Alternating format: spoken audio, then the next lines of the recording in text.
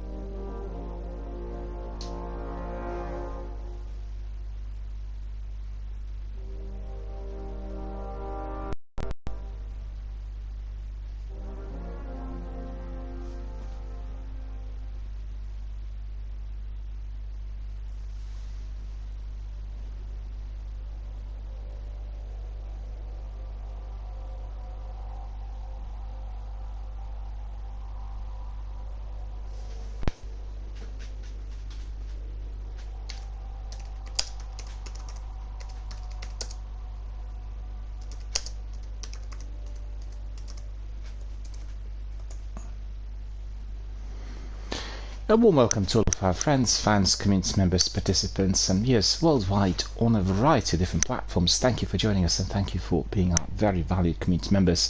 Thank you for being here with us today and most importantly thank you for supporting our fundraising campaign for Mind. Mind is a UK charity that helps people who are experiencing some form of mental health difficulties or emotional pressure, and they're run from our local communities by their professionals and volunteers. And presently we are doing a fundraising campaign for the charity, which indeed is seen as very, very important for the well-being of our local residents, and indeed we want to support their works as much as possible. So if everyone aware of the charity or indeed of our fundraising campaigns, it's very important that you just read some information which is provided here on my about page, and then you can click on the link, get all the information about the charity, that is Mind Charity UK, and also on myself as a broadcaster, as well as on Tiltify, the platform that is making it possible.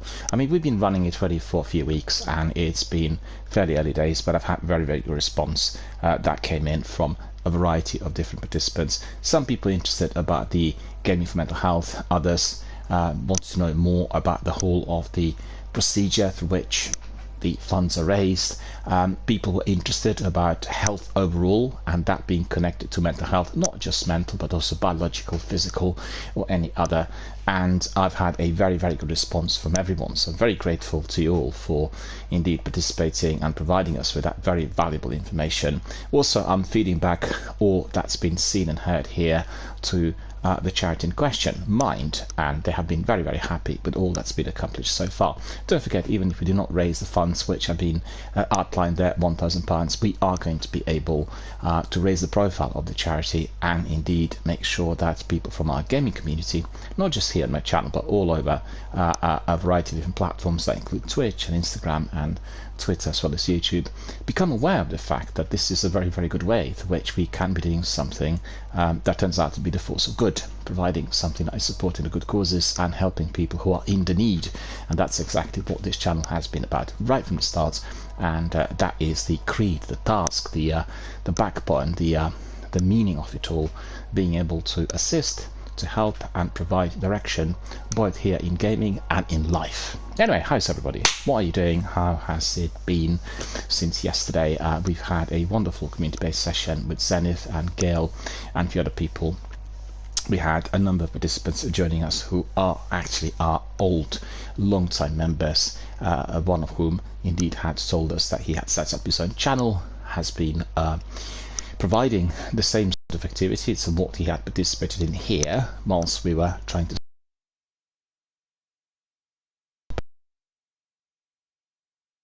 And that's just our old channel members who learned from our community and then decided to set up their own venture. So that is yet another step in terms of what we do here. We're not just helping people who are gamers, but also those who want to be future content creators, people who are discovering the creative talent, people who are interested in doing something amazing online through a variety of different types of creative means. So that is just really wonderful to see, and it's also wonderful to hear that all of our friends are being connected outside of the broadcasting hours. We had yesterday some messages indicate that people are still playing some of the games, and sometimes they get together through a variety of different apps which are not really Twitch related, and that's exactly what we wanted to see.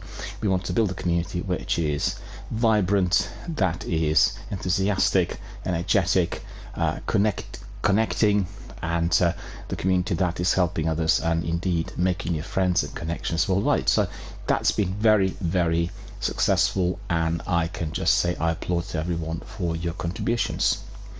So what are we going to do today? Well, first of all, whoops, I've lost my feed here, just bear with me, I need to get this up and running. Sometimes a bit annoying that the whole thing keeps disappearing, because I've got several things on my third monitor in here. So I've got the setup which is identical to what you've seen with some of the top streamers that use a lot of equipment in order to monitor chat and everything else. It's exactly the same, although I do not do it on my PC. I use my Xbox and PlayStation. It's purely to do with the ease of use, and you know, it just has been a very, very good experience for me. So it's somewhat different, but I guess the biggest difference you notice is that the vast majority of the streamers have very small monitors, and I'm exactly the opposite. Mine is 60-inch, so you know, it does provide me with a very, very high quality picture and gaming experience, which I really truly treasure, as well as then having some smaller displays providing me with the instant live feed, i.e. the chat and everything else which is Twitch related. And then I have actually chat on the third device that's making it easy for me to be inserting links and doing everything else. So anyway, how's everybody doing? We've had a bit of rain, and I've got to say that yesterday it did look like that thunderstorm that we've heard about was going to be coming to our quarters, but then it did not take place. I went out, well, first of all I went for my usual daily swim, went for a stroll, and it was very breezy. It was quite sort of nippy and didn't really have you know, the outfit that was adequate for that sort of breezy weather. And the danger is that you can really catch cold suddenly and quickly. In fact, you remember it was last week that suddenly my throat began to play up, and I thought it was the result of one of those temperature changes that we had been experiencing here in the local area quite a few times during the last few weeks.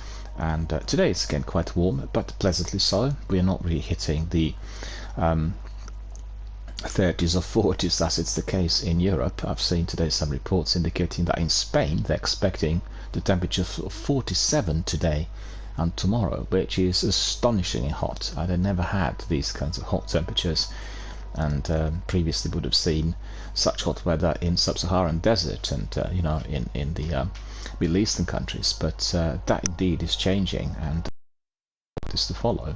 I really do. I think it is certainly a kind of concern that everyone needs to have, because the global warming is having a major impact on everyone.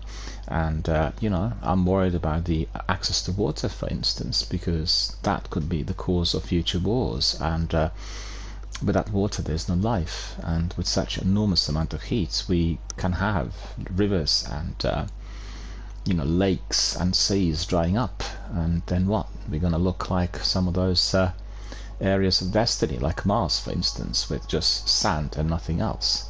And these will not be living conditions that humanity can survive.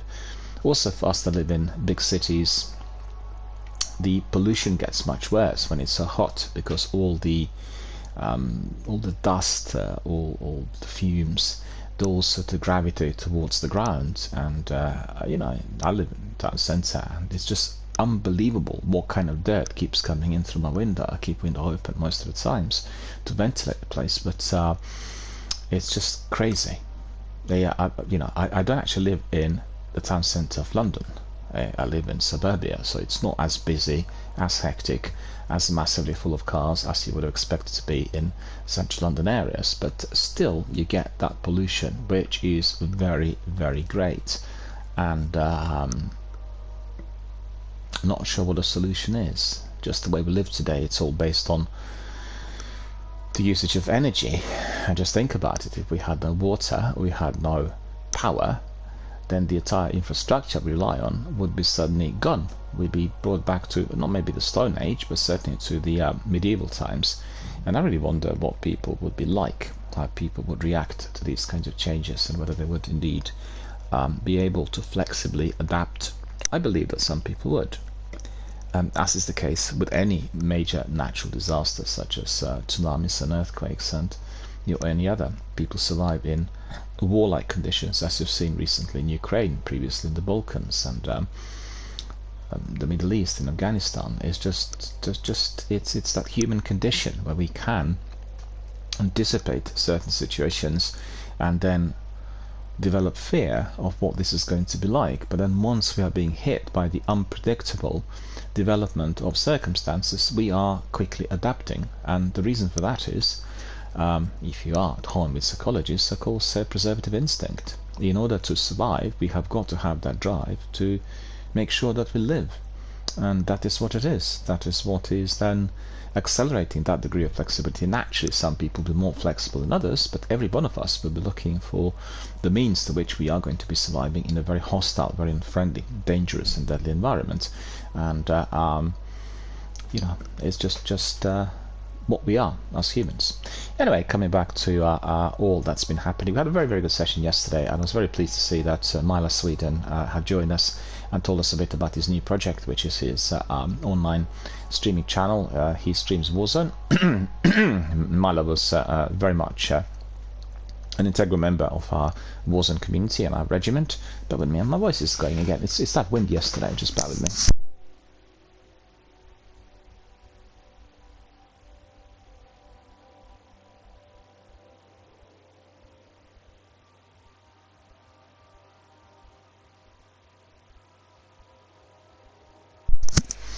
Apologise for that, but unavoidable really with this sort of breezy weather that suddenly came to our shores.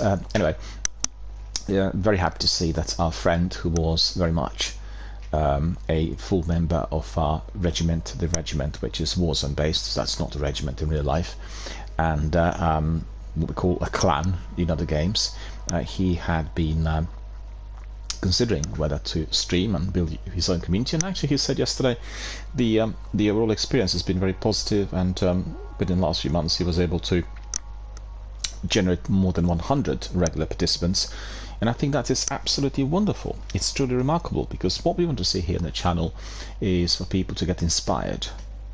That's the bottom line, being inspired by certain ideas, either coming from the content or from other participants or from something that we said, from our commonly shared experience.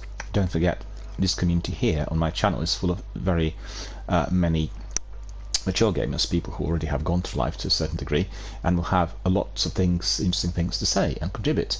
So it isn't always going to be about gaming, it'll be about other things. And I'm so glad to see that, actually I've heard from quite a number of other people that felt very much supported by the channel and our community, and they had set up their own creative endeavors. Not all of them are streamers, but other people became involved with the creation of animated GIFs for the streamers. So I had some messages from some of our long-time community members saying that they really enjoyed doing the animations and working on their PC in order to help others.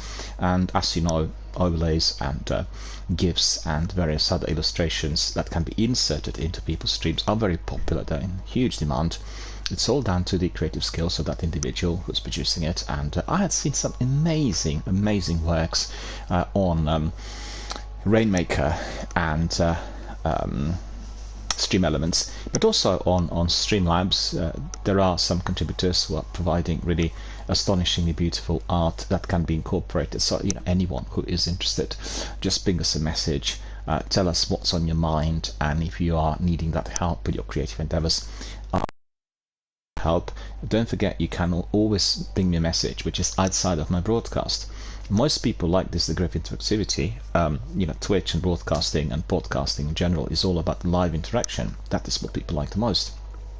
But you can also, after listening to it on playback or discovering some interesting bits of content or picking up on something we said or debated, you can always send me a message, send a direct email, and I'll always get it, or send it through any of the apps. I mean, Instagram, Facebook, Twitter, Reddit, they're all there.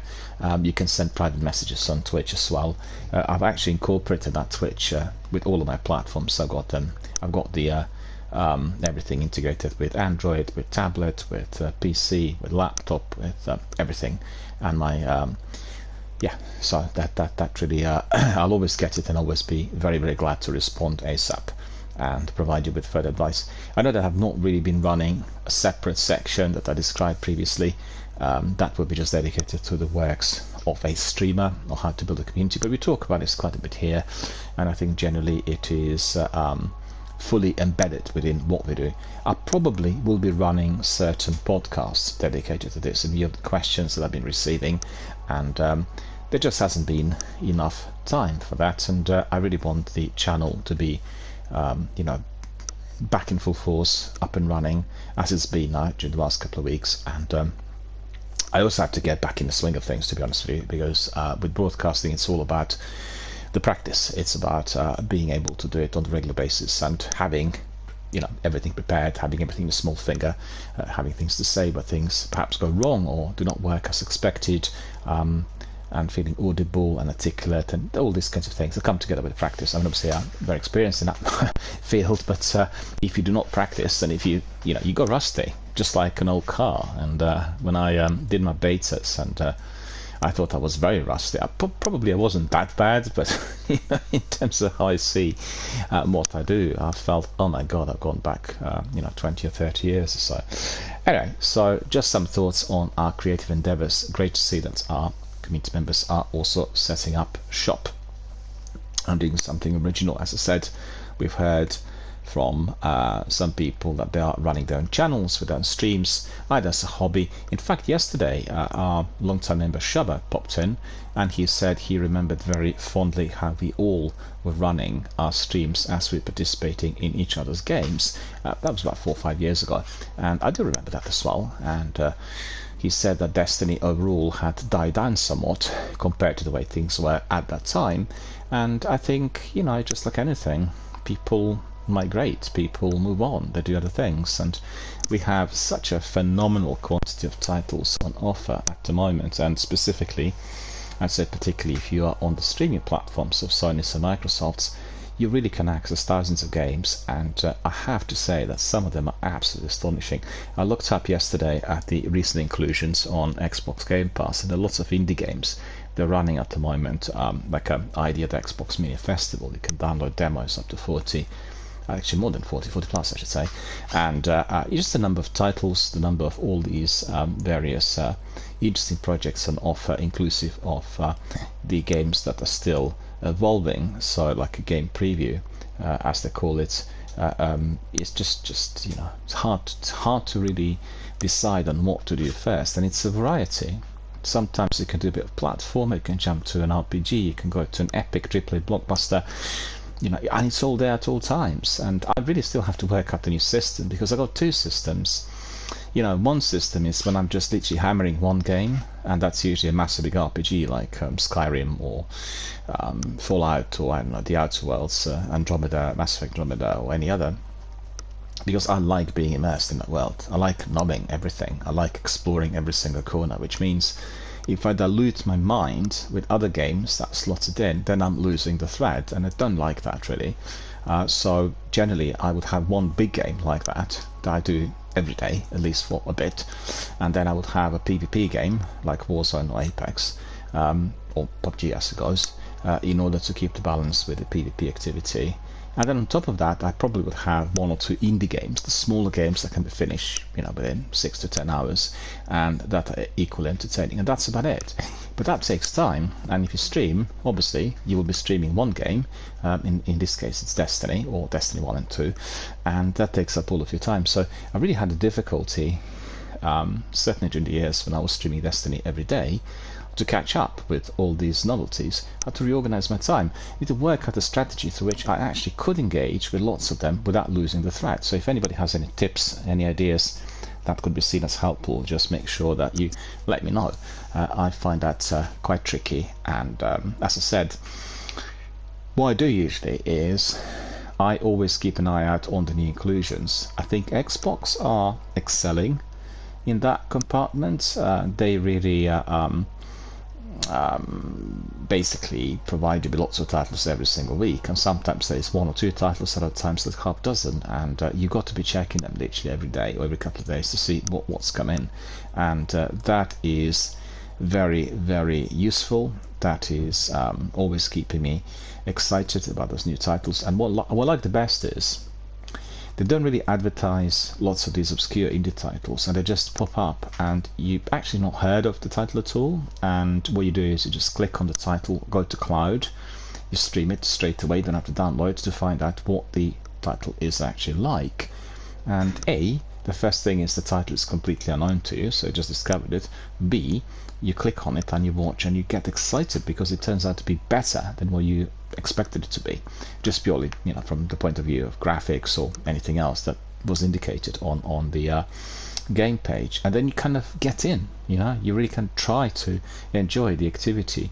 And I've discovered so many games like this.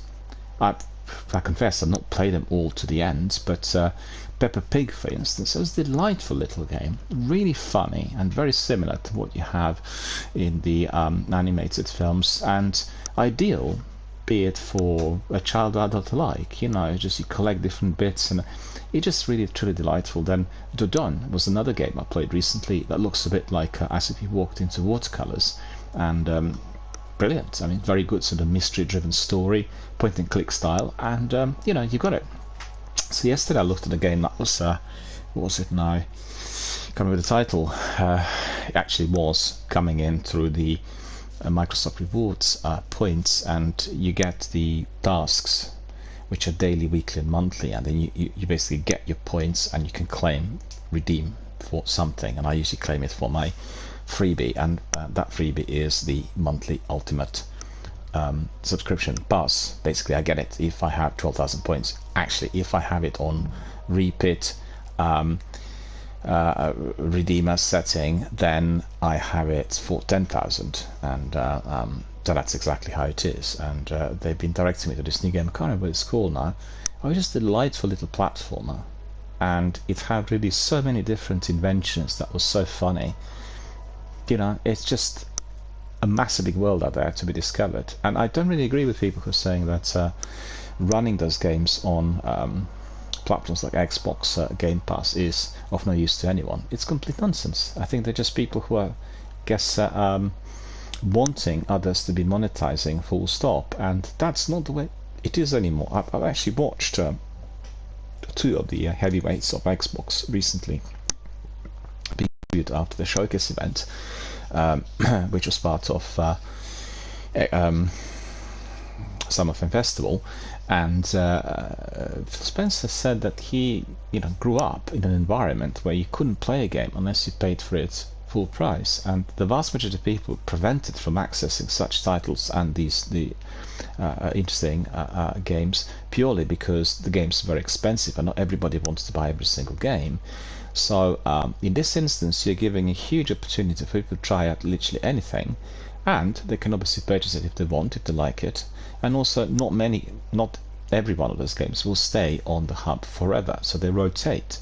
You got the opportunity to try it, and make sure you do try it, because otherwise, if you're not doing it, if you're not using the opportunity or things which are on offer, they will disappear. They'll find the whole thing to be financially not feasible, and that will be affecting then the future development of that project. I know that Phil and his team are very, very dedicated to it, but with the finance, you never know. If suddenly there is an indication popping up that perhaps not many people are trying out some of these games, they will have to phase out because the live service costs, the live services are expensive, and the story. So make sure that you always try these games, and you don't have to play them all, but just try 15-20 minutes. It's no big deal. Just click on that cloud, and with xCloud you'll get instant access, and you'll find it for yourself. And those ones which you like, do play, and you can play them on any device really.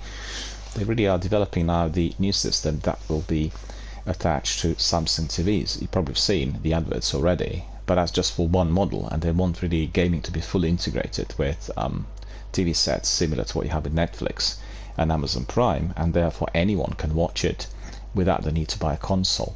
I think generally Microsoft are considering whether to phase out Xbox, the console. They're looking at other means to which Xbox could be providing games to others, and we've seen quite a sharp turnaround on the front of games being accessible through PCs, because they're really investing heavily into PC access. Many people have PC access, many people will have PC at work, and they see it as a huge opportunity for them, because at the end of the day the console didn't really sell too well worldwide.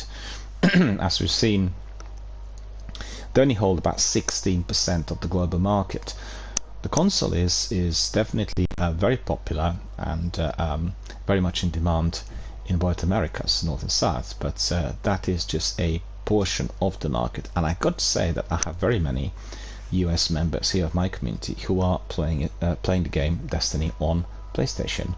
So despite the fact Xbox is a fully American product and it services the American nation and the gamers and has many benefits, it didn't take off. And I think it's to do with the past policies more than anything else, as well as the present policies that are restricting people in many countries from accessing the live online services. Xbox, without those services being instant accessible, is completely useless, and that is the biggest problem.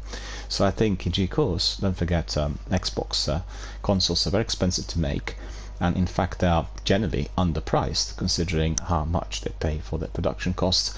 And that itself is one of the reasons why they are sort of changed direction. And if the games could be offered through instant streaming via laptops and I shouldn't say laptops, but tablets and phones, which they see as potentially the most lucrative option, they will be persevering.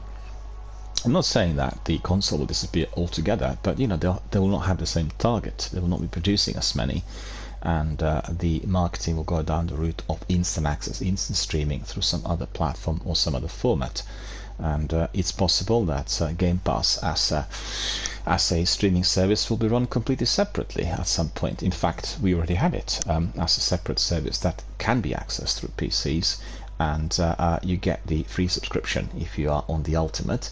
But I've seen in Europe, for the majority of the countries, they introduced like a test period in February, if I'm not mistaken, it's a few months ago, about 4 months ago, where through which people can access the Game Pass to the PCs, and there's no console or Android access. It's just for the PCs. It's like it was I guess it's a they're testing the market, just like a new approach that will be providing the benefits to these guys. And I think so far it's been very popular. I did see people in Hungary and Poland and Czech Republic, Slovakia, the countries that didn't have instant access to the Ultimate services and the Game Pass, to be warming up. And if you have a PC and it is up to scratch, like more of a recent model, you will be getting instant access and everything will work. So the only thing there is you've got to have the fastest speed. It will not work on ordinary broadband.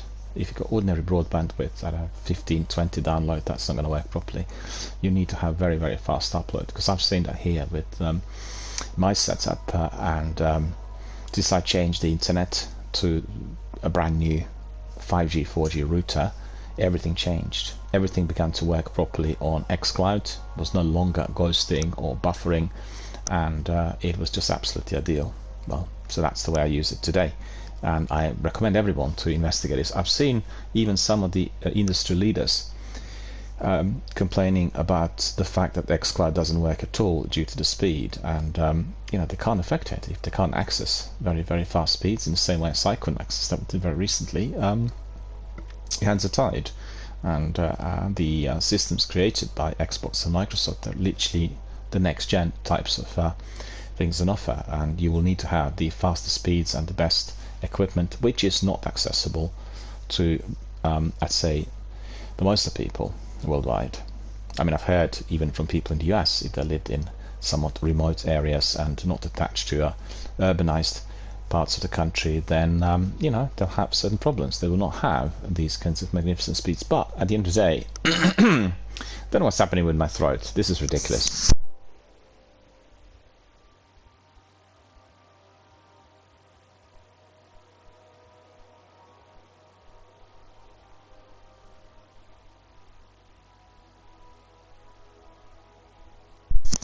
At the end of the day, the future may well be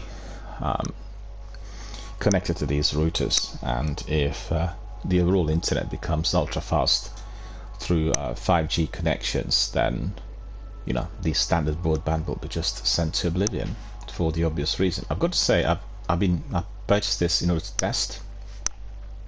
I'm astonished by the quality of the signal, both wireless as well as when connected by Ethernet cable, and it's just so fast. And I thought, if I'm not getting it on 5G, because we don't have 5G network in this area, only 4G, that still will be lagging and causing problems. It's nothing like that. It's quite astonishing, really, how the tech is developing. So anyway, I recommend that to everyone, and keep it in mind, basically, to try the services. And also on Xbox Live Gold, you get freebies every month. Claim all the freebies. Whether you want to play them or not is not important, just claim them. And also on PlayStation Plus, you get 3 games per month. This month you get Alan Wake Remastered, which indeed is the best possible prelude to the sequel that will come in October. Make sure you claim them. If you don't claim these games, then they will discontinue the service. It's critical that people do that every single month. If you're paying for your subscription and you're being given something for free, make sure you retain. You don't have to play these games. They'll stay on your account and they'll be there forever. I always take all of those freebies. And also I purchase all the free access games, irrespective of what they are, just for the sake of that being offered for free. It's my appreciation to both the publisher and the developer. And some I play, some I don't play, but it doesn't really matter. Oh, Gail's here. Hello, Gail. How are you doing? Good to see you. Has that kitten arrived? Gail was expecting a kitten yesterday, prepared everything for it, so I'm quite curious to see and to hear whether that kitten is indeed there. Has everything worked out? Is your kitten out there? Is kitten going to be playing the game together with you? Which is what I've seen with some other gamers and streamers. The cats watch Apex and other games with interest. In fact, I remember, which is quite funny, just reminded myself of this, when I had my kittens, they all came in and they were trying to chase the characters on my computer screen, right? On the monitor, because they thought something was moving left to right, and they were chasing those characters. It was very, very funny. Obviously, this was kind of pre-smartphone times, and Gail says that bad news, we got scammed, so the kitten had not arrived. Somebody was offering you something that was not delivered. Well, that's not very good. Make sure you inform the authorities to deal with this, and that is going to be then swiftly dealt with. I know that in the US they react very fast when these kinds of things happen. Sadly, there are such people around everywhere, in every country. Offering one thing and they're not providing it. It's utterly dreadful. What can I say? Gail is one of our newest members, and Zenith had granted Gail a monthly subscription. So Gail is a full member of our community. And I have to say, Zenith, who also had joined us since I resumed my streams, had granted so many subscriptions to so many new members that I'm so eternally grateful, because those people having all the privileges and the benefits that any subscriber has, not just on my channel but elsewhere on Twitch, which is truly fantastic. And a big thank you to Zenith for contributing and indeed supporting both myself and then other streamers and other people who are participating on Twitch through his subscription gifts. And if you're familiar, the revenue that is being donated or being invested is being shared amongst the content creators and the corporations. So it does have a huge kind of a multi-level benefit that is applied to everyone. And Gail says no, but today we are going to be looking for kittens, and we'll be looking at several. I guess you go to a shop and then have a look at the pets on display, which is always the best. This is how I got mine. We went to a pet shop, and then there were various kittens in there, and we had chosen one that was called Victoria, dedicated to our former monarch, Queen Victoria, because we thought she was like a queenie. But Queenie was a bit, not really a sort of name that I quite like. Victoria seemed the best, and actually she did rule at one stage, both as a kitten and as a cat, in our place. So always good to have some of the pets at home. If you have the facilities, there has to be a garden or piece of land or something, because cats are definitely very much sort of outdoorsy types of animals, and I don't understand as to why people keep them indoors, because it's no justice, you know, for cats or dogs if they are being kept indoors most of the time. They're basically creatures that have got to be outside, and they can sometimes cause serious problems if they live in flats, like, you know, high-rise buildings, tower blocks, because they don't have access to the activities that are necessary for them. So it's very important that do you have like a small garden or something where you are, or maybe some land, so cats could just literally prowl around a bit, because that will make it very, very happy for the cat and for all the other pets in the neighborhood. Right, so I told you a bit about all this. Gail says yes. Well, that's ideal. You are going to have a lot of fun with those kittens. The only thing that you need to know is that kittens grow up really fast. So take some photographs of the kitten, you know, and she's small, and then in no time they become big cats.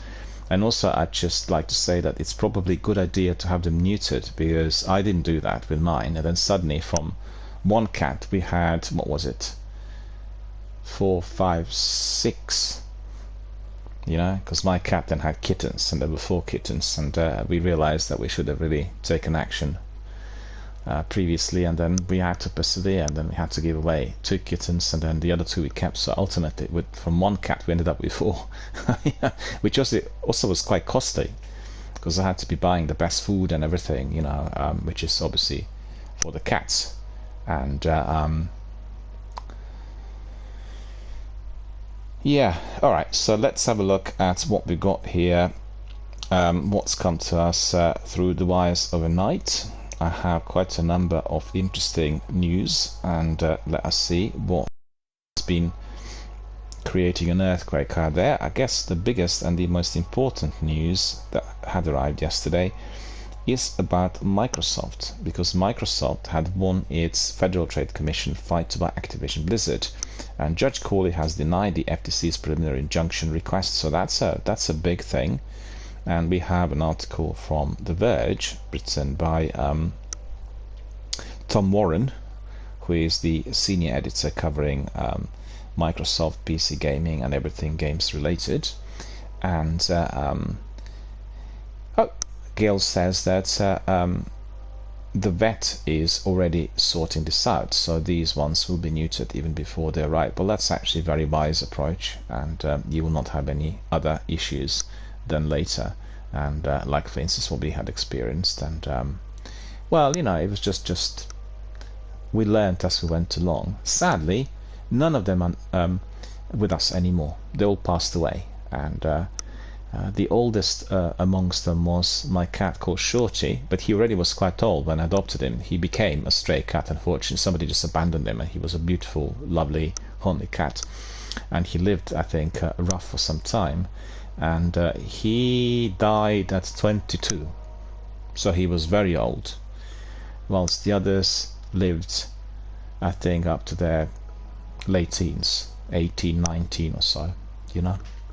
The only one that perished rather early was my personal favorite, my kitten called Minnie. She never actually grew up. She had some sort of genetic ailment, and therefore she remained very, very tiny, and unfortunately she developed a variety of different cancers and tumors, and they had to be operated. And you know, we tried everything we could, but she didn't make it eventually. But we prolonged her life with everything that was possible at the time, and I missed her greatly, because she was always coming to me, and she would see me as the protector, because she was tiny, and I'm 6'2", and she would either come at night and sleep near my head, and then she'd start wake me up with padding. She'd pad, you know, in the morning, and she'd do that on my hair, or my generally didn't do it on my face. And then if I went about, then she would be following me, or any guest came into the house, she would go and then sit in between my legs, you know, when I was seated. And it was quite an experience. I'm trying to think. She would have perished at the age of 6 or 7 or something like that. Was not very old. Alright, so let's have a look at the news. So The Verge and Tom Warren telling us about the Microsoft and Activision deal. And as you know, this is something that's been literally rocking the boat in the video gaming community already for quite a while. And what we've heard is that the injunction had been overturned. So let's see what Tom Warren tells us. The California judge is allowing Microsoft to close its acquisition of Activision Blizzard after 5 days of grueling testimonies. It's been very lengthy and with lots of witnesses. Microsoft still faces an ongoing antitrust case by the Federal Trade Commission, but Judge Jacqueline Scott Corley has listened to all the arguments from both the FTC and Microsoft and decided to deny the regulator's request for a preliminary injunction, which means the deal stands as it is. And so there is a big explanation here, so I'll tell you what the explanation was. And the ruling says is as follows. Microsoft's acquisition of Activision has been described as the largest in tech history. It deserves scrutiny. That scrutiny has paid off. Microsoft has committed in writing, in public and in court to keep Call of Duty on PlayStation for 10 years on parity with Xbox. So it means that Call of Duty will not be discontinued. They'll allow extra 10 years for the game to be present on the competitor console.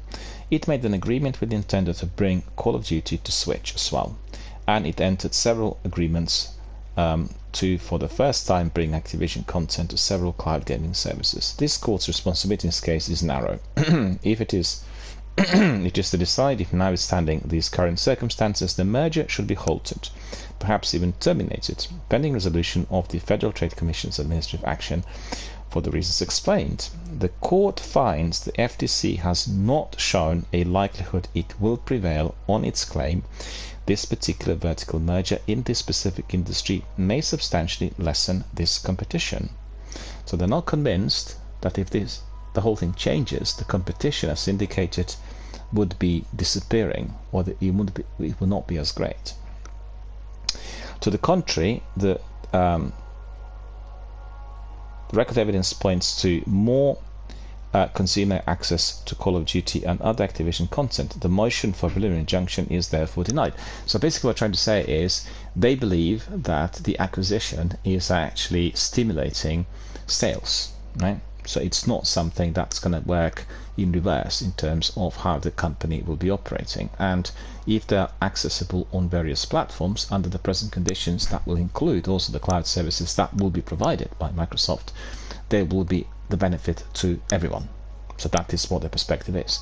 Whether this carries on or not, it remains to be seen, but the preliminary injunction has been denied. Obviously they will be trying to overturn this. They will be filing a motion to have another hearing and so on and so forth. But I think certainly Phil Spencer and Matt Booty will be very, very happy to see this, because after quite a lot of bad news in the course of this year, there is something that is turning out right for them.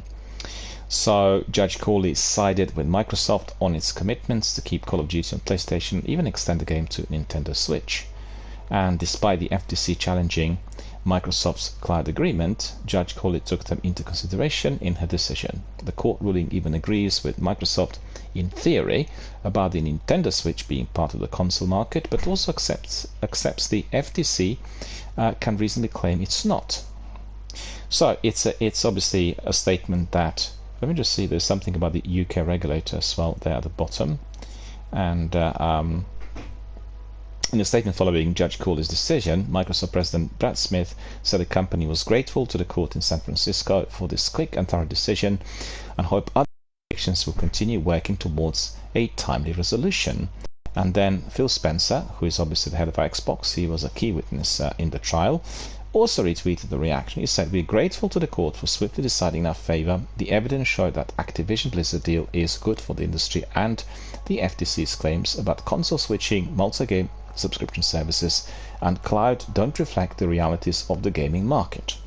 But I can certainly tell you one thing, Jim Ryan, the CEO of PlayStation, will not be happy with this, because he was spending every second of every day in order to unseat Microsoft from this deal. And we've seen and heard lots of things that he said that actually are not quite true to fact. He said he talked to all developers. It's not possible. couldn't have talked to all developers, talked to all publishers. Well, he didn't. He talked just to the heavyweights.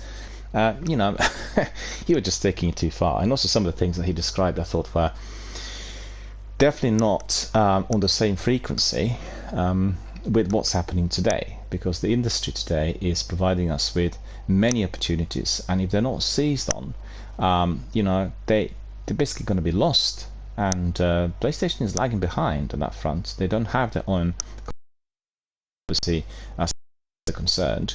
They will have to pay other providers for that unless they create their own, which is, I think, at present unlikely. And they also want to resort to the system to which the best of the games are never going to be released on these streaming platforms day one, and they probably release them in 2 or 3 years, and that's just not the way things are today. If you have them on Xbox like Starfield and, you know, Gears of War, people will go to the platform because they want to play the game. They'll buy the game as they complete it if they love the game. Obviously, there's a risk factor in there because some people may not be subscribing to the game if they don't like it. But I think, on balance, the likelihood is the majority of the fans, people who like, for instance, Elder Scrolls or Fallout, the original Bethesda types of titles, are likely to subscribe to whatever the Starfield world or universe is going to be offering, and they're likely to be buying it because you're getting the base game for free and all the other additions can be purchased alongside, and, you know, also on a discounted rate. So it's definitely an eco model that I believe is heading for the future, and the way we are going to be operating in the same way. I give an example which is completely unrelated. You may or may not. You may or not. You you see how it is. I get this block and the brain just doesn't work, and then I can't even say what I want to say. You could possibly disagree with me, but I wanted to tell you that in Britain we've heard from the rail operators that they will be applying the policy that we had seen previously done by the London Underground. And what's that policy? They decided to close down all ticket offices. So if you want to buy a rail ticket, you will not be able to buy it in person at the booking office based at any railway station. So obviously there are many more railway stations than the ones servicing the Underground in London, and that's the railway stations Britain-wide, so it's not just in London. But from now on, there are going to be no staff selling any tickets at any railway stations. Well, you know, if you want to oppose it, you can, but you will get nowhere. And that is the way forward. That is what they decided. It's all going to be automated. It all is going to be touch in, touch out. You don't have to be wasting money and time on paper tickets. You know, you'll have your ticket on the phone. You just touch in, touch out, and that's it. It's all electronic. It doesn't cost. It costs, but it will not be creating unnecessary costs, such as obviously producing paper tickets and doing the maintenance of the machines. And, you know, that's the future. So if anybody wants to oppose that, they'll be able to do that up to a certain point, but then eventually they'll lose out, right? Similar thing with Jim Ryan and PlayStation. I mean, I've seen that already for a couple of years, since they didn't really want to support the idea of the AAA blockbusters being instantly streamable on day one. And also I've seen with the price ranges they changed a few things compared to the way things were maybe 6-7 years ago, when in fact the prices on PlayStation were a lot more amicable than the ones offered on Xbox. So things have just turned tables, and I think what we are hearing at the moment is the team that runs the Xbox is a bit more forward thinking, a bit more progressive, but don't forget they also are in possession of that technology. They've got the hardware, and this is where the greatest strength is, and that's the reason as to why Xbox at the moment is, I guess, having an afterthought about the Xbox consoles overall. They've been around for 20 years and they don't feel that the consoles had completed the expected task, which was to dominate the market. They're number 3 rather than number 1. They're controlling, and it's 16% of the global markets, which is not very much, and they're pursuing this route of PC access. And don't forget, Microsoft and PCs were actually the first step towards the video gaming as we know it today in the 1990s. So, you know, they integrated the gaming within the new Windows systems that were introduced then, and they're going back to the roots from what I could gather. But obviously many more people have computers today. hardware had become a lot more accessible to the many compared to the 1990s, and on balance, they believe that the graphics will be of high quality and the processors will be easier to make, and the list just goes on and on. But whether that picks up remains to be seen. And also what I want to see is a full compatibility of all games on all PC systems, because I don't think that this is still there. I was just reminded of this the other day, where I downloaded 5 or 6 demos during the Steam Festival, and some of the demos would not work on my computer. They just said that I didn't have what was necessary in order to play a game, and that you will never have that on console, right? The console will have always 100% compatibility with anything you purchased and downloaded. That itself is obviously something that I see as much more important. I do remember the days where, just as I said, I was reminded of it, as indeed I tried to play these demos. So it was disappointing. These demos were there in order to attract me as a customer, in order to try these games and perhaps purchase them at a later stage once they come out, and I was not able to do that. The messages indicated my computer was not good enough for the systems that these games required. And it's not like AAA blockbusters, ordinary indie games. So it remains to be seen if the system on Xbox is going to be fully compatible and everything will work on any PC at any time, wherever that PC is. Then obviously it will be definitely paying the dividends, and Jim Ryan will not be very, very happy. So as it stands today, this worked in Microsoft's favor, and the injunction had been overturned. So that's the biggest news of today. Okay, so let's have a look at all the other news that I received. I had some news from Paul Tassi, and he talked about Anthem and Titanfall and some of the other things which are related to these games. And I was quite curious to hear that EA is the company that clearly indicated that these titles will not be worked on at the moment. So let me just read the article. And if Activision Blizzard is indeed acquired by Microsoft, that will leave EA as the biggest third-party publisher left on the market, even if that one day, for about 6 hours, everyone thought Amazon was buying them. Yeah, I remember that, but at the end of the day, they will be one of the biggest. He said the biggest. That's just a position that's untenable, because these things swing quite a bit, and they depend on the current state of the market. They had some serious flukes with the recent releases, and we've seen that with the Battlefield game, the recent one, which had to be pulled out and then completely reworked. We've seen that with Anthem, that absolutely disastrously launched and the game was completely unfinished. So this article is about Anthem and Titanfall, because we expected the game, with such huge potential, to be reworked, and they did work for quite some time on the repair bit, and the game is fully functional, doesn't have any major issues anymore as far as the gameplay is concerned. I played about 146 hours of it, thoroughly enjoyed it, it was amazing, but still not polished, still doesn't have all the content that was originally promised, and I hoped that at a later date they would really get the teams together and work on it. That's not happened yet. I'm still convinced, and I don't really fully agree with Mr. Tassi, that they will get back to it. It's just a question of time. The game had been launched far too early. They could have been sitting on the game for extra 5 years, and then, as the tech evolved, it'd be easier for them to launch everything within the ambition that was stated. And I think the ambition of the game was what killed it. The game was technically not ready for that at that stage. It's exactly the same as if, for instance, Bungie were to launch Destiny in 2003. It wouldn't work. 10 years later, it was made possible. So, they couldn't wait, because the game was extremely expensive. It's one of the most expensive games ever made. And they had huge number of investors who probably wanted to have the dividends sooner or later. They didn't want the delay for extra 5 years. And that really killed it. And I'm afraid that is the way it is in this business, So we've seen that today there was a prompt going around Twitter about the dead games or series that people would like to see resurrected. Gearbox's Battleborn was used as the main example, and then there are 2 others, and that one which he was describing is Anthem, and the other one is Titanfall, and both of these are from Electronic Arts. and he called them the purveyor of broken dreams. I don't agree with it, it's taken too far. I don't really agree with the monetization policy that EA have. That generally is always raising eyebrows amongst the members of gaming communities, but I wouldn't say they're the purveyor of broken dreams. They've had some very successful games over the years, and I think they're likely to be recovering from the losses. And so, you know, they stated, I'll just see whether they stated officially this, is describing everything related to Titanfall and to Anthem.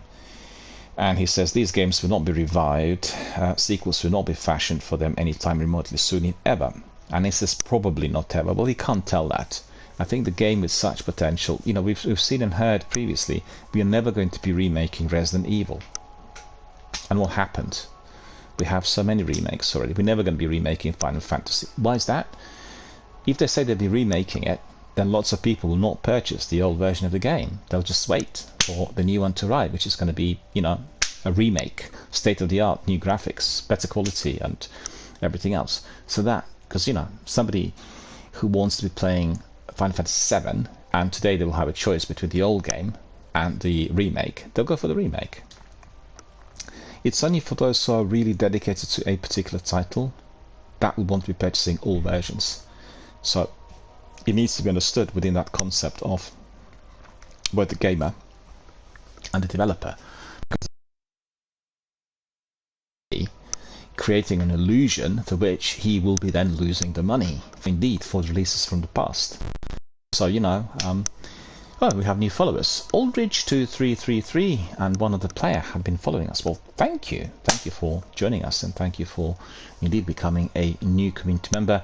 Anyone who joins us, I would just like to ask our friends to ping us a message, both on Twitch and maybe on the platform to which I'm streaming, so we know who you are, so we know that you are here in order to join our community, to play together with us, and, you know, maybe to talk live on air. And I always encourage everyone to make that initial contact, because we have lots of people watching the stream on a variety of different platforms. It is streamed through Twitch, but how to put it, people are not watching it on Twitch alone. They could watch it through many some other companies in order to provide that sort of a restream.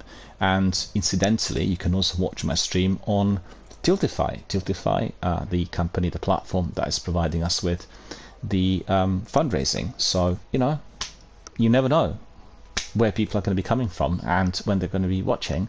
And I always say to everyone, just make sure if you're following or joining us, ping us a message, say who you are, introduce yourself to the community, and then you'll be able to make lots of friends and have plenty of fun with us here within our kind of community-based activities on the channel.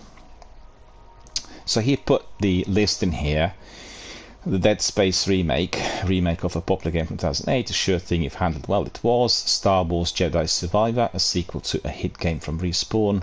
So as he put the list in, I don't want to actually bore you with this, but he is just speculating, and I'm certain also that they will not be working on the game soon, because the works that we've seen are being spent on other titles. BioWare are working on the next Mass Effect, and the game is still at its very initial stages, and they're also working on Dragon Age, the new installment, and therefore resources obviously cannot be spared for the game of that magnitude, such as was Anthem, and obviously they will require a lot more time and work in order to rework it, if ever.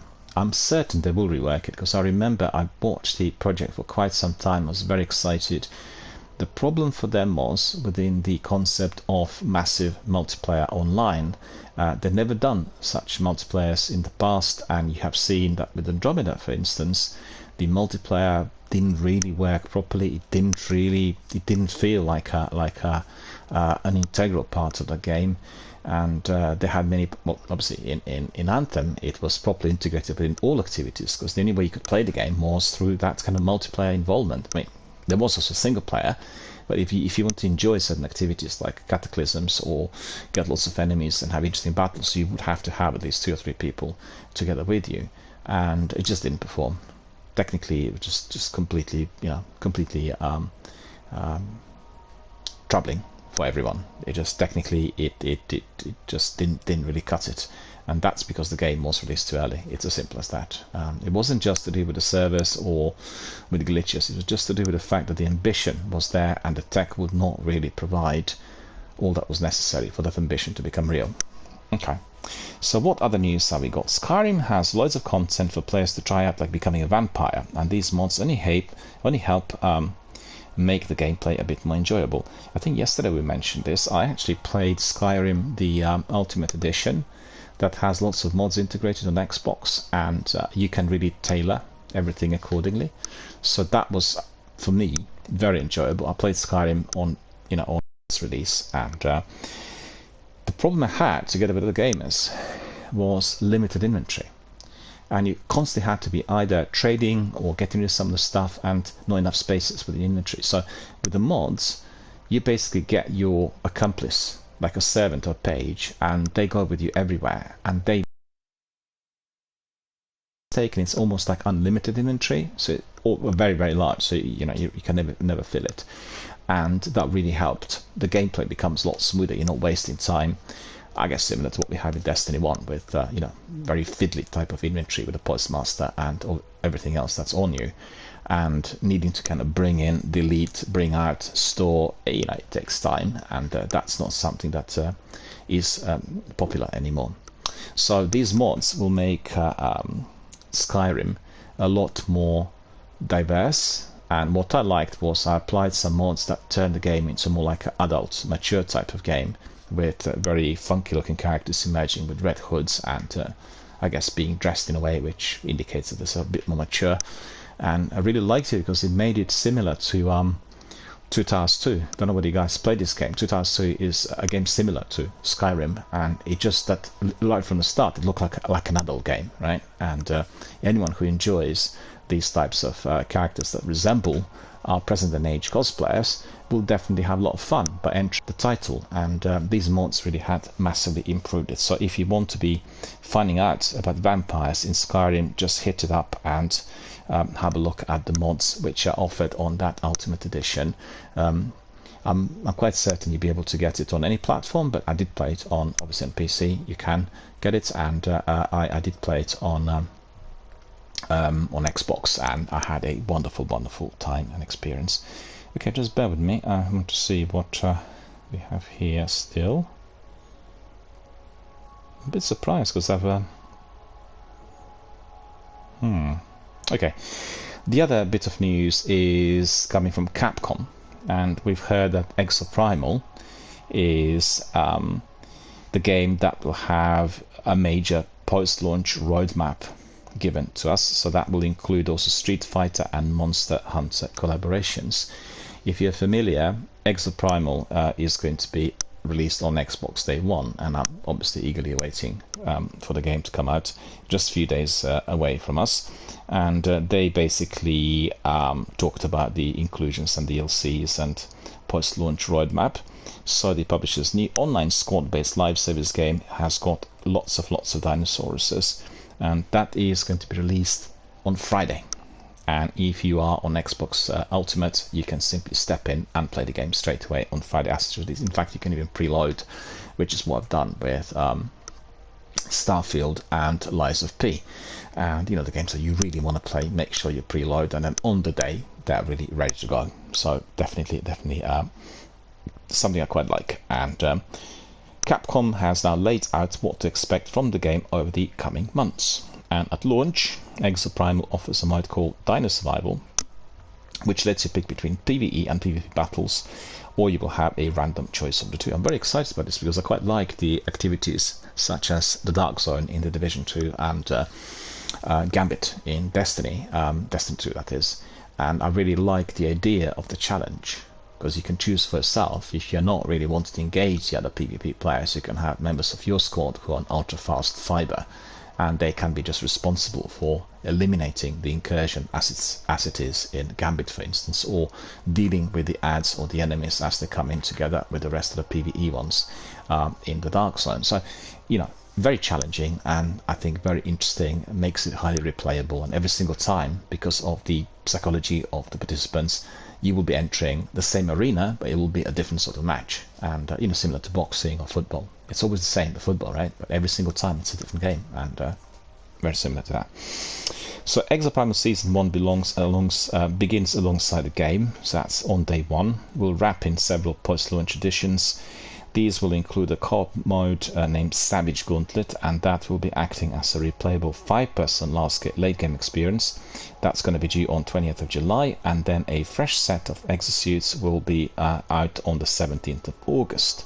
The Season 2 arrives in mid-October, so let me think, that is mid-October, what's now, 7, 10, so it's going to be released on the quarterly basis, and adds a new map and the new final mission. It will also include Capcom's first in-game collaboration, and that will be with Street Fighter 6.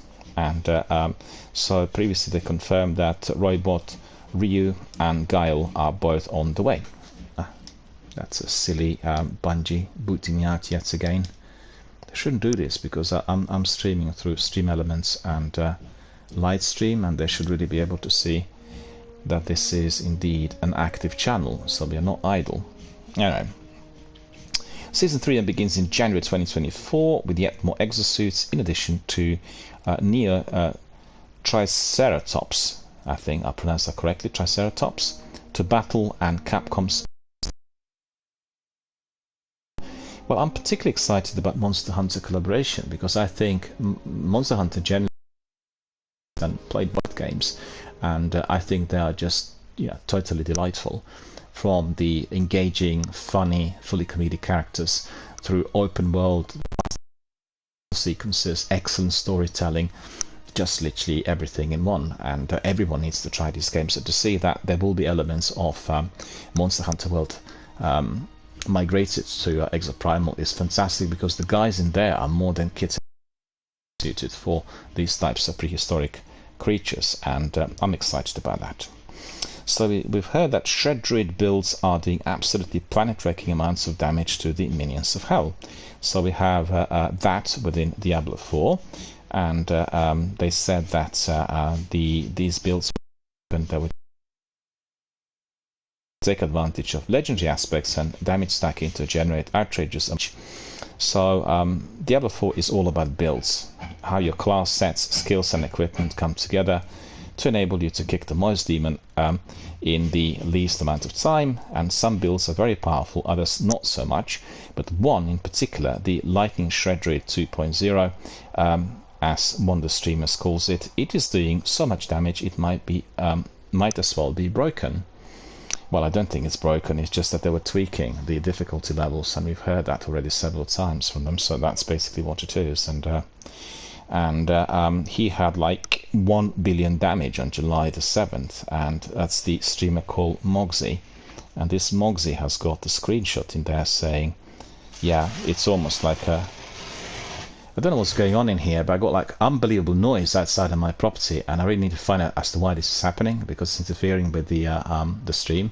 I don't know what on earth is going on, because we've got some works done here. I live in in heritage property, and there's a constant noise, it's constant banging, it's constant some sort of interference, and I really had enough of this. And I apologize to our viewers and listeners for this, because you'll be able to hear it, the mic is going to pick it up, but I don't know what on earth is going on, and I don't know why this is necessary. But yesterday even received some calls about it. So anyway, if you hear any of this, it's not an earthquake or tsunami, it's just somebody working outside a property who is constantly either cutting something up or banging or I don't know what. So anyway, I just want to tell everyone that please bear with me. It's completely outside my control. I can't really numb it, and the mic will pick it up from time to time. I don't know what on earth's going on.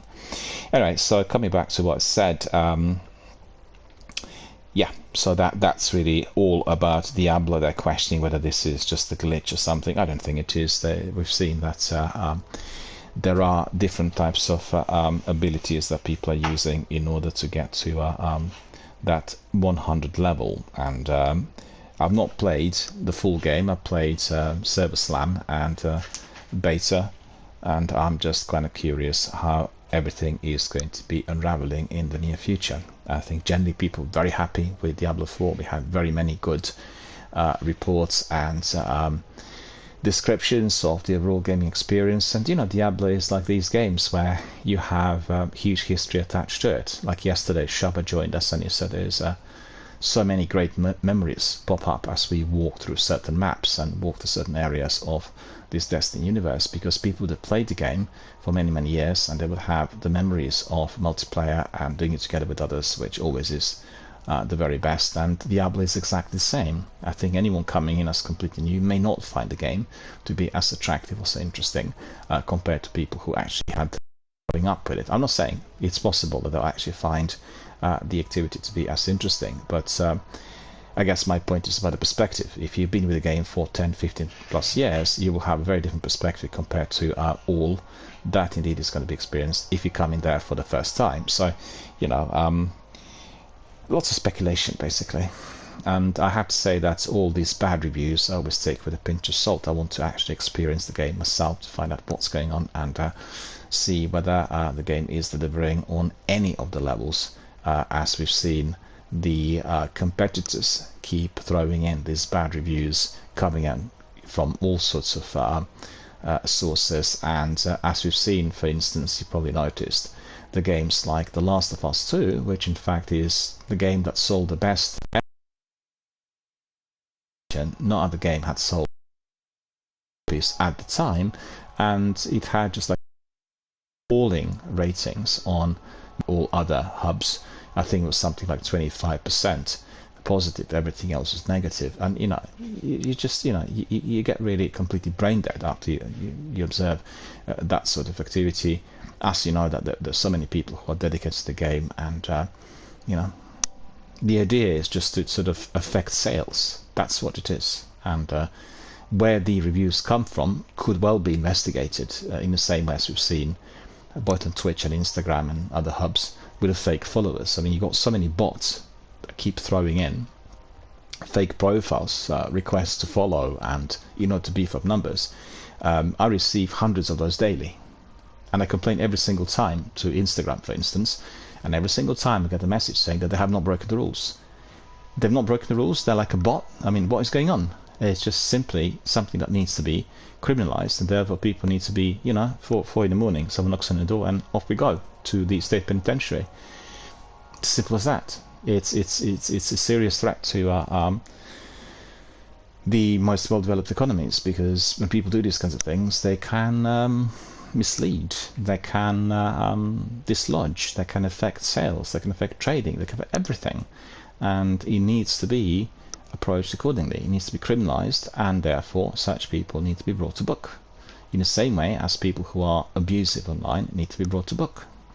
And we can see that the process has been really very slow, taking a lot of time to get everything sorted, and eventually we'll get to the legislation where these things are going to be fully monitored. That is the future, as has been the case with all other technologies over the decades and years. So I just have a serious problem when I get very angry, as many of these people are complete time wasters and also cause mayhem through the social networks. Bots in the games, for instance. We've seen bots in Apex and in Warzone, as well as in PUBG. Why are these bots there? I mean, who is allowing the bots to be there, etc, etc. I can just rant about this, but anyway, coming back to the news, we have Starfield, and Starfield is Bethesda's first new IP in over 25 years, and one of the studio's key recurring items has yet to be confirmed. And do you know what this key item is? What has been most popular with Elder Scrolls, for instance? Does anyone know? I'm not getting any answers, so I'll tell you. Easter eggs. Easter eggs are the ones that people really adore. People who had followed Bethesda games over the years. And in Game Rant we hear today that they've not been considering this, and they said, while Starfield is no exception, fans have begun to question whether Bethesda's classic Easter eggs will appear in the new property.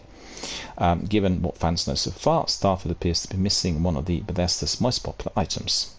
So obviously Starfield is one of the biggest releases, not just of 2023, but this decade, and Bethesda has shared extensive glimpses into its world and gameplay. So the most significant of these was the last month's Starfield Direct. We watched it, and we've heard nothing about these Easter eggs. So Bethesda has a long history of recurring features and Easter eggs across their Fallout and Elder Scrolls properties, and Starfield offers a ton of potential for the return. Between its multiple showcases, Starfield has confirmed the return of some major gameplay elements already. So the title will allow for robust character creation options as well as various factions with which a player can actually align. In addition, Starfield will allow for romantic options with close companions and assignable traits that expand a player character's backstory while offering various in-game effects. Well, he didn't say that. It's only limited to 4 characters, so please don't think that you can actually pick up any character and then develop a romance. No, it's like 4 main characters, and they will have the options to romance. And we hear that one of Starfield's many character options, the hero worship trait, results in a hilarious Oblivion Easter egg. When assigned to a player's character, they will be worshipped by a character called the Adoring Fan, whose first appearance in the Elder Scrolls Oblivion was popular for all the wrong reasons. In Oblivion, the player is approached by an Adoring Fan after becoming Grand Champion of the arena. I don't know whether you've done that, because I've actually, I remember watching this on some YouTube videos. I never got it. I mean, I never had any of that. So I need to ask Sekapupu. He played Oblivion and Skyrim extensively, and I want to ask him whether he was entertaining this Easter egg activity in it. I'd be quite curious to hear. Also, if any of you had played it and any of you have come across it, then please let me know, because I played it extensively. I never came across it. And he expresses his admiration for the player before asking if he can follow them around. While some players allowed him to do so out of pity, many despise the character. Why Bethesda would choose to directly feature this Easter egg has led to some fan confusion, as the studio appears to have prioritized it over one of the studio's most popular and practical recurring Easter egg themes. And they talked about food items in the presentation. That was the showcase event, and they did not include sweet rolls, a recurring item that shares a unique history between the Fallout and Elder Scrolls series. Well, these are speculations. We've heard very little from Todd Howard and from the team about ins and outs of gameplay. I watched at least 10 interviews with him and his team, and they didn't give away anything. So these are just pure speculations. All elements of the other games that are most popular will be included one way or the other, and I think the items of food, or maybe sometimes even being able to import certain items, is always on the cards if it turns out to be popular.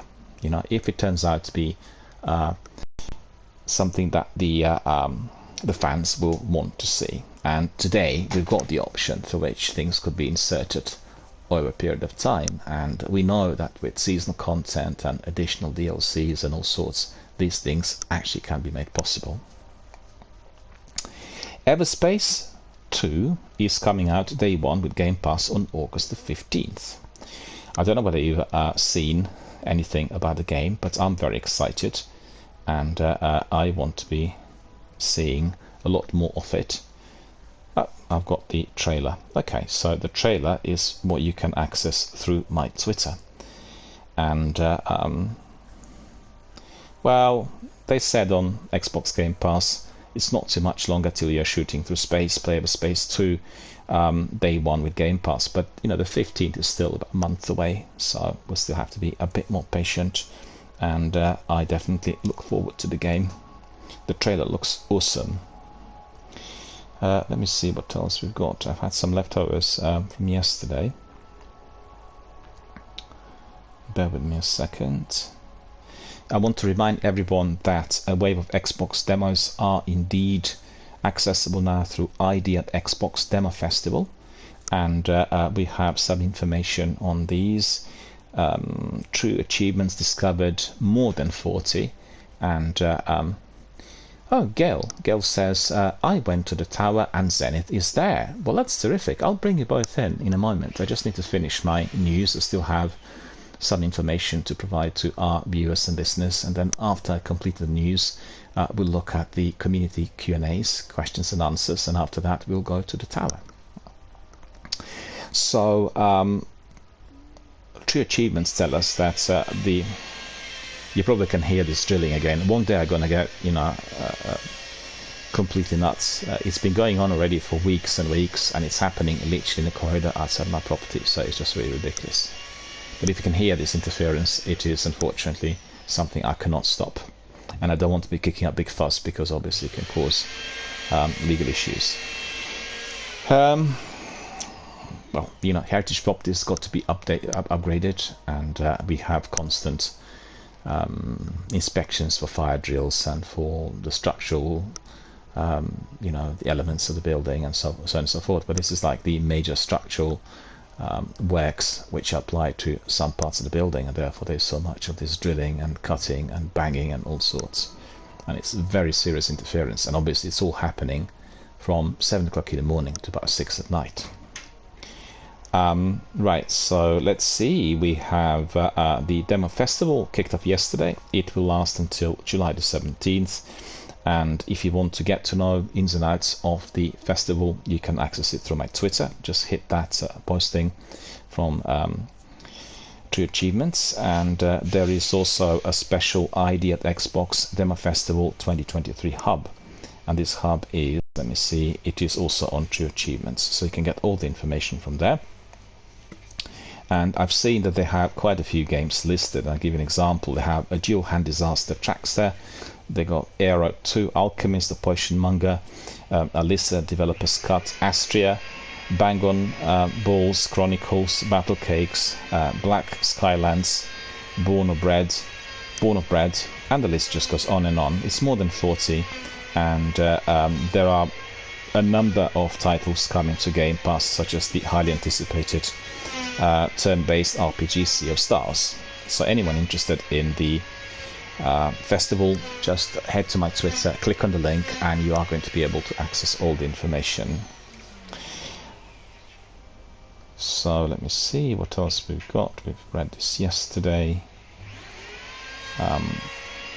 Well, we have some information on Jim Ryan. I talked about him, and don't know how long this drilling is going to go on. I'm sorry that you have to listen to this, but there's nothing I can do. I can probably discontinue my stream and wait until it stops, but that's not what I'm intending to do. So the question they ask on DualShockers is, if all publishers dislike Game Pass, why do they keep putting the games on it?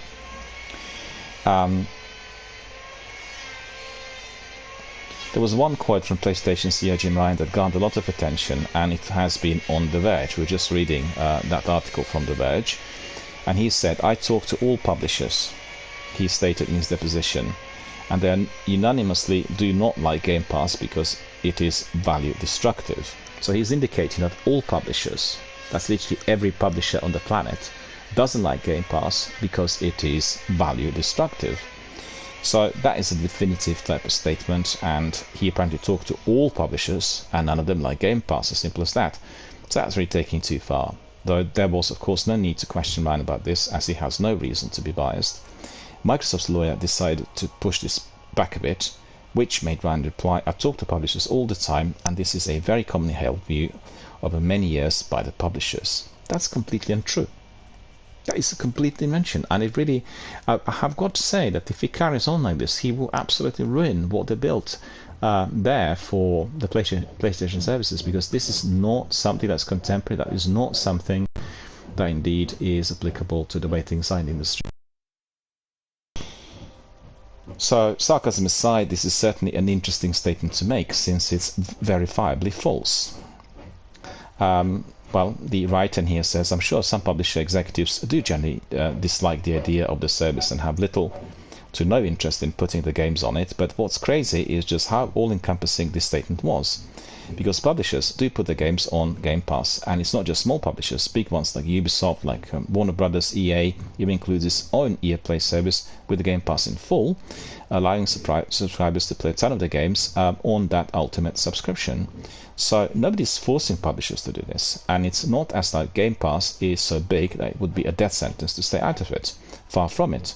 In fact, so what's actually Jim Ryan talking about? Activision and Take-Two, I mean, yeah, they tend to be the ones that stay most at arm's length from Game Pass. that Take-Two recently put GTA 5 on it, and you can access GTA 5, both versions, for the old gen and the next gen, on the Game Pass. It just popped up, I think, about 3 or 4 days ago, last Friday. But those are two publishers, two big publishers, yes, but it's still a stretch to say there is a unanimous dislike of the service. So really, I don't understand what he was going on about. If so many publishers really hated Game Pass, you'd think they just put the games on it. And you just think that they would not put the games on it. You'd think that Xbox would be really struggling to fill the service up with the games outside of the first party, but they're actually not.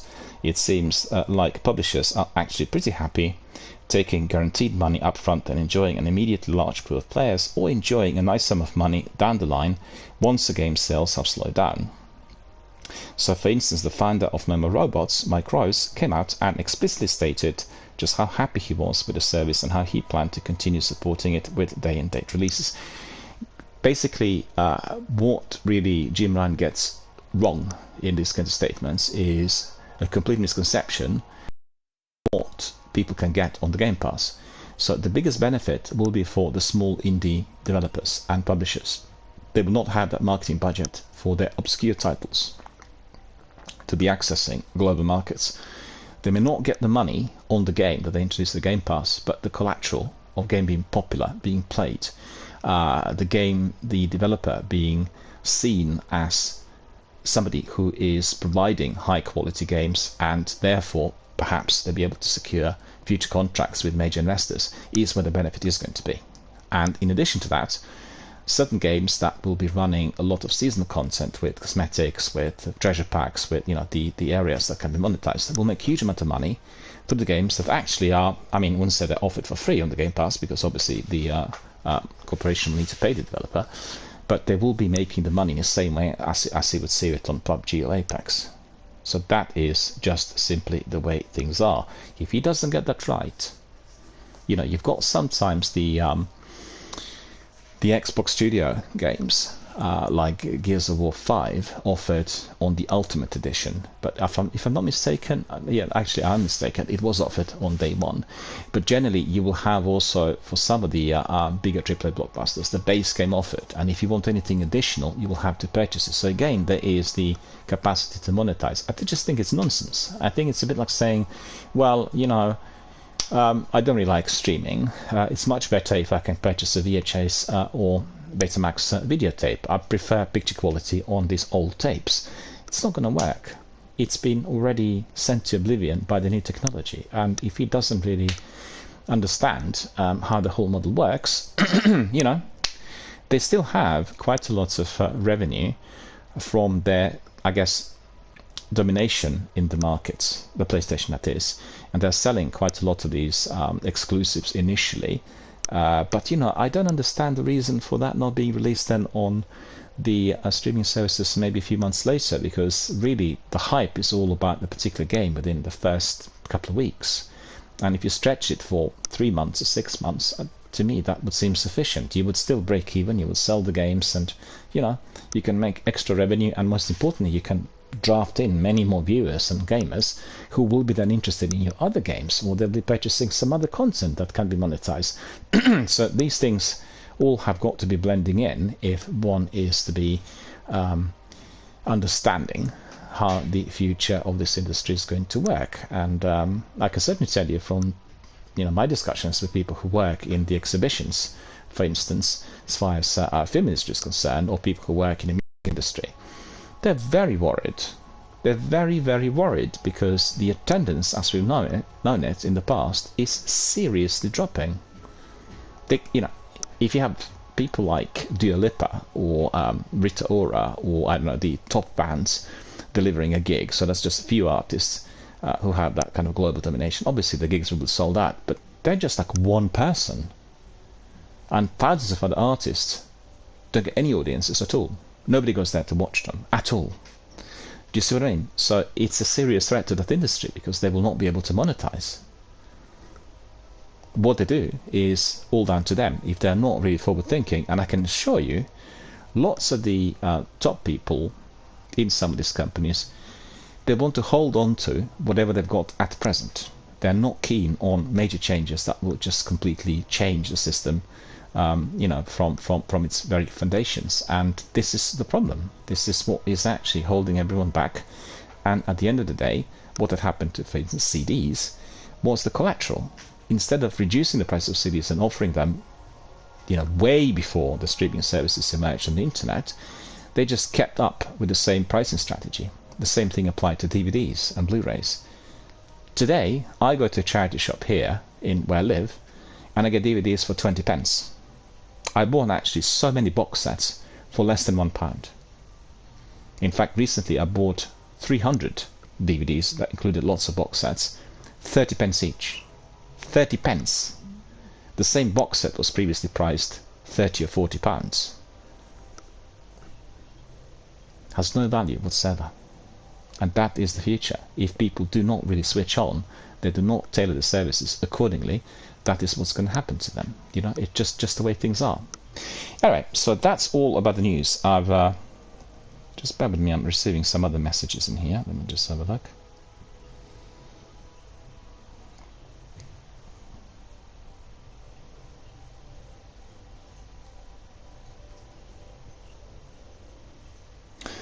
Right, so that's probably all that I've got for you as far as the news are concerned. That's what I got through the wires. Actually, there weren't that many things coming in overnight, but I did have some leftovers from the weekend, so I've given you some of these, and I guess I've been focusing on the most important ones. Right, so let me just get this up and running in here.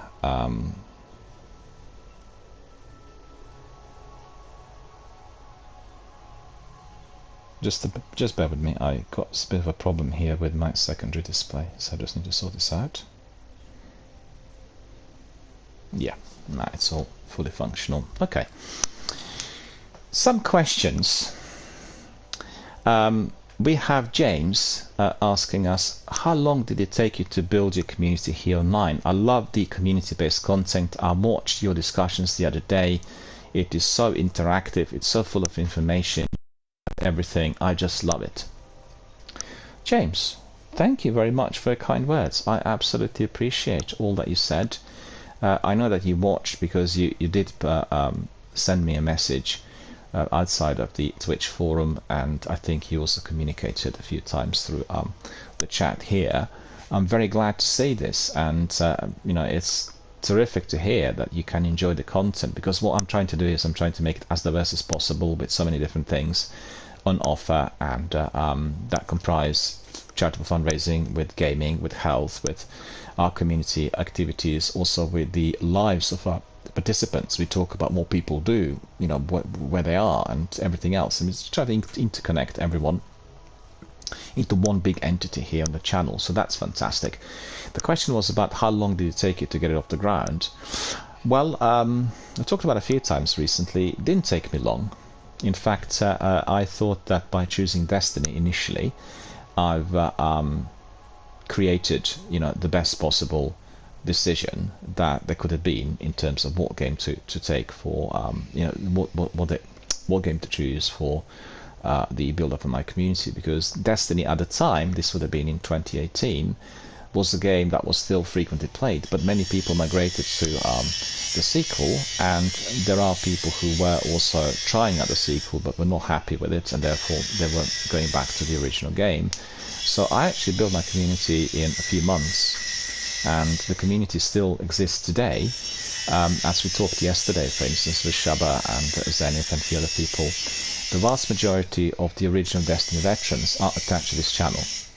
And the reason for that is this channel had been streaming at one stage Destiny every single day, 7 days a week, and they just loved the idea of being able to walk down the memory lane, as did Shaba yesterday. Came back and we played a few strikes together, talked about our past streams and everything we did together. So that was just thoroughly enjoyable, and that was the connecting point. And I still get really very large traffic, daily traffic on the streams. I mean, presently we get anything between 250 to 500 people coming in and having a look, and that's just people who just literally have a peek. They come in, they listen to the broadcast for maybe 10-15 minutes, they depart and do something else. The vast majority of the hardcore veterans, people spend like anything from, let's say, 3,000 to 15,000 hours on the game, are associated here with the channel, and they all came early in order to connect with others who were still needing help. I was helped tremendously by quite a number of our founding members, and therefore I was able to progress rapidly forward with my gameplay. I managed to level up the characters quite quickly compared to the way things were initially when the game was launched, and all thanks to the community participation. So I talked yesterday quite a bit with Myla about the communities and how they can be built, because he's building his own Warzone community at the moment, and the experience he have had with my channel and with our squad have been fundamental in terms of how he was able to approach his new creative endeavor. So I'd say it's down to the broadcaster. It's down to the way a person comes across and the way they kind of bring people in, whether they make them feel really welcome, whether they provide interesting content, and things can pick up fast. I think the key here on Twitch, when you're looking at the streaming channels, is the quality content, and I guess for some people who are doing just chatting or cosplay, it's the quality appearance. Just two different things. I don't have quality appearance here because this is a channel that's dedicated to a more of a mature outlook on the world of video gaming and health. But I've seen cosplayers being dressed up in costumes from various games, and I just watched this one Lycia, her user ID is. I really enjoyed watching her because she is so casual and so funny, yet spends a lot of time creating her costumes, and it's a different sort of approach. So the person doing it with cosplay, they will build up a community which is based on immediacy. So it's the immediacy through watching the outfit and then responding instantly to whatever is being said. So the discussion could be not just about the outfit, could be about other things, but it does have the connectivity element. It draws attention. It's similar to what I said here in Destiny is usually generated at the tower. You go to the tower, you will see always quite a few people having different types of outfits, and I always go to those people usual, interesting, and I want to connect with. The outfit is drawing my interest towards them, and then I try to bring them into our community, either on PlayStation, Xbox, or indeed through the live online communications on Twitch. So you could see how, for instance, that element of appearance is really very important. Vanity, or the appearance, is very heightened today through Instagram and TikTok in particular, and younger people really pay attention to this tremendously. Give an example: I go swimming 5 times a week, and frequently when I finish with it, I go to the showers, and then there's lots of people in there who are kind of getting ready to depart, and they come in also not from the swimming pool, but they are coming in from the gym, and so many of them immediately, even before going to the showers, will go and take selfies at the front of the mirror. Right? So they're examining the results of their gym works and all the investment which indeed they were completing whilst there, and the first thing they do, instead of kind of being focused on the well-being, is the appearance. And I've seen some guys actually taking photographs for quite some time because they were not happy with the way they came across. The reason for that is very simple. In the area we have changing rooms and showers, there is fluorescent light, and fluorescent light is not very good for photographs. It just doesn't really give you the appearance which you want to be having. It exposes certain ailments that somebody might have, or people of certain age will notice that they look perhaps older than what they are. The list just goes on. It's just remember, if you're taking photographs, fluorescent lights are going to kill it. They're just the worst possible. They kill the atmosphere, they kill the appearance of your subjects. They're just the worst.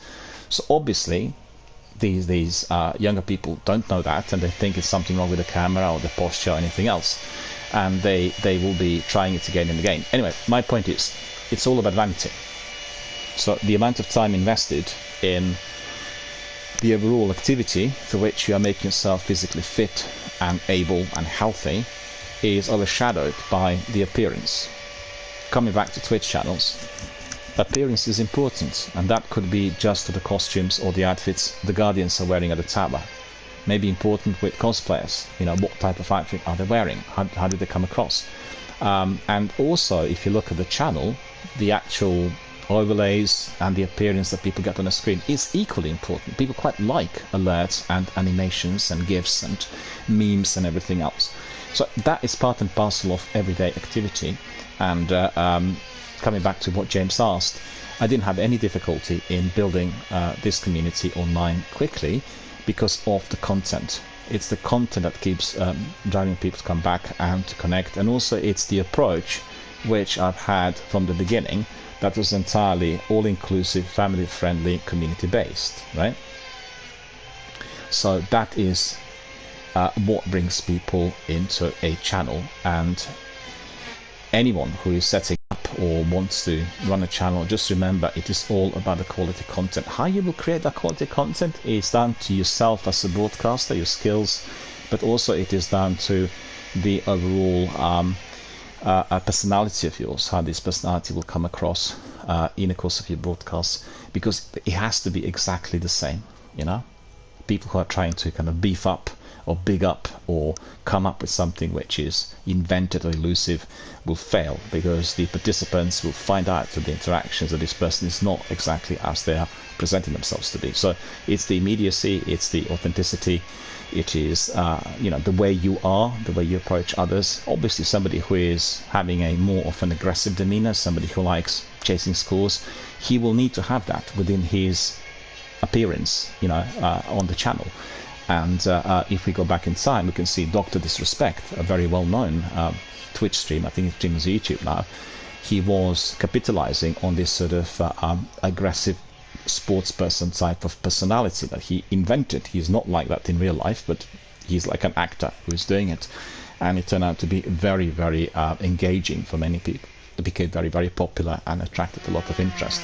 So these are just a few tips in terms of what can be done and what will be giving the results. I do apologize, this noise is just unbelievable and I don't know what to do. I really feel like going out and sorting someone out because I've had absolutely enough of this. It's like terrorism, 24/7 constant noise where you can't really think, you can't do anything, and it's just a noise, and it's very, very, very disconcerting. So I do apologize to the listeners and the viewers if you're picking up the noise on my mic, but there's absolutely nothing I can do about it, and I just hope that this will cease as soon as possible so we don't have any of it anymore.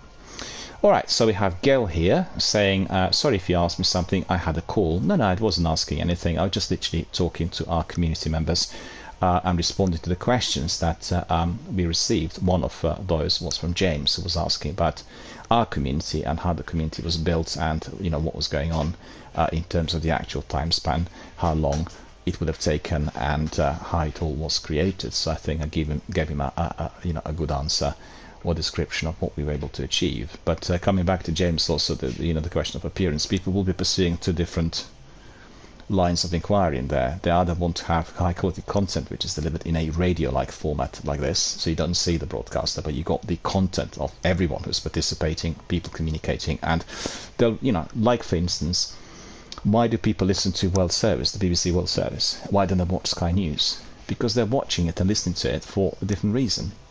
If they want like in-depth discussions and something that is incredibly interesting and focused on the overall activities that are taking place in one's own environment, or indeed the reports from war zones or party politics, they will be, if they want to have in-depth, lengthy discussions, always resorting to the BBC World Service, because you will not see the participants. They'll talk at length and all you hear is what you actually are describing, and that is what's going to be picked up. If you want a combination of shorter comments with shorter discussions and a lot of visual images, then you will go to Sky News. So it's exactly the same. It's down to the perspective of the broadcaster and what he wants to be achieving, and that is just basically the bottom line. And it's all down to the plan. It's down to how a person comes across and what they will be indeed trying to present, and down to whether they are going to be doing successfully. Being authentic and being exactly as you are in real life when you're doing broadcasting is fundamental. That's fundamental. Anyone who's made up will not have that degree of success, and the communities will depart. At the end of the day, if somebody was trying to make something up which is completely unreal, they would have difficulty with their community members in no time. People sort of buy into it initially, and then later they will just depart. Could give lots of different examples. Right, so the other question I had here was, let me just see what it was. This was from Janice. Janice asked, what is your favorite game of all times, and what do you think, what do you believe is the best game in order to get a community fully on board with Twitch or YouTube streams? So that's quite interesting. These ones are connected to some of our discussions that we've had recently, and I talked about some of my favorite games, so thanks Janice. I probably missed out on that broadcast. Always good to hear. And there are two different questions in there. What is your favorite game? Janice is asking. And the other is, what is the best game to stream? So I really want to thank you for a very, very important question that actually is differentiating the two. What my favorite game is completely relevant to what the best game for the streams might be, right? So it's two different things. The best game is obviously the one you play the most, the one you like the most, and in my case it's Mass Effect Trilogy. I think that is for me the very best of all times. I enjoy the game, I played it several times, both on the original trilogy, and now I've completed the Legendary once. It is an amazing game, it's incredibly immersive, but what I like the best about it is the overall dialogue and the narrative, the storytelling. So you go through the game, which would have taken me more than 500 hours altogether, maybe even more than that, maybe 600 hours. Difficult to tell because I've unlocked the majority of the side missions and side quests. I was going through everything, and all of these were very much part and parcel of the main storytelling, which was crystal clear, so at no time was able to drift without knowing what was happening in that massive Mass Effect universe, and that is what I like the best. It's the consistency and coherence of that storytelling that is coupled with lots of interesting activities, beautiful environments, fantastic characters. Also, like for instance what we've seen there with Starfield, there is a capacity to romance, which I think is always exciting when you play a video game, and I managed to get really the best possible results in them all. So Mass Effect Trilogy is my favorite game. I didn't think that this would be the best game in order to build a community, right? The reason for that is, first of all, it's a single player game, so it has a great number of people who still play it and follow it. But if you're building a community, you will want to have people who actually can participate with your activity live online. This will be like a magnet. People who are looking for squad mates, people who are wanting to do it live online and record clips, people who want to use the clips on their own TikTok, people who want to be excelling, people who want to be learning from others, people who want to be getting to know the veterans of a particular type. So, the actual list just goes on and on and on. And a game that you choose in order to build a community has got to be of that type. It's got to be a multiplayer game, one way or the other. And a multiplayer for which you are doing something in real time for people to join forces, to tackle enemies or resolve tasks. Adventure stroke shooter games are probably the best, but it could be also fighting, like Elder Scrolls and Destiny, I would say, are the games that are by far the best. Warzone, PUBG, Apex, the games of Overwatch, they're terrific, and they will bring in a certain number of newbies who will join the community. The only difficulty you face there on Twitch is algorithms. Very many people play those games, and equally a tremendous number of those are also streaming. So you have a real difficulty in trying to get to the top of the algorithm in order to come in as one of the first few. You can be publishing if you are an expert in social networking and doing online marketing, etc. for some time. For 6 months prior to the actual channel being fully fledged, you may get people to come in from other platforms as well. But I think the key is the algorithms of Twitch. You want to be always right at the top when people go to Twitch category, like for Overwatch, Warzone, for Destiny. So you are within the first few. You don't have to be number one, but definitely within the first dozen. The games like Overwatch, Warzone, and Apex will not do that for you. The reason for that is they're extremely popular, and they're well connected. They have lots of streamers who are sponsored and connected to the publisher or to other companies that link to those games, and they will be investing constantly in algorithms and the means to which they will always come up at the top. So if you come out on the list of current streamers as number 55, it's very unlikely that the other streamers will be accessing you or able to find you. They can do on recommendation, and I have lots of people joining me here on recommendation. As we've seen, for instance, with Zenith, he recommended a channel to a few people who now join us and became our community members. They've not been parts of our, they've not taken part with our community online discussions. So it's very important to consider what game would be ideal. It will have to be a multiplayer, and it will have to be also a game that belongs to some sort of series. Like, for instance, Elder Scrolls, you have Oblivion, Skyrim, you have Morrowind, and you have Elder Scrolls Online, so there's plenty of choice. The reason for that is longevity. So there are many people who play these games during the last 20 years, and the same thing applies to Destiny, because very many of those people who were playing Halo, they migrated to Destiny once the game was released. So you have a much wider group of participants who will be coming in to have a look. And also, don't choose the most recent. Like, for instance, you've seen in here, I mainly stream Destiny 1 rather than Destiny 2, because Destiny 2 algorithm is not picking me up. I'm not coming up within those first dozen, right? And there are many reasons as to why that is. It's just, it doesn't really matter even if I have many viewers and all that, it's just not picking me up. There are other people in there who are sponsored, who are monetizing, and who have major assets that are supporting the overall activity, and that is something that they're able to use in order to be seen first. So Destiny 1 is the game where that's not happening. It's no longer of interest either to the sponsors or people who want to really monetize some of the content, and therefore we are able to get this due to the regularity of my streams.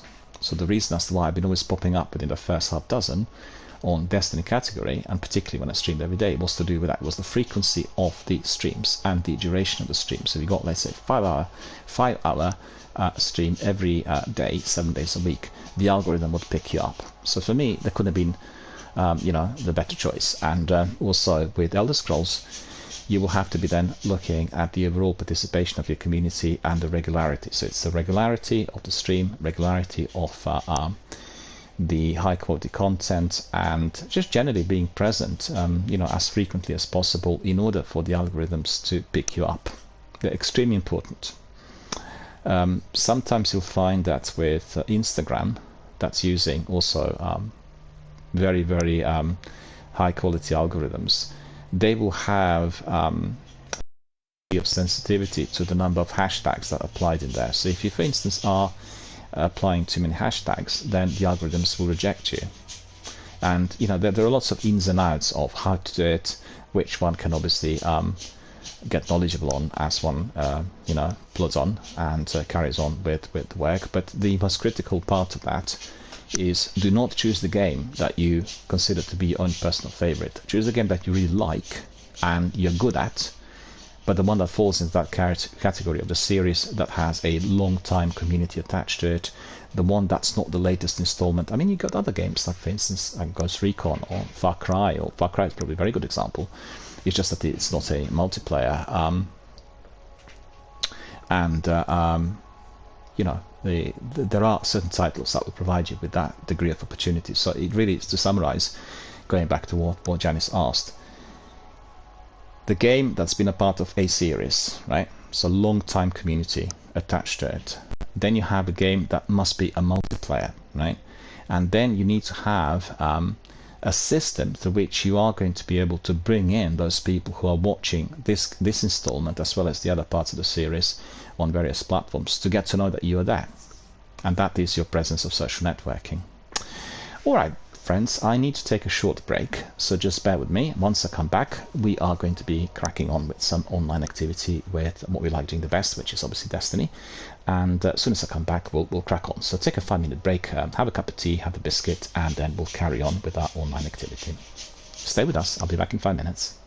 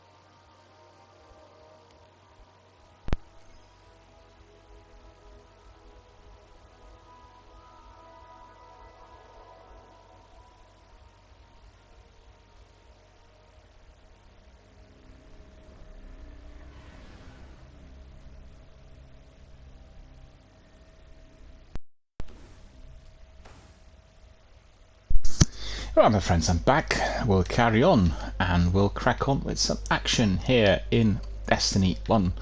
So just bear with me, I want to see what engrams or goodies I picked up. Not really a lot. First of all, we want to see who is out there, who wants to join us.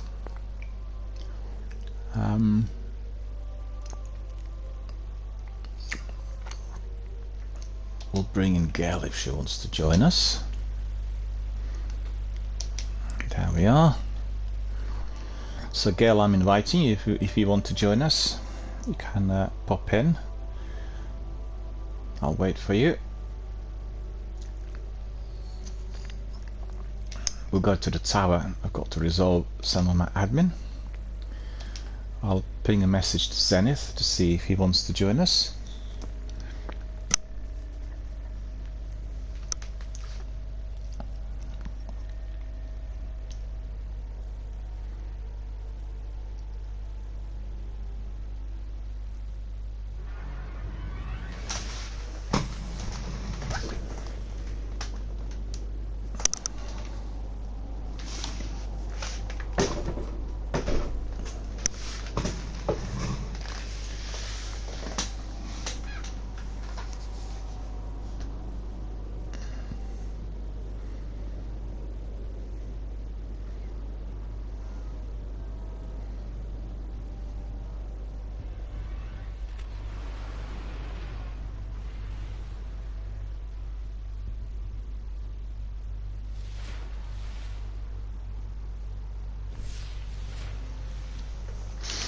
All right, let's see.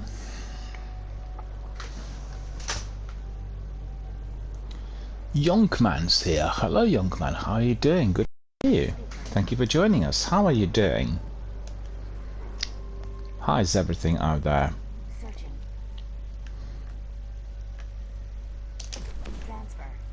So I've got a few things I can pick and also get rid of. So let me just see. The cloaks along tomorrow 9G. Don't really need that cloak much. I quite like the appearance, I think. Nagari cloak is good. And then let me see that one. Yeah, I quite like the appearance. Get rid of that one.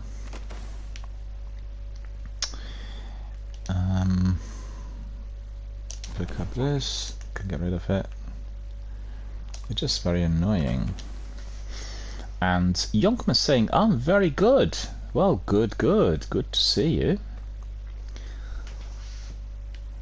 Did you want to join us here, live online? Let us know if you want to join us.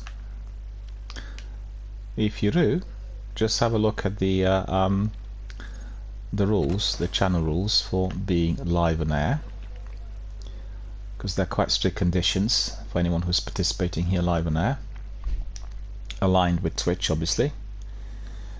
So just let me know one by the other. All good. Cloak of the Cosmonaut. I keep picking this up frequently. I've had it many times. Doesn't really give all that much. It's only scout rifle and machine gun focus. Don't need it really. Engram. 2 engrams in there, okay. So we'll pick up this one. Check. Get rid of that one. And oh, we have a problem there with inventory. Let's see whether I can simply...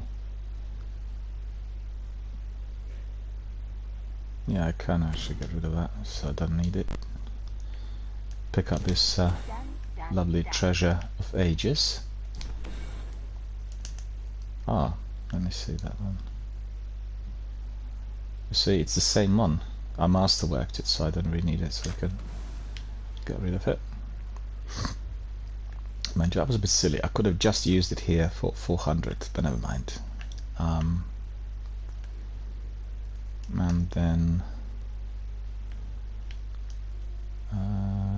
Treads Upon Stars, Badger Scout Rifle. Got some extra weapons I've picked up. That will be Palindrome. Didn't perform too well, I've got to say. Okay, let's just get rid of that those engrams, see what we're getting.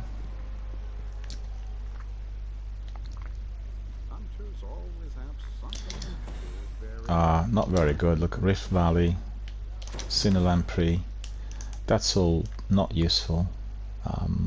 They're obviously underpowered as well. And let me see, what's actually reducing my light level? I need to see. Because I'm 4400, but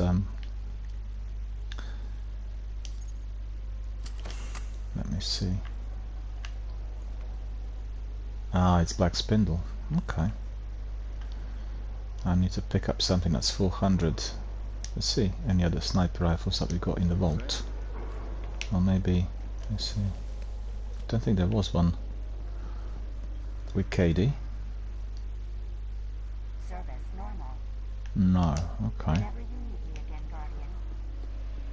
Just pick up one that's 400 and then fusion rifle, LDR, okay.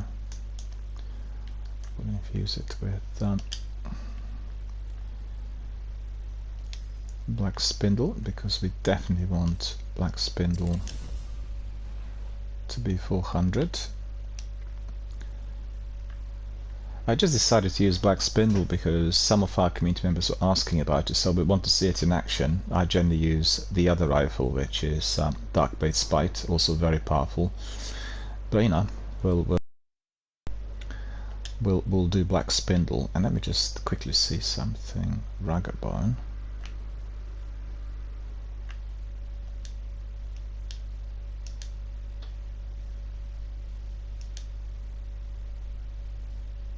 That's quite good.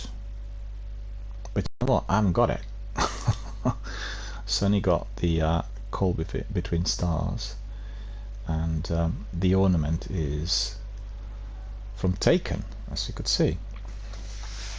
Our friend says, I'm good. Young Fan says, the only achievement I didn't get in this game was Flawless Raid. Well, if you are interested in getting Flawless Raid achievement, you would need to play together with maybe a Dark Haunting, or with Sniper King, or with Lupus Arius, because these guys are literally the top veterans, and they will be able to probably guide you through it. I'm not sure whether they will be as fast, but you know, it's definitely worth having a chat with them. If Matthias pops in, I'll ask him. And also Lupus Arius, I'll ask them whether they want to help you out. I think it would be fantastic for you to get it completed, right? Because the only achievement you're missing... What platform are you on? Are you on PlayStation or Xbox? I'm curious. Because if you're on PlayStation, then it's easy peasy. You can just, you know, squad up with them. If you're on Xbox, they will not be able to do it because they're not on Xbox.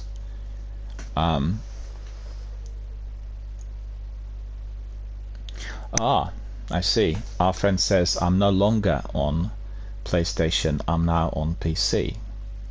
Well, is that then the Flawless Raid achievement for Destiny 2 or for Destiny 1? Because if it's on for Destiny 2, then it's no problem, it's cross-platform, you can just, you know, squad up with them. But if it's for Destiny 1, then that's trouble, right? So Mulligan, missing. Snapshot, aiming this weapon is incredibly fast. Flared mag, perfect balance.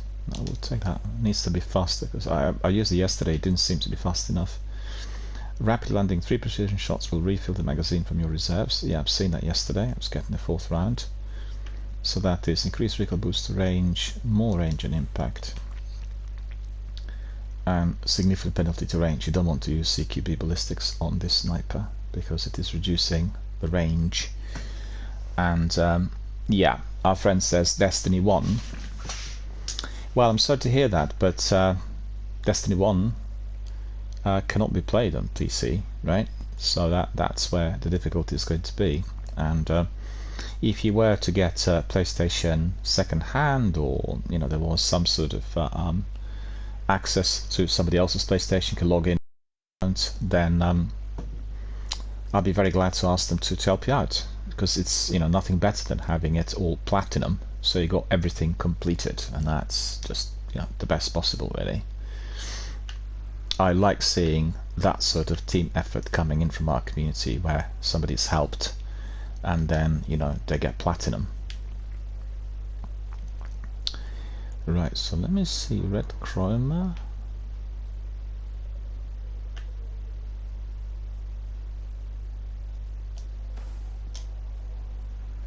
So we are getting this glow with it. Okay, so that's fine.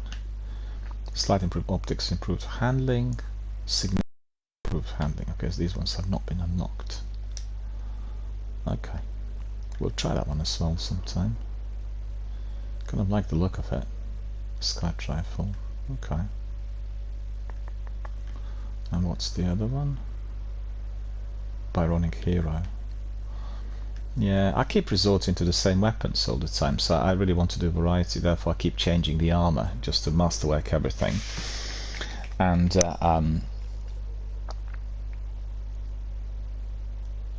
Young says, I think we were PS friends too. Absolutely, almost certainly.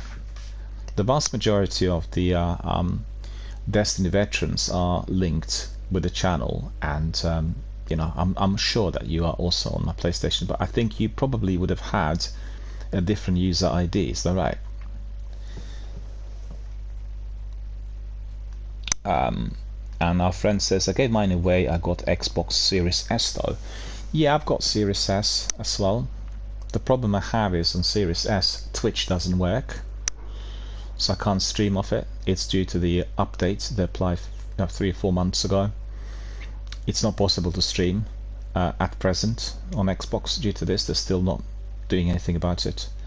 And otherwise, Xbox Series S is a fantastic console, a fantastic picture quality, and if you have high quality headphones or top-notch TV, it's just simply out of this world. It really the gaming just becomes, it sort of raises the game experience to a different level, and I love it. I actually wanted to stream the entire Lightfall here on the channel already a few months ago, and due to the glitch, due to the problems on Xbox Series S and the integration of Twitch, I can't do it. And I've got the full content of Destiny 2 on my Xbox, so I've been in contact with them and gone to their customer services, wrote letters, absolutely no response whatsoever. They don't care the slightest. Anytime I call, and that's because the offices dealing with my inquiries are not in the US. They're using offices in Cairo that incidentally are also servicing PlayStation, and they're much worse than abysmal. They're much worse than useless. They know nothing. They're not people who are employed by Microsoft, and they run a call center that gives you actually incorrect information on what needs to be done if you have a problem. So absolutely ridiculous. We have Undead Assassin in here, first time chat. Hello Undead Assassin, how are you doing? Good to see you. Thank you for joining our community. Thank you for being here with us today. Really appreciate it. And first time Assassin, no, Undead Assassin is calling, what's your favorite raid? I think probably our friend Yonkman is the best person to raid. I've not done many raids generally here on the channel due to my old internet connection, and we had completed Crota recently. I mean, I've done it in the past as well, but so people who've done raids like hundreds of times are probably in a better position to answer.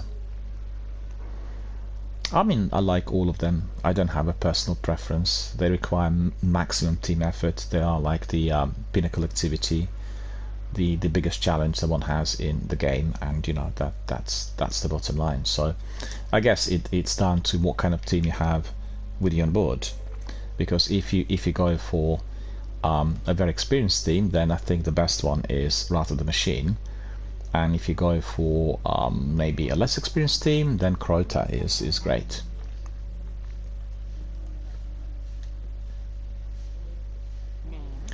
So let me just have a look at the bounties. I think I probably can pick up a bounty or two, then we'll get on with some activities, because our people, our friends and viewers would want to see some of it. So I have 1, 2, 3, 4, 6. Alright, I'll be able to pick up these, so that's very good.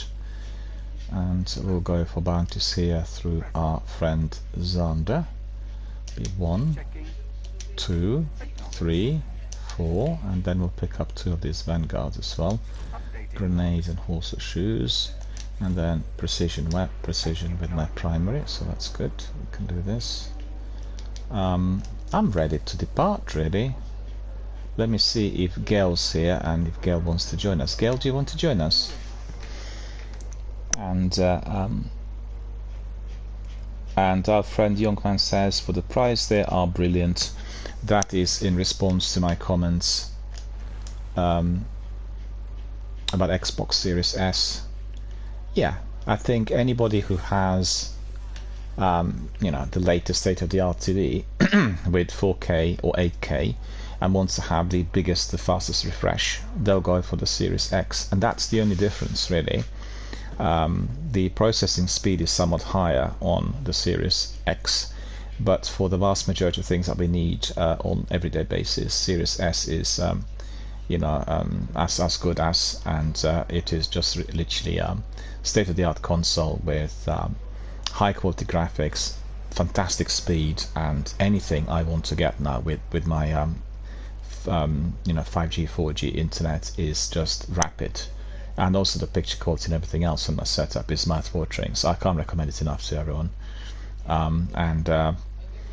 The only downside is it doesn't have a physical drive, you know, but generally I've become sort of very kind of converted to the digital. I find that with the old games on discs, they don't really register within the same system as well, and you always have to be, you don't come up really on the lists and on the catalog and everything, unless that's changed recently. I know in the past when I was using it on Xbox One, it just, you know, I use Assassin's Creed, the old discs, or Mass Effect, that didn't register on my catalog. It doesn't actually indicate that I've got the game.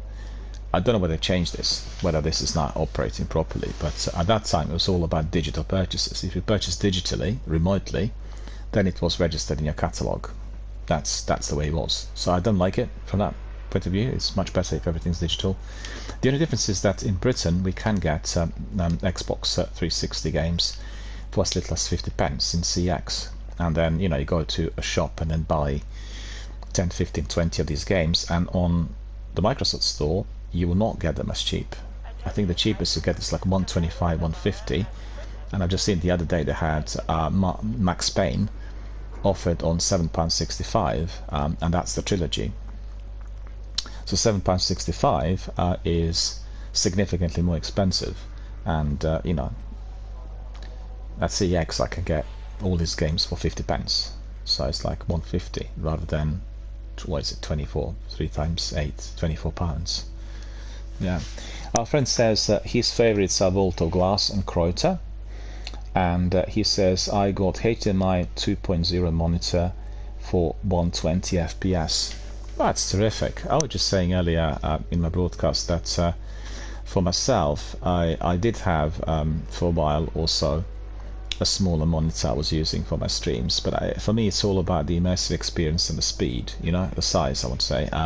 So it's the size of the screen, you know, as big as possible, and then you have that properly immersive experience. Even if I'm doing my streams, the picture quality is absolutely amazing, and for me that's very, very important. I'm not that fast on the actual FPS, because relatively few games are having the 120 FPS, and that itself is I guess it's appreciated and necessary for some of the latest big blockbusters. But you've seen, for instance, with Starfield, the biggest game to come out on Xbox so far on Xbox Game Pass, they actually reduced the FPS from 60 to 30 in order to prevent any technical issues and glitches and problems. So, you know, I guess it depends on the game, right? It depends on what the game is offering. Refresh rate is extremely important for PvP. similar to the massive internet fast fiber speeds. Because I played Warzone, Apex, and PUBG on the old internet, which had one upload. My sniper shots never registered properly, and I'm like a really top-notch sharpshooter, like one shot, one kill, and it never registered because of the speed, thanks to the internet service provider and everything they're offering. Well, it's troubling, you know.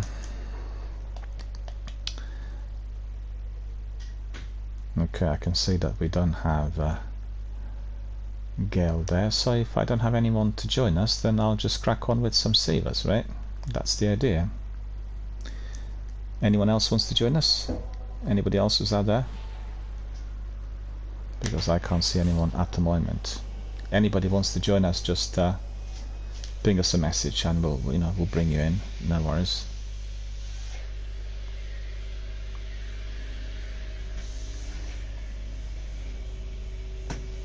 Oh, Zenith says he wants to join. That's fantastic. I'll bring you in straight away. Bear with me. Let me just see. I'll just wait until you are in the orbit, and then I'll bring you in. No worries.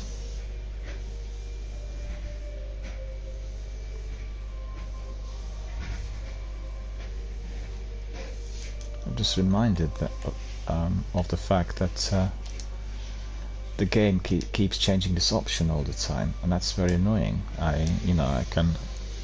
I did have this problem in the past as well, where unwarranted people would just walk in, and that isn't really what I can be authorizing if we are doing it live online. So, I want to say to everyone who's watching, we are waiting for Zenith to join us. And also we had Gale there just a moment ago, but I think she had departed as they were going to get a kitten.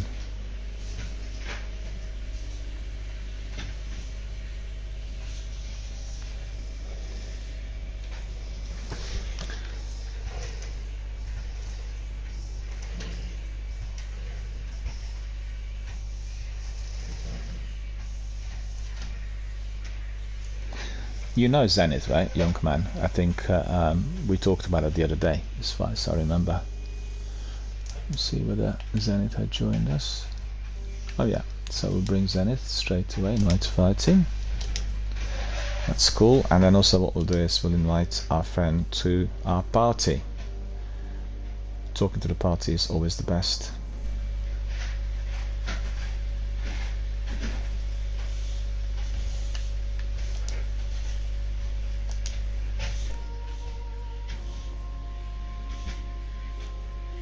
Sending you an invite, and the party should be there as well. We just wait for Zenith to join us, and then we'll be able to talk.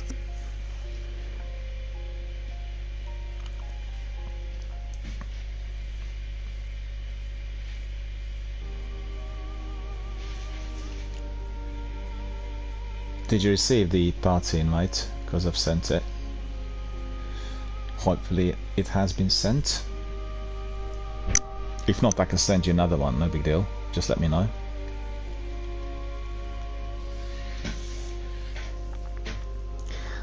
We're just waiting for Zenith to join us to the party, and then we'll crack on.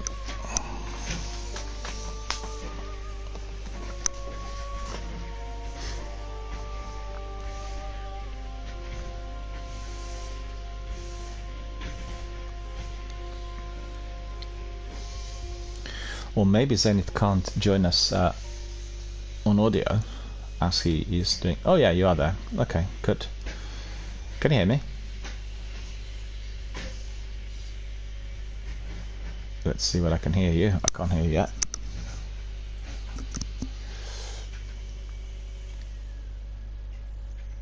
Maybe your mic switched off or something. I can't hear you yet.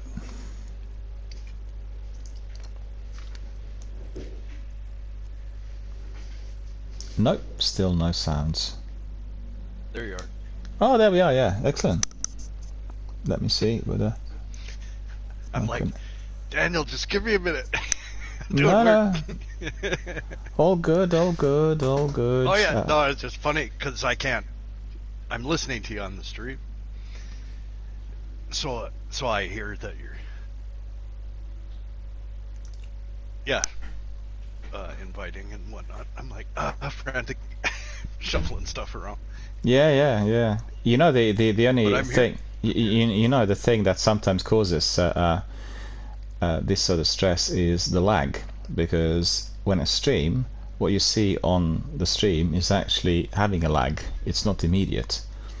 So there will be a period between what you see and what we are doing, and that that can sometimes cause delays. And so far has been all right today. I didn't have any major problems, glitches or crashes or anything. Obviously, I've not done any gameplay yet, but that lag is not always spotted by people watching, because I remember when we did Warzone, lots of people who were both in a squad and waiting to join us, they were watching, and there was quite a significant lag previously, and then I said, you jump gun, we can hear what you're doing, but actually we don't see it on the stream.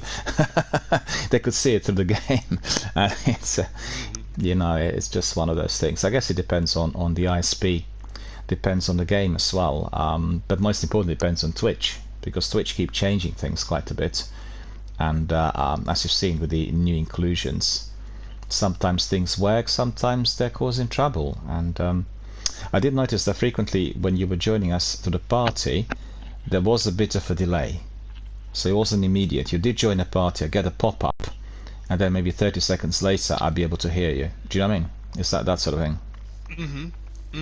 So it's obviously through the PlayStation Network, this sort of lag or delay is taking place. I didn't mean to come across as impatient or anything, but it's just that. Oh no, not at all. I'm just yeah. goofing on you, Daniel. No, I saw that. Yeah, because I'm watching the stream and listening, and then I was doing work. Yeah. Well, did you hear? It looks like he's getting ready, so I'm frantically running. Yeah. Trying to get ready, Yeah. Did you hear all that drilling? All that drilling and banging early on. I did. Oh man, I did earlier, I'm really, just driven insane. I'm driven insane because they've got major works taking place in here. It's a refurb of the property, and they're also rebuilding some parts. It's a heritage building. It's from I think early 18th century, and the noise today, I don't know what they were doing, and amongst all places, literally outside of my door. So it's constant drilling. I was like, God, I didn't want to really cause trouble, because for the obvious reasons, but such is life. What can I do? Hopefully it wasn't interfering. You could hear it. Just trying to do their job, I guess. Huh? Yeah. Was I audible? I mean, was it too much of an interference, or was it possible to hear what I was going on about? Or? Oh no, I could hear you. Oh, that's fine. Because I worried sometimes that the mic on Turtle Beach could be very, very sensitive, and sometimes it can pick up the peripherals. I haven't got any sort of means of adjusting it. So it can't, the peripherals could come across sometimes, depending on what kind of frequency the noise is, I guess, approaching, much louder than the actual broadcaster. So you hear all that noise, and the broadcaster becomes a bit faint. But I guess depends on the setup on the console. So I know that Xbox got more of the problem than PlayStation, the new one, because they have these adjustable bars that you need to be adjusting if you want to have more of the gamer or more of the game, but also adjusting peripheral noise, and it could be sometimes really a real nightmare. I much prefer when I tested this quite extensively for several weeks before I got the right settings, and therefore I'm not changing the brightness to darkness or anything, because once I start tampering with it, then the whole settings just perform differently, and I prefer to have exactly the same and know exactly what delivery is going to be, then I have to worry about it. So you do every single time the same, which actually is not possible if you are switching from one game to another. I mean, Destiny 1 and 2 are part of this sort of Bungie universe, but the audio on the sequel works completely differently compared to this one. So it's trouble really. Yeah, it wasn't overpowering. Yeah, that's most important. As long as it wasn't too overpowering. Noise. Yeah. No, they were drilling and drilling and drilling. It's just going on the whole morning, and I thought, it will be finished by like some they're recent done now. Well, I don't hear anything now.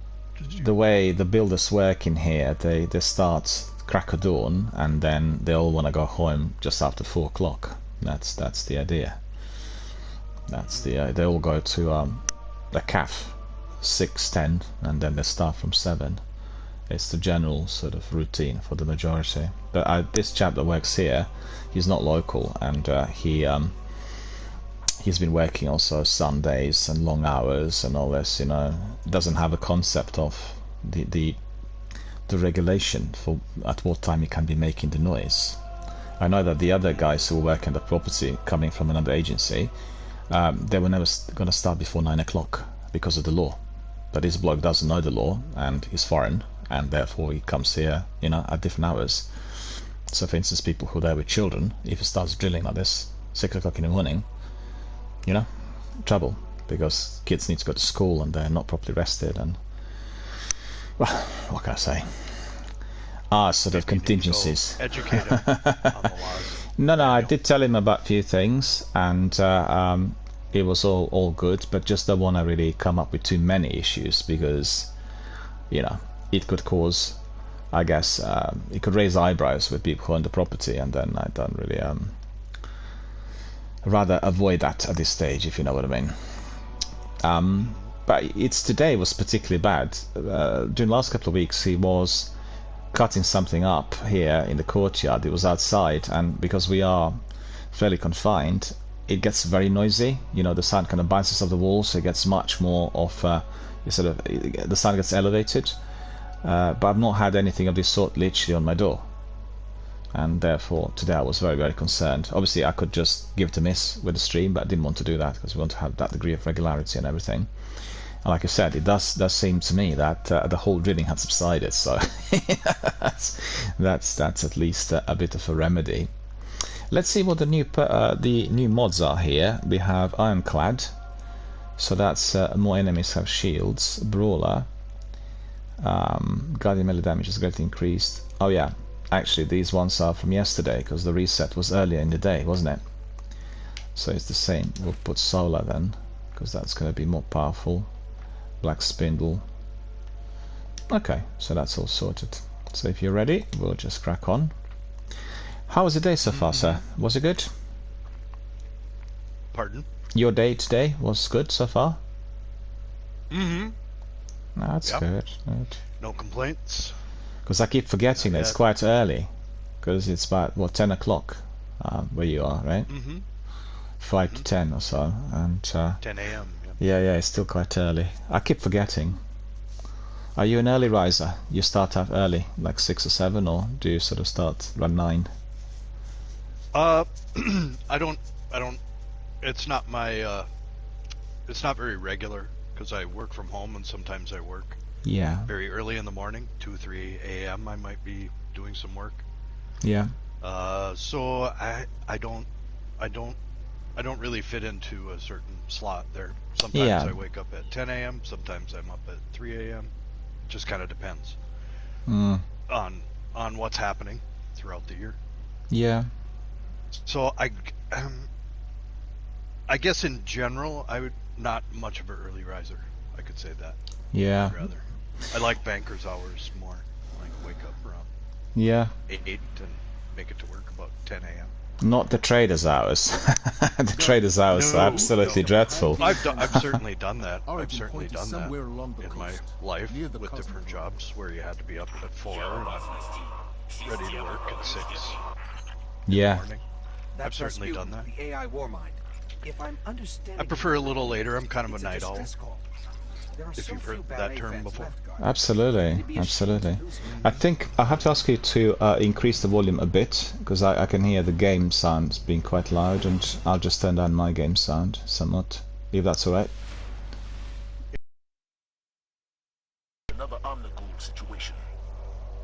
Because I didn't change anything from yesterday. Oh, it's all the same, is it? It's weird because the game keeps sounding a bit louder than usual. Never mind, I'll just leave it as it is, no problem. I can hear you. No big deal. No, I was going to say about traders, because I know lots of traders, and there's one guy, he worked for Goldman Sachs, and I went to lecture. He was delivering, and then he said... Is that a little better? My voice now? Maybe. A bit, yeah. Let me see. Increase the one. Yeah, I think it will be, yeah. Be better. I've got it. Yeah, I've got it turned up. Yeah, that's fine. Now. Yeah? It could be connected to PlayStation Network. It's possible, you know? So that sometimes it comes across as louder. I don't know what could be causing it, because yesterday, I guess the settings were exactly the same like when you came in today, but you were significantly louder yesterday. And I didn't change anything on mine. And actually today, the game sounds a lot louder. I didn't really tamper with the settings. It doesn't matter, I think it's audible. The reason I always ask for the adjustment is I worry that sometimes if we get very hectic and we talk, you know, like with firing and fighting, then the game sound is too loud on the stream compared to what we are saying. Shouldn't be, because I really left it at very, very minimal, but these are online games, I'm afraid, and you know, it's just sometimes causing some issues. What I was going to say is that this chap, he was telling us about his routine and as to why he left Goldman Sachs, right? And he said doing it on a stretch, that's been a number of years, entertaining the clients until midnight and then getting up at 3 o'clock in the morning to start out, I think, just after 4 with the briefings, and then trading from 6 o'clock or 5:30 was something he couldn't sustain too long, because it was, you know, obviously it paid off, but it was just a way of life. To be honest, it was no life, because it was all about clients and, you know, getting up early and then trading. You either actually trading or entertaining clients, or just having some business dinners and that, and then sleeping as little as possible, and that is just really, really tricky. And he did that when he was fairly young, and he talked about the toll that it will have on certain people in the longer term. But then don't forget, today the way the trading is done, it's all digital. It's all based on 24/7 monitoring of everything, and people who've done it maybe 20 years ago was a different ball game altogether.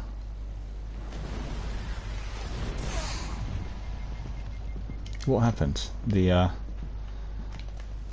wall set, I thought, fell on me almost.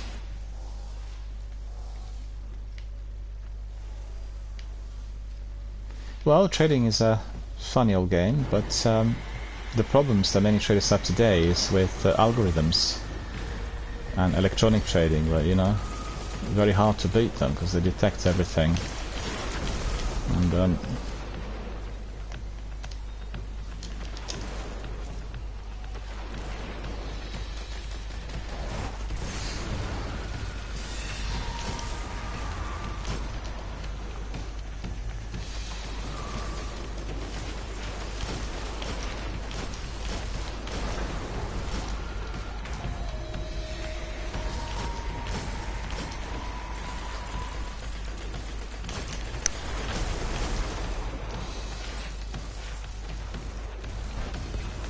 it was raining early on today, but it's so humid. It's dreadfully humid, you know, because of that heat and everything, and terrible.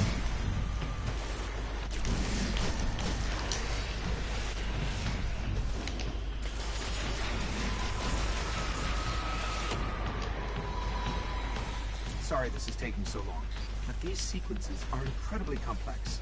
Plus, I'm actually not that secondary. So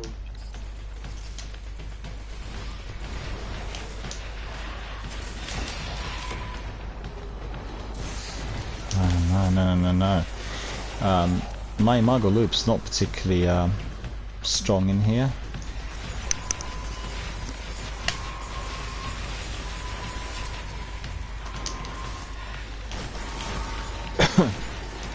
The mod is all biased towards solar weapons. Black Spindle's quite powerful.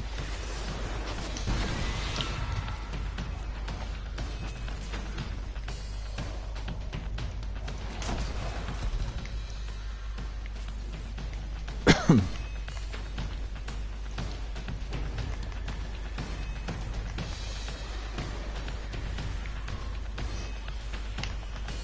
think I'll probably have to turn down the game volume. It's too loud.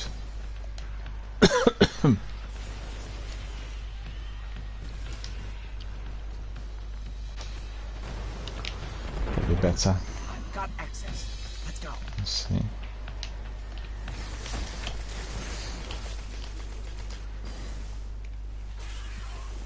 Not been using Black Spindle for a long while, so I'm a bit clumsy with it.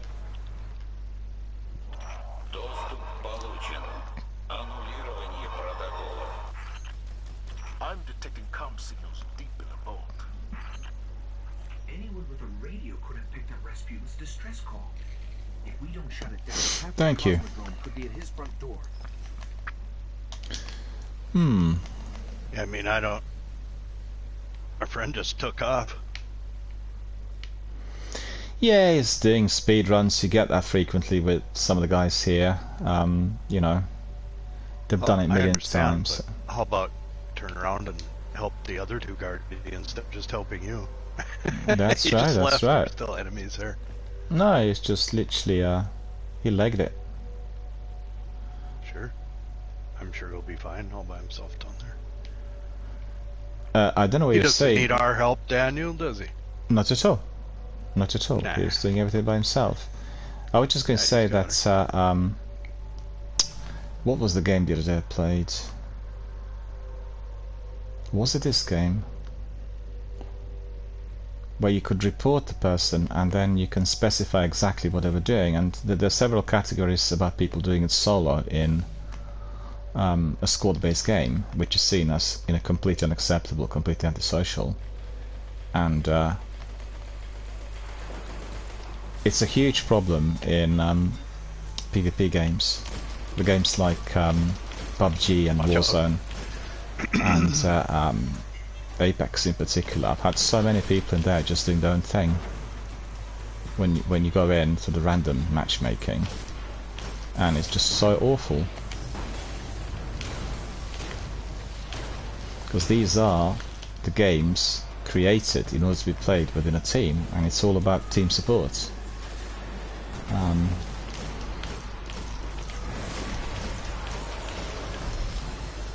I just realised that I've not changed my weapon, which is what I should have done earlier. So, as we have solar, we'll use Raise Lighter. I can't use Raise Lighter because of this. Okay. Well then, we'll change things somewhat. I could try to override Rasputin's system. Give it but no telling how another it might react. synth. Must be some of the Well, bypassing systems. I better get myself some extra synths because I've used about 120 synths of late. Still have 80 left, but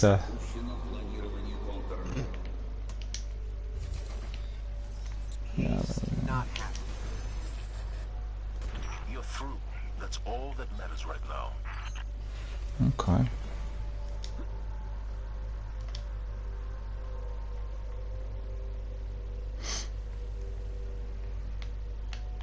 This arc energy is coming from the depths of Rasputin's power grid.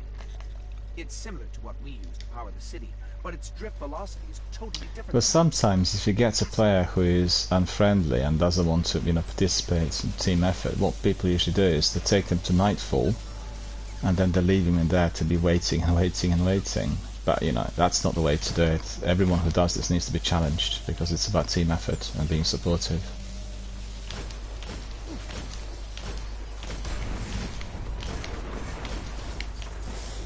Our friend who popped in yesterday, he actually did say hello last week, but he got killed by okay.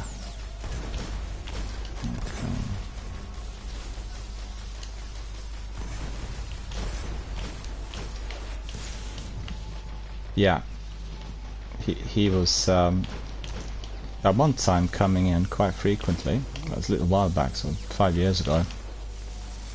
And he also was a streamer at the time, I remember. I think we played also some other games in addition to, I think Apex we played.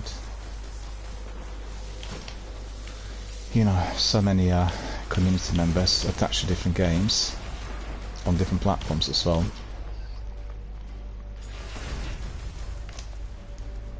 I'm truly astonished to see the this sort of degree of development that this industry is experiencing. I never thought that gaming would actually come to this social networking stage where it becomes so popular, and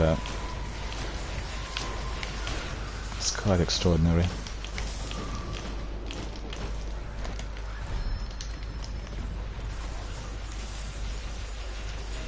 Yeah, I got killed there. Thank you.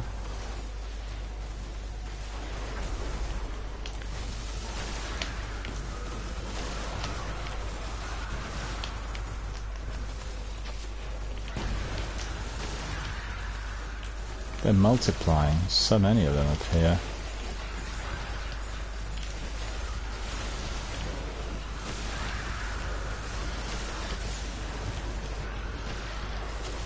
Oh, it's this, look at that.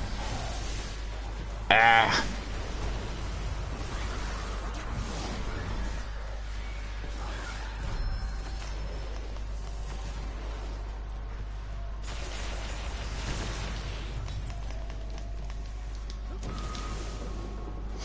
Okay.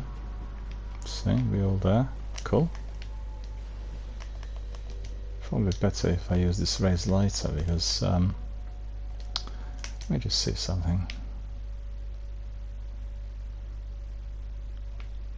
Well, actually, that Darkblade Spite is solar, so it should be a bit more powerful to what I've seen so far.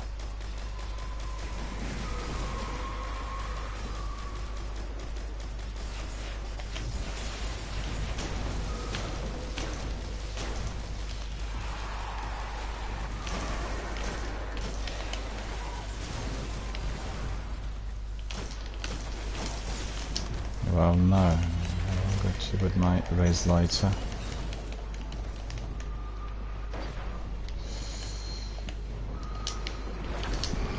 Ah! The light's gone. Okay. Rasputin has incredible technology under lock and key down here. I'm almost surprised he doesn't have breaches more often. I guess it helps he really doesn't like visitors. I hate this humidity, you know. It's just really so hard to breathe. Obviously, that person left. He's gone, has he? Mm-hmm. Well, he probably heard us talking. No, he couldn't have done because we obviously talk in the party. But well.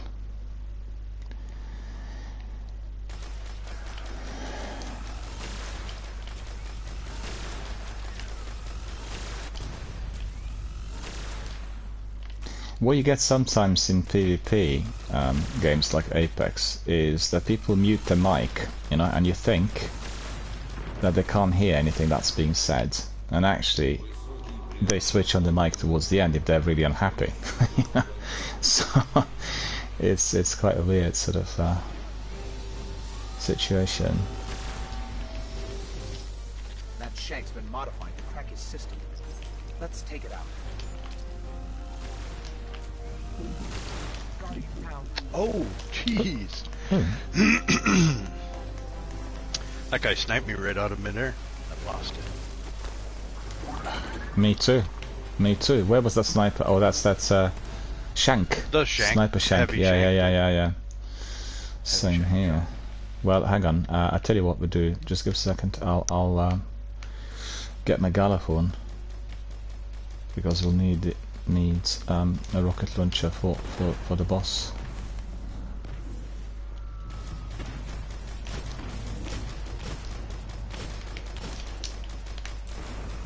Okay, that's good.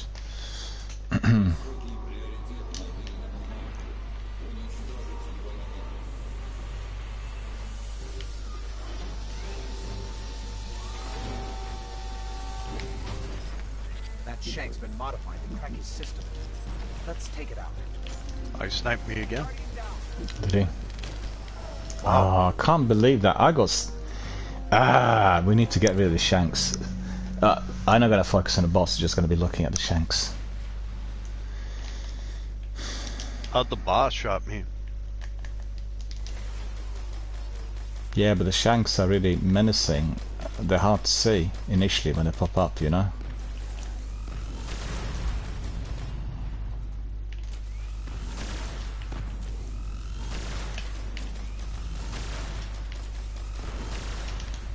Okay, so let's see the Shanks. We'll go up here and see where they are.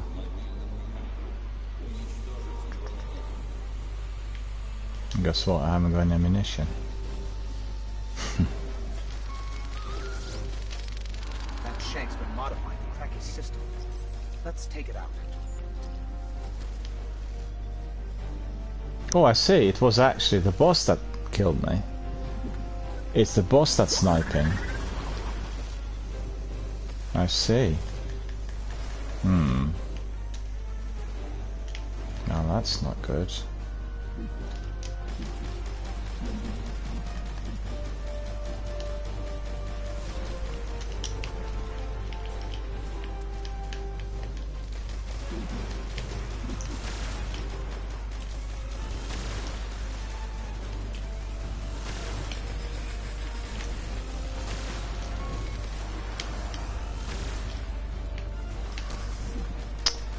Again, that's really odd. The boss is actually sniping. I don't think I've ever had a strike where this boss was sniping at me. I don't remember, and I played many of these strikes, so that's quite odd.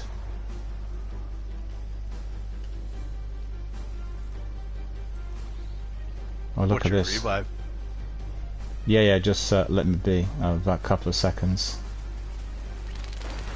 Mind you, you're going to be surrounded by these Shanks now.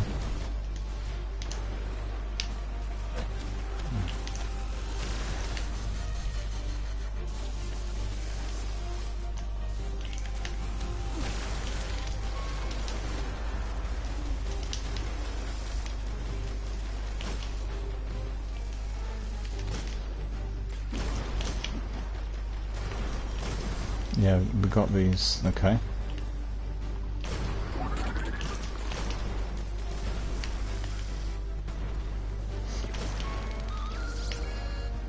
I need ammo, so I'm gonna put a bubble here. Okay.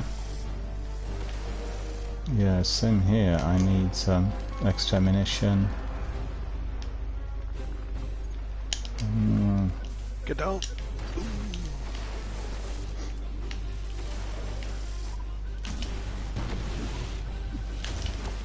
Ah, this is a split second.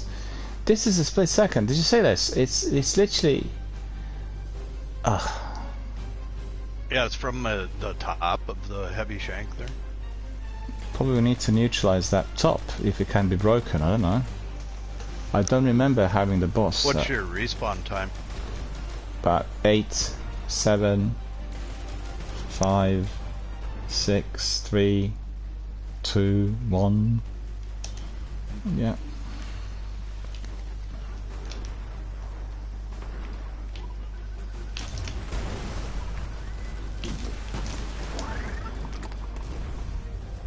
I destroyed it now with my Galahorn. So he's got no. He hasn't got that sniper anymore.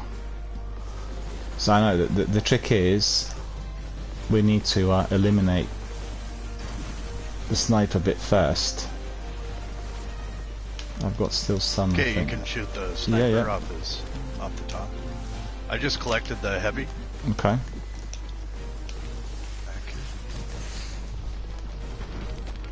Uh-oh. Gotta go. Gotta go. Oh boy.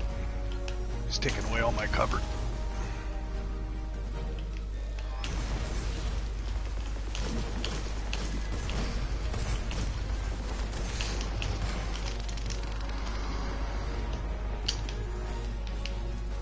Oh no, don't explode in there, no.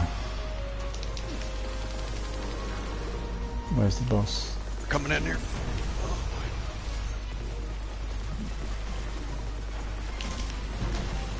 got still one left. There is a bubble here. Yeah, coming.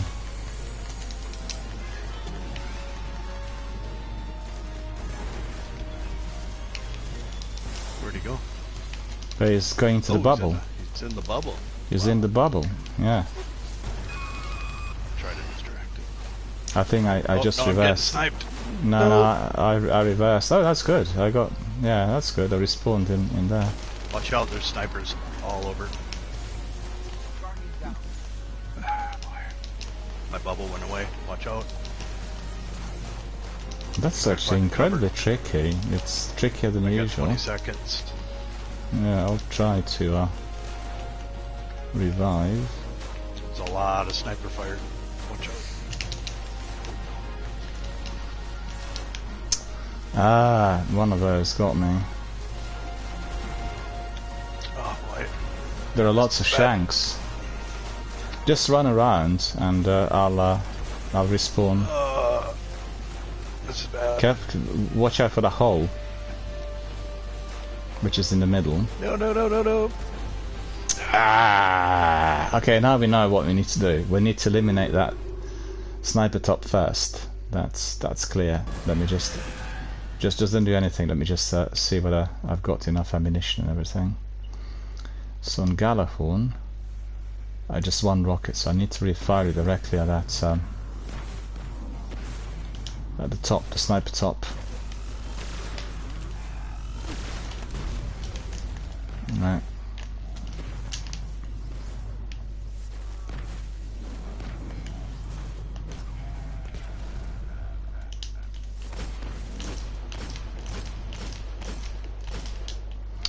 Yeah, Imago loop not effective, but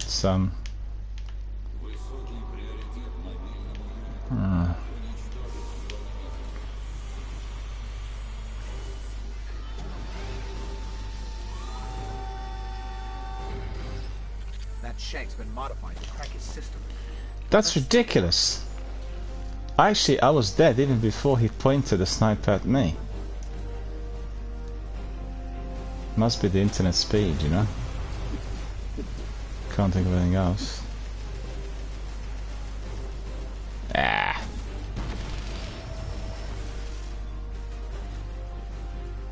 Only have one rocket. Respawn in 5, so that's okay. Just watch out for these small shanks.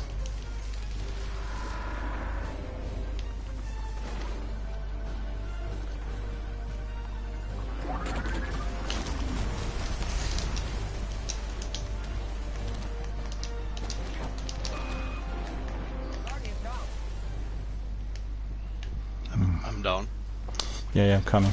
I shot him twice with Gjallarhorn, but it did not remove his sniper rifle off the top of his head. Look out. Yeah, same here.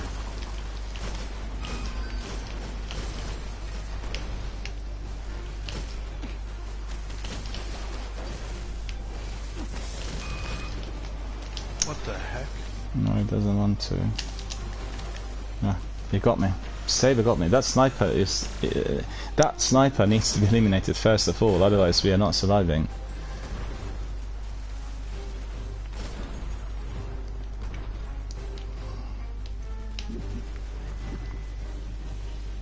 Look out, he's coming Oh, up thank here. you. Bubbles, so he can't get us. Oh, I haven't got anything there. Man.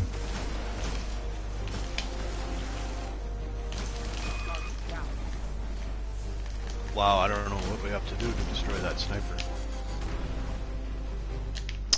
Gjallarhorn. That's the only solution. Now I've gone. Yeah, I Gjallarhorned him twice. Yeah, same here. Once. Okay, I'll just wait until I'm revived. Oh, you revived me. Okay, fine. I need to get away to get my ammunition because I haven't got enough ammunition on me. Okay, so now. Alright, his snipers are gone. Oh, but now he's got fast firing. Look out.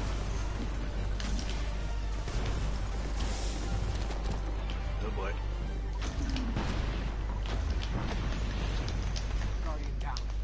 in.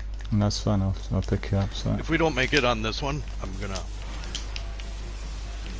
request that we do a different one, please. Okay.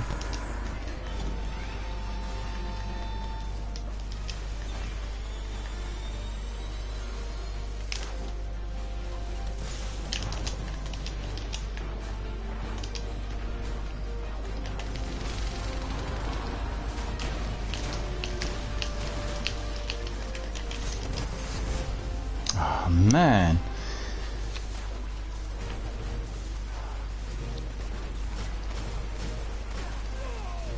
Ah! Why is it so difficult? We'll go and do something else. That's yeah.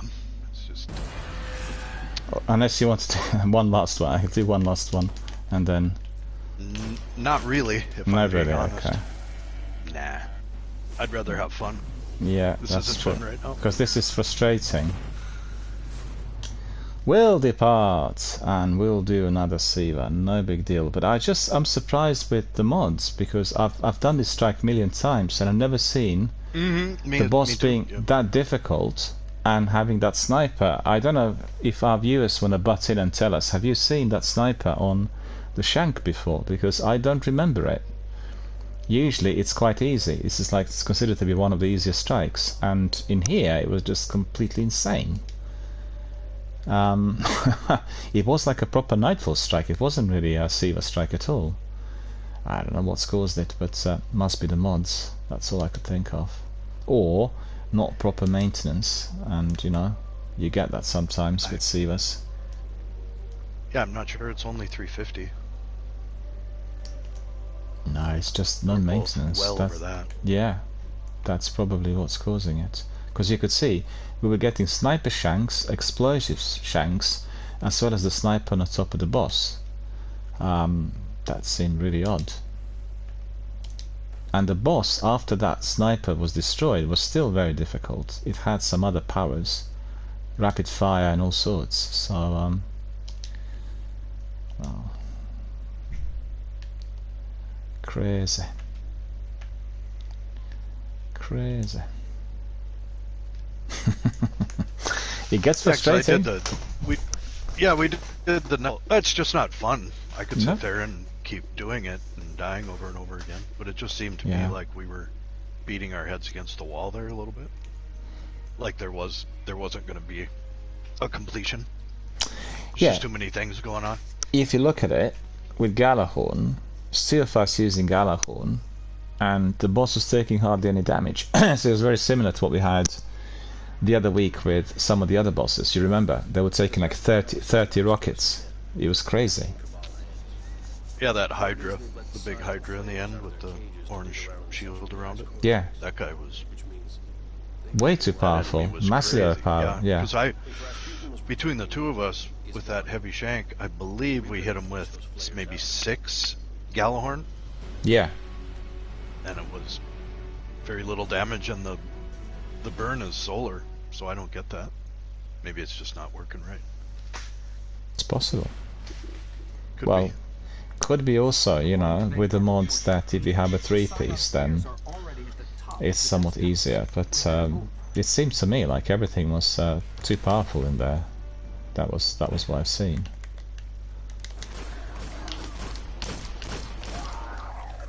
This is why I'm not very keen on the Crucible. The Crucible frequently feels like that. Die, get up, bang, bang, dead, you know, dead, res.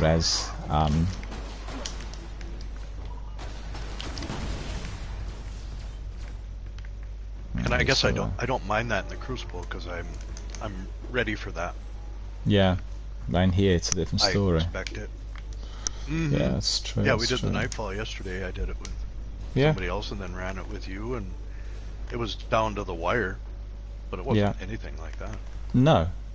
This was more difficult than the Nightfall that we completed yesterday. Yeah, I certainly don't mind difficult content, but it doesn't seem balanced out right. No, I agree with you. It's just not really. It just isn't fun. Definitely. This is the one with the Scions at the end, right? I think so, yeah. Okay. I picked up my raised lighter, but actually... UTF foreign girl just requested that I invite. Yeah, bring them in.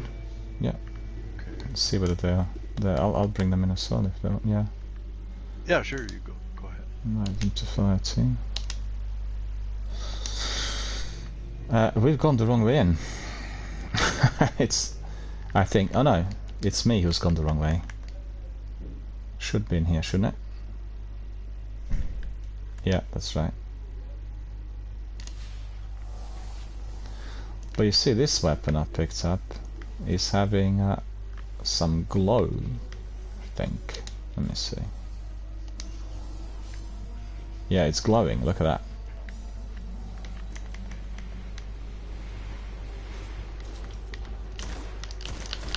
There.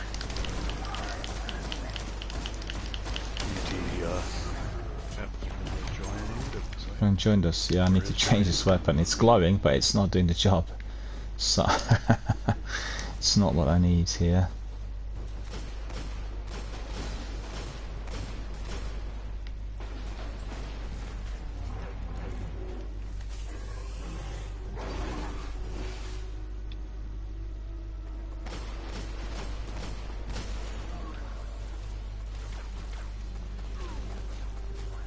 Thank you.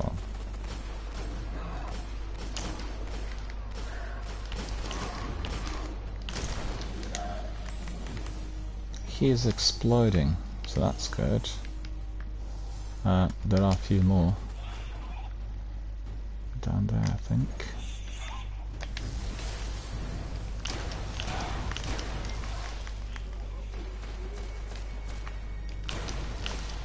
That's funny. I thought I've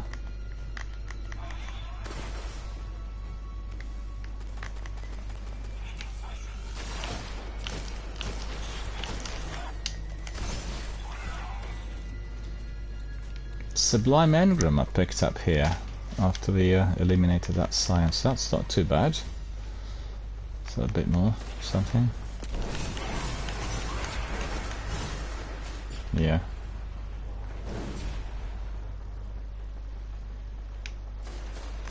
Okay. So out of the blue, I can actually hear myself through my headphones. That Twitch update was just catastrophically bad. It just ruined everything. I mean, it does, I guess it does work to a degree here on PlayStation. It still doesn't work properly compared to the way it was.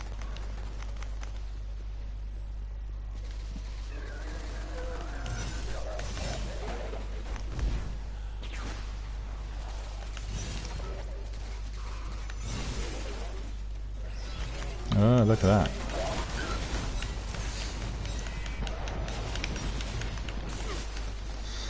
Yeah, too many of them up there. A bit slow on my super. Oh, I respawned already. Okay, I got my super on.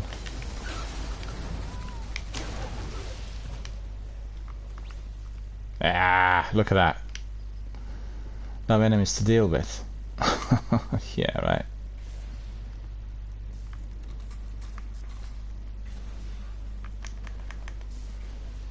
No enemies to deal with, and my super was completely wasted. Sakapupa, you should tell us, Daniel.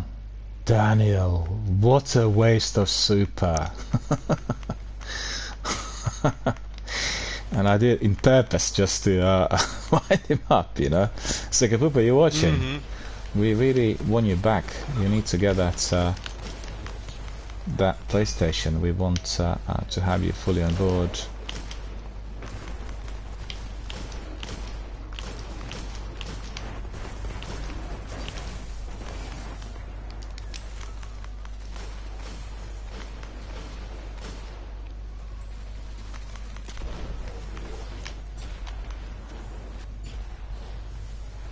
Oh, look at that.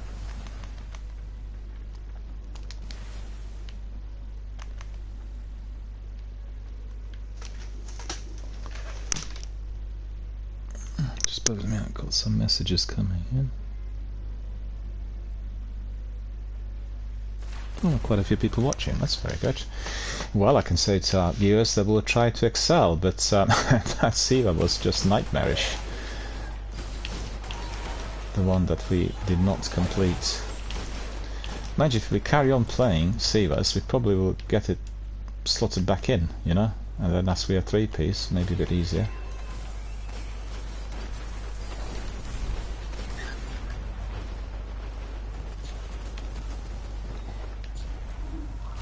Oh, look at them. What? Colossus got me. Siege dancers. Thank you. Any more? Siege dancers on site. Oh, there is one here. Okay. Look at this. It's taking 7 hacks on my boltcaster or raise lighter. 7 hacks, and this is like a solar weapon. That's odd.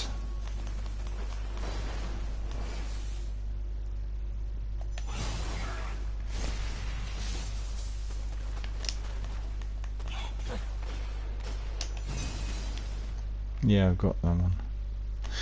Right, sorted. Nice and easy.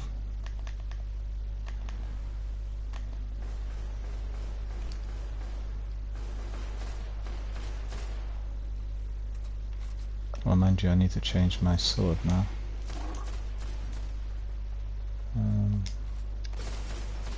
I've still got a bit of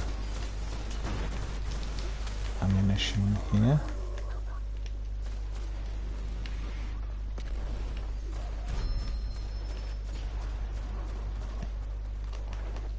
Oh, look at them.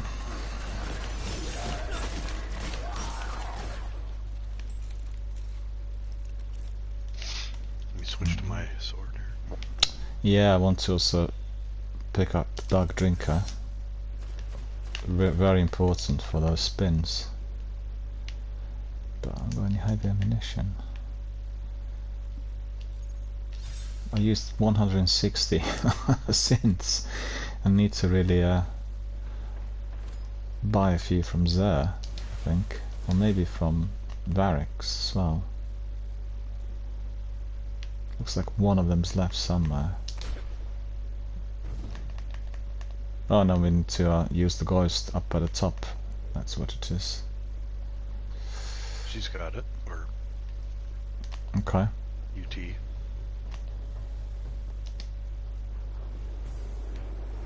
Yeah, that's it. Better go down there.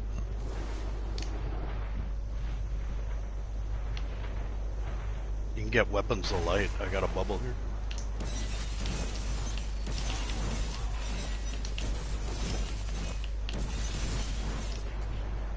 Is that one dead? Nope. Nope. Dark Drinker not that strong really.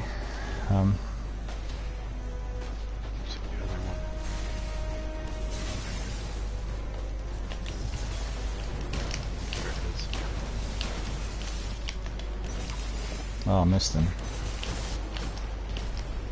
Nice one. Oh, that's all done. Okay. Good. If those Scion flares are tangling with Rasputin, they are way more powerful than we realize.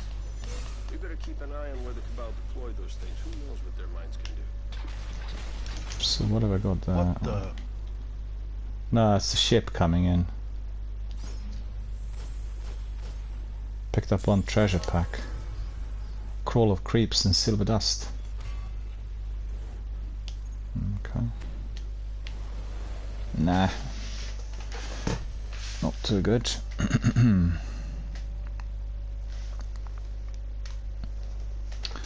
What did we get? Our friend girl picked up a treasure pack in there. Treasure of Ages, mystery bag. And we received no rewards. Well, that's not fair. We worked really hard. But the game doesn't recognize that. The game doesn't care. There's your AIs and algorithms for you. We work so hard, we get nothing. Sometimes we walk and do nothing, and we get all the rewards. Just Curious whether we're going to be slotted in again with that big shank the Vex still mourn the loss saber. of Nexus mind. But for the Vex, time is relative. In one moment, a construct is lost. In the next, it is reborn. When a powerful part of the network is lost, the restorative mind is summoned. It has begun creating a bridge through time.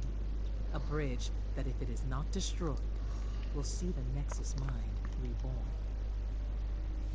There were actually a few postings yesterday on Reddit about streamers, and they were asking questions. Why is there some streamers are not allowing for the dialogue to be heard when you have, you know, the situations like this, doing strikes or anything?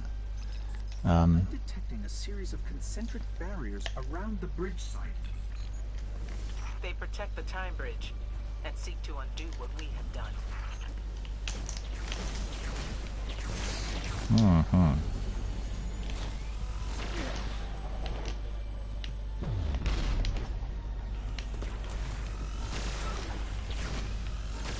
Unless I'm mistaken, barrier technology of this nature is unstable. She's right. That Find an arc worked. source. You can use it to short out the barriers.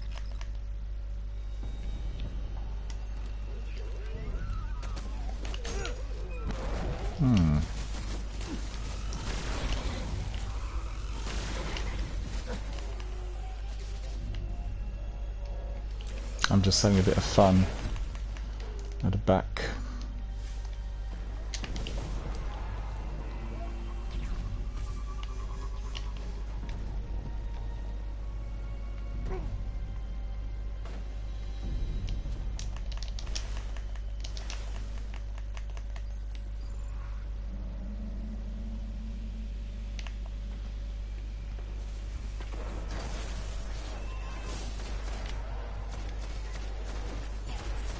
Oh, we got some.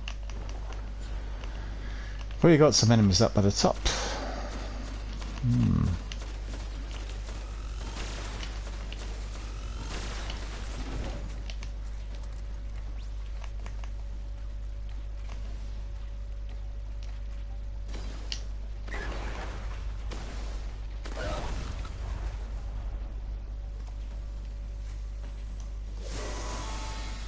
Okay. Let's go.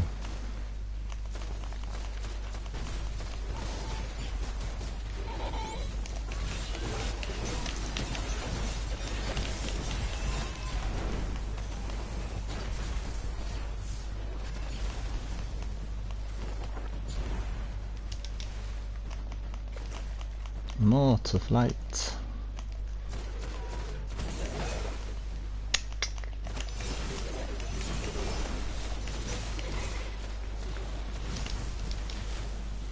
You know, for unlocking perks, Siva's actually one of the best activities, because when you do all these ads, you keep unlocking all the perks. So anyone watching, if you're wondering what to do with some of those weapons that you're particularly not keen on, and you can simply do the Sivas, and you'll unlock all the perks, you'll masterwork them, and then they'll be a lot better.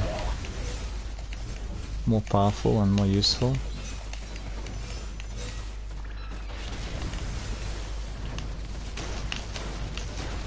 Can't believe I was taking 3 golden gun hits before he went, after 2 hacks with my dark drinker. Yeah, some enemies are massively overpowered.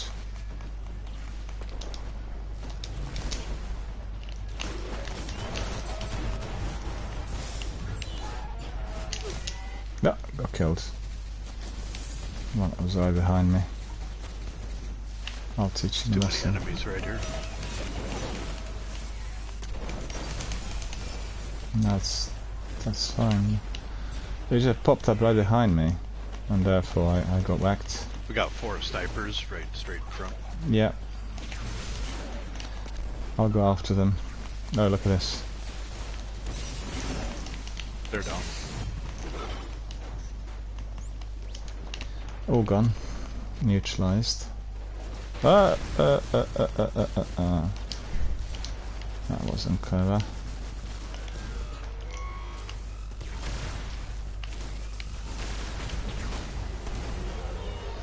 Grim of Progress. Vex Hydra kills rank 2, or is it 3?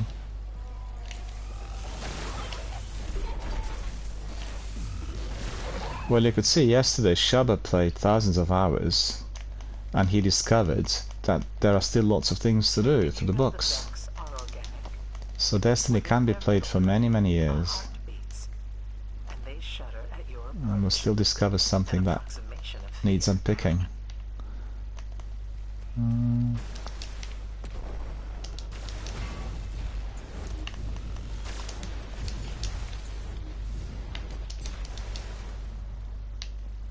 You got him.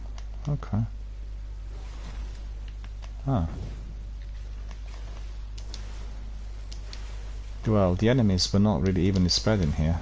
We have too many in one section, it's hardly anyone in here.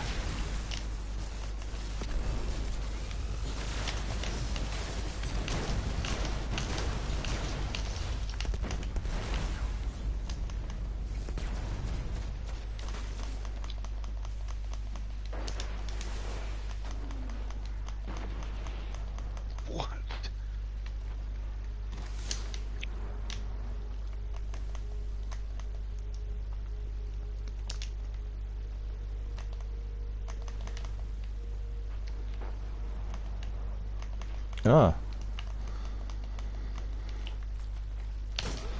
Some of them respawned.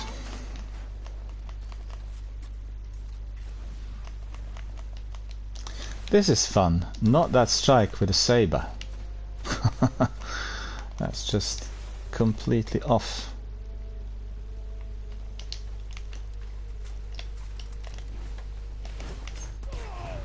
Oh, this was the stupidest thing I've done in the whole history of Destiny. I tried to destroy that portal with my grenade. The grenade bounced off and killed me. Amazed myself, really. Oh, I can't summon in here.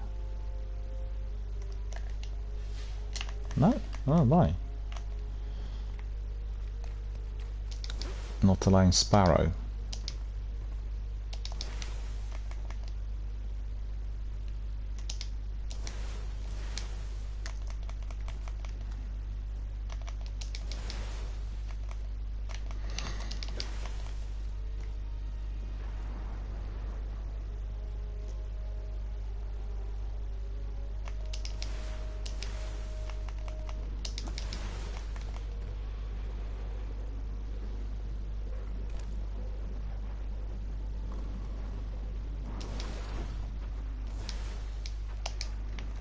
Oh, missed it, miscued.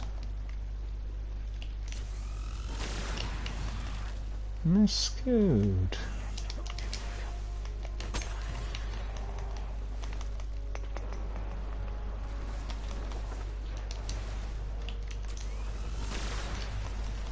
Guardian down. Yeah, lots of these are shielded.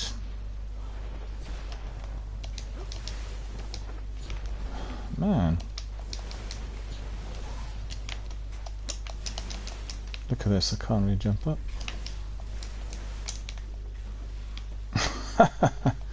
What is going on? Not succeeding.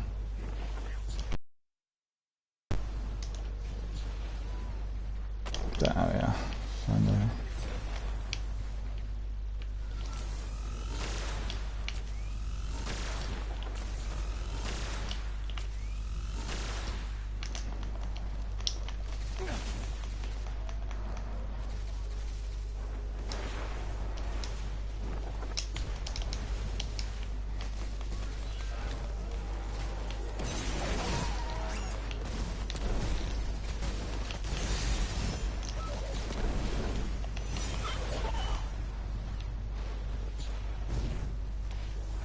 Oh, you got it. Okay, cool. That's cool. Mind Hidden caught this attempt at abusing the timeline. But how many have there been? Does the world stand as it does because of the Vex? Well, the tricky thing is we'll need... I need need the Gjallarhorn in here, right? For this.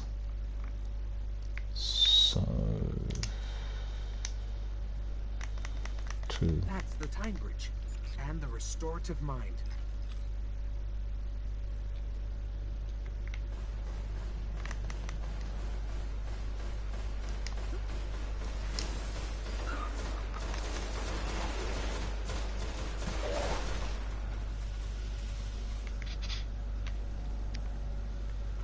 That restorative mind. Capacitor just lit up. You know what to do.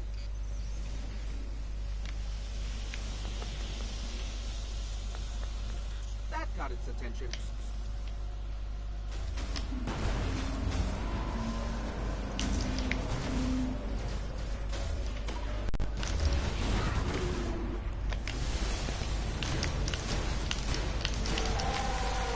Yeah, that was a bit late. Mind you, the damage was very substantial.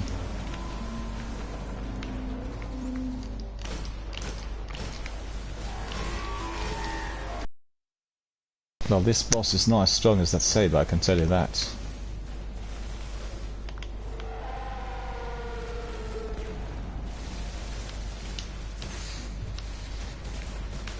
I got killed by these Vex right behind, yeah. Didn't pay attention. Thank you.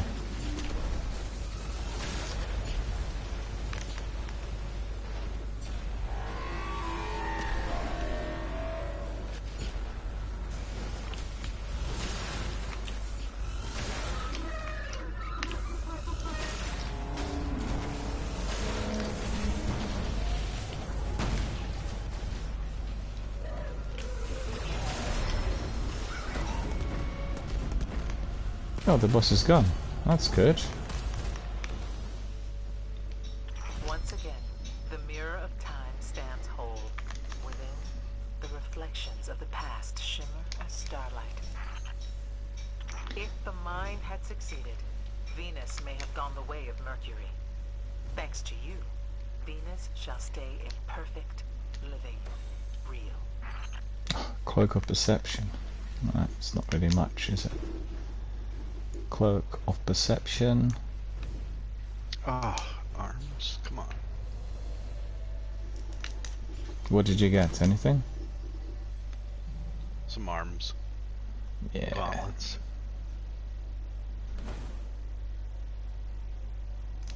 Nothing of significance either. Sniper rifle loader.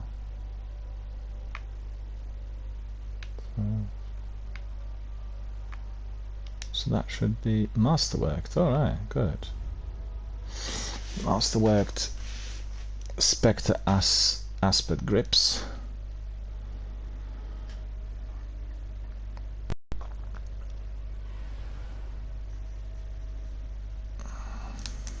Yeah, we'll dive immediately, I think. So we have 3-piece. Hand cannon ammunition. Crucible Champion.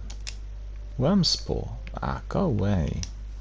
Need to have some Wormspore in order to masterwork it. The House of Devils marked you as public enemy #1 after you trashed their prime servitor, but your old friend Sepix Prime is back.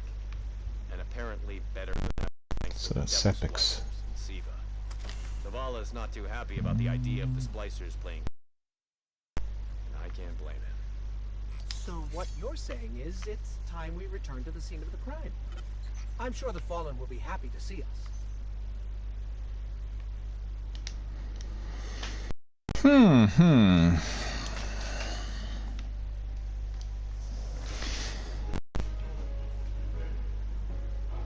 I've done that strike so many times.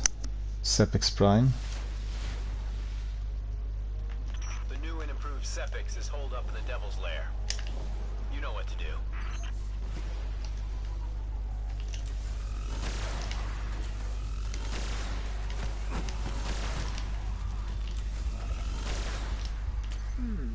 The Hive are still holding ground in the refinery, but I'm also tracking multiple Siva energy signatures. Yeah, it's the shields.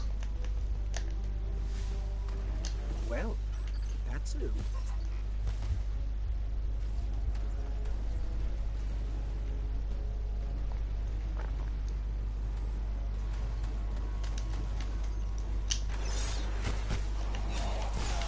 No, no, no, no, no, no, no, no. No ammunition.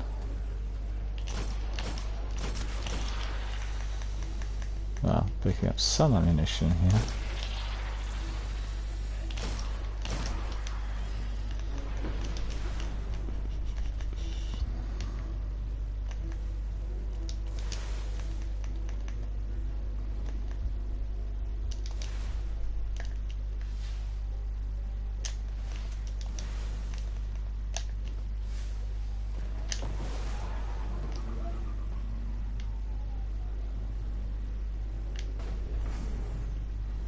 Yeah, we're probably not going to get very far with the sparrows in here. Or maybe.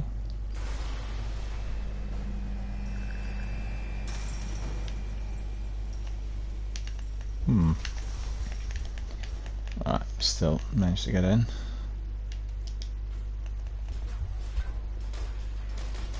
The splicers have a laser grid blocking the way. I should be able to disable it. In the meantime, and watch my back.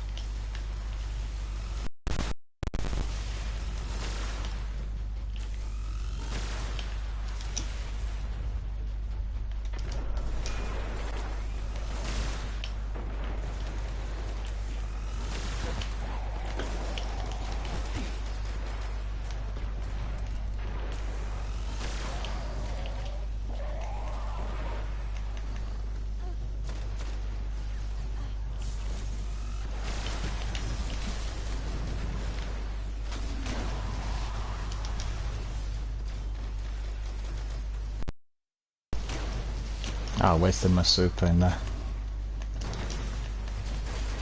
Mr. Super Waster, Mr. Miller, right? I thought there were many more enemies down below, and then guess what? Couldn't see any. Right, let's see.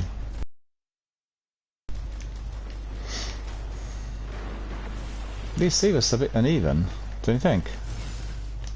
Some are really very easy, and the other one's almost impossible to complete. The splicers really know how to encrypt their systems, but I got this halfway through.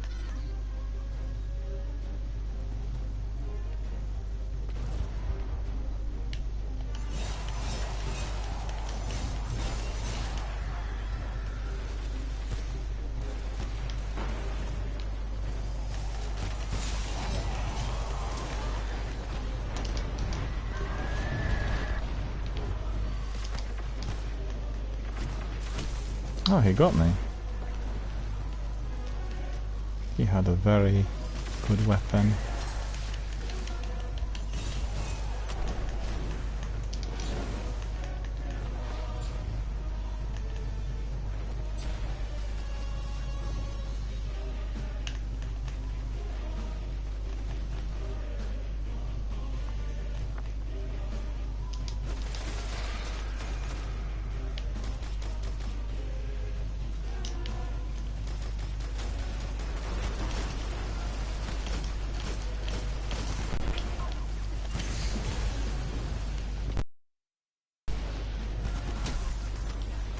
Two of them popped up next to me. Ugh.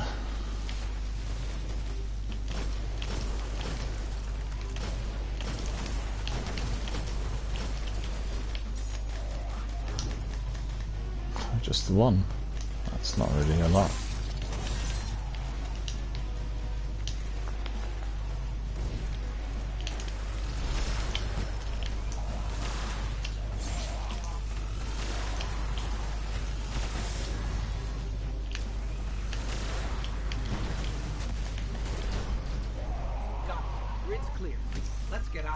I can't believe I'm being killed so easy. Don't know what the reason for that is. Maybe it's my armor. Not sure.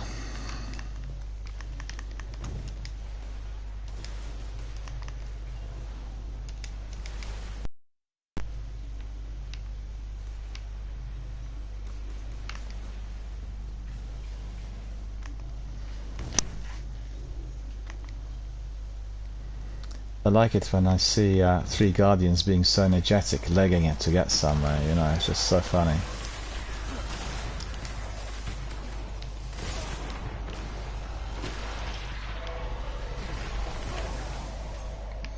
Flaming knife. Ah, look at that, he was hidden, didn't see him. Thank you.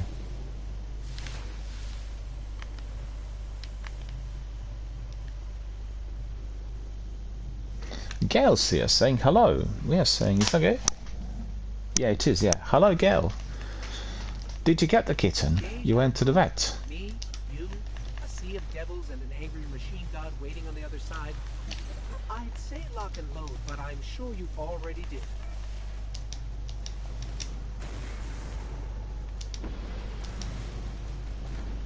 Oh, we've got some hostiles down here. Shield generators, that's what these structures are.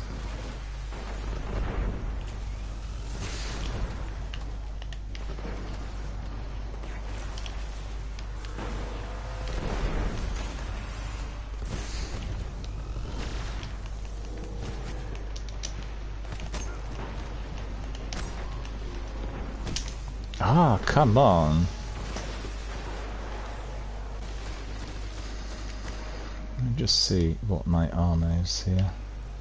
Something's not quite. Void burn, void armor.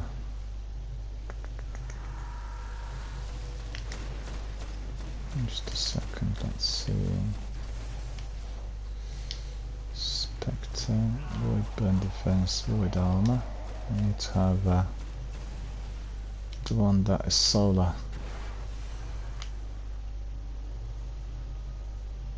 Okay, and trace the best. That will do better, I think, in this strike.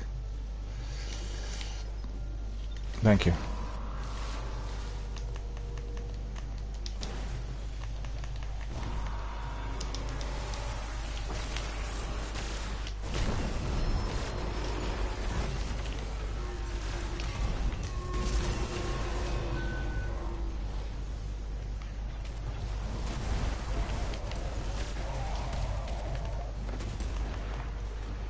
Why would the Splicers rebuild Sepix? They already have SIVA. I can make a guess. Maybe an offer to the other devils. A show of power? You know, in SIVA we trust, and in SIVA all things are possible. Get in there, and show them that their god is nothing but metal and tech.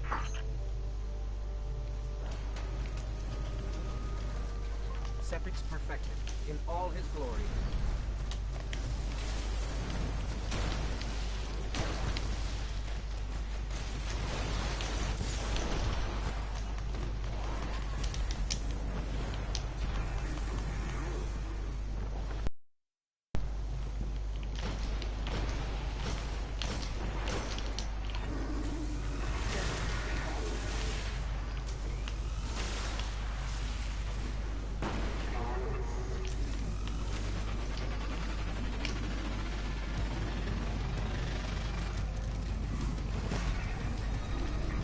Oh, it must be down here underneath.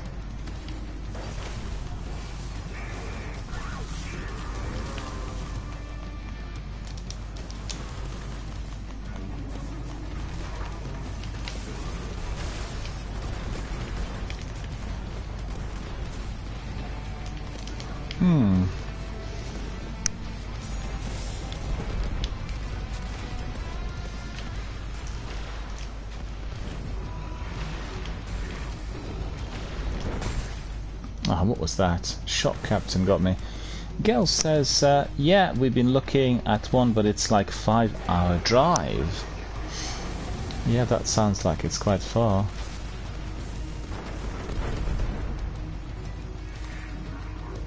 Well, the kitten will arrive in due course, for certain.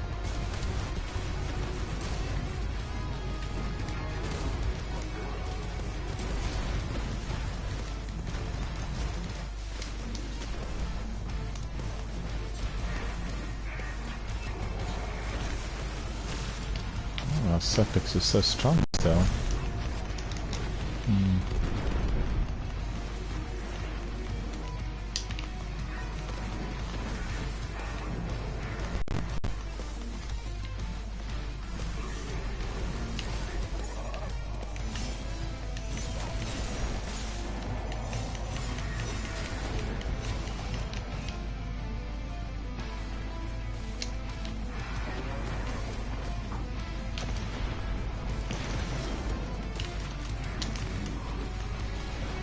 Scorch Cannon is there.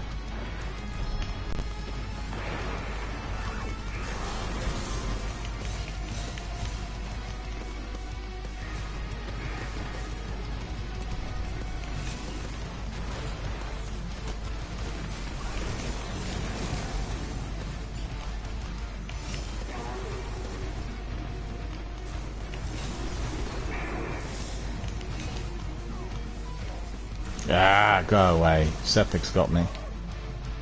Thank you.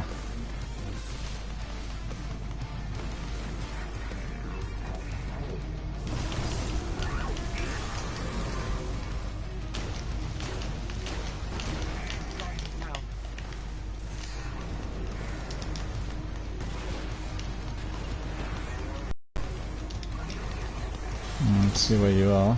Yeah. Oh, okay, we arrived.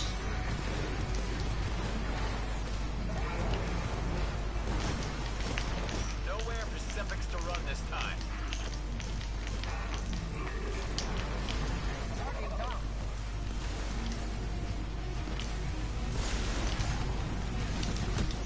Oh, I got killed as well. It's the Splicer Shanks that keep attacking in here. So just stay put in there. What's your respawn? About 20. No, just our friend will be respawned before me. Just let it be, because there are Splicer Shanks outside and they're really deadly. They popped up behind me.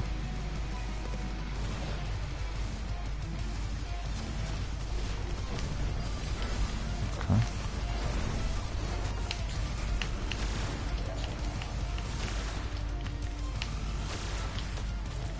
What are those, Scorch Cannons you gotta shoot Yeah. the shield with the Scorch Cannon.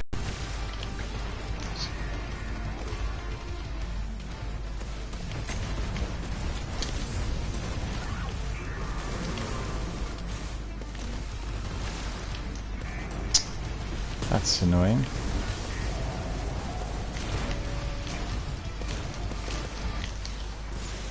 Well, that did it. The job complete. Set a god for all the worship.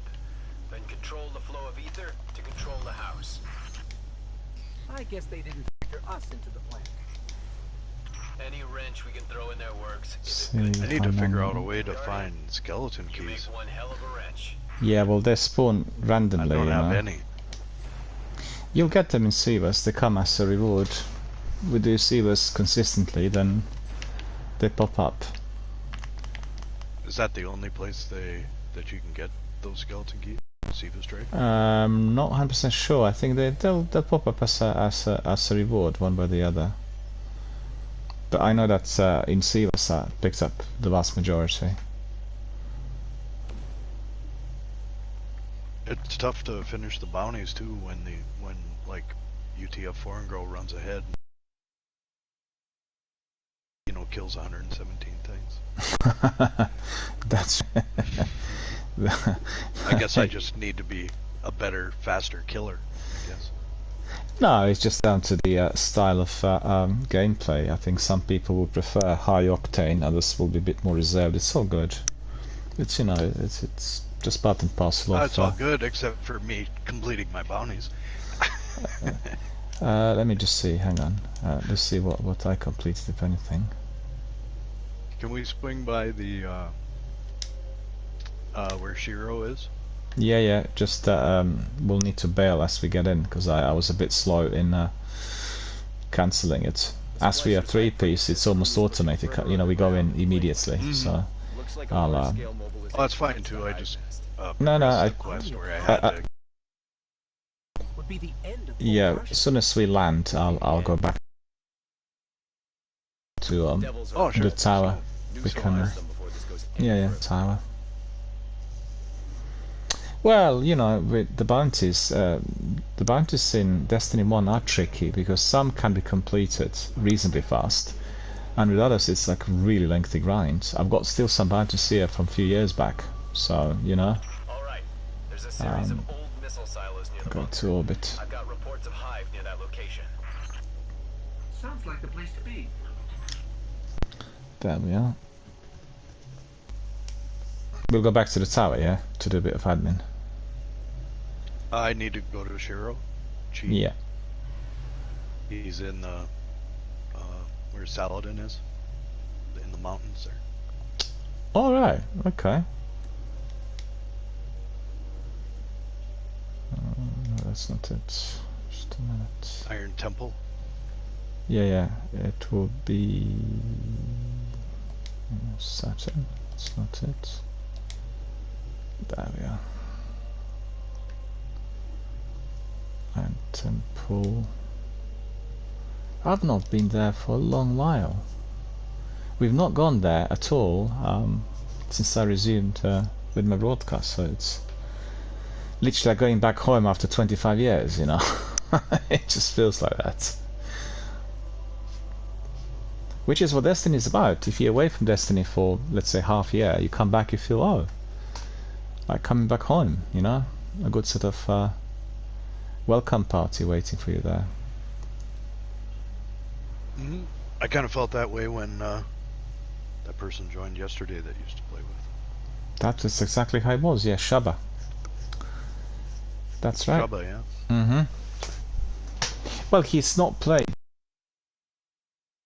He's been doing Fortnite and Apex and a few other games. Your mindset just changes, you know, you go back to the old. It's a bit like going to the old world. I guess, you know, people who grew up in one place and then lived in another, and then 20 years go by and then to go and revisit it. It is very similar sort of experience, definitely.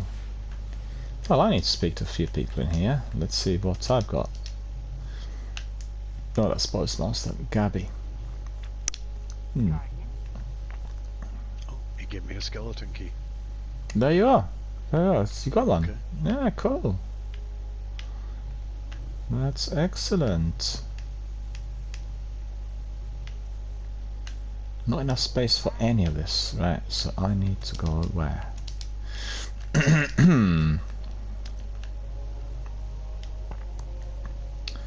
Lord Saladin, I've not talked to him here for a little while. Engrams. Tyra. Okay, I've got something with Tyra. Prove you're worthy to wield the Iron Lord's powers by performing noble deeds in the Plaguelands. Go to the Plaguelands and remind enemies why they once feared the Iron Lords. Alright, accept the quest. Engrams, Moit of Light, Takanomi Ranger, Long Tomorrow I picked up, that's good. Long Tomorrow 9G. So we can probably masterwork it. Or maybe not. Let's see. Toggle cage. Send.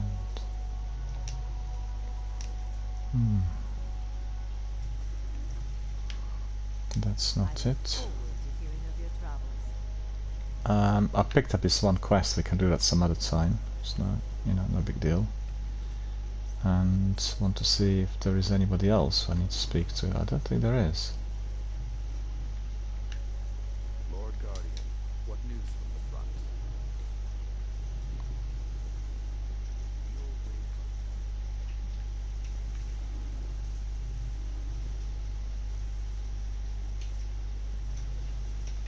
Any more of anything?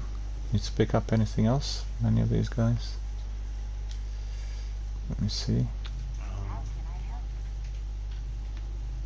I don't think I have anything else here. No? Okay, just delete some gear which I picked up that I don't actually need.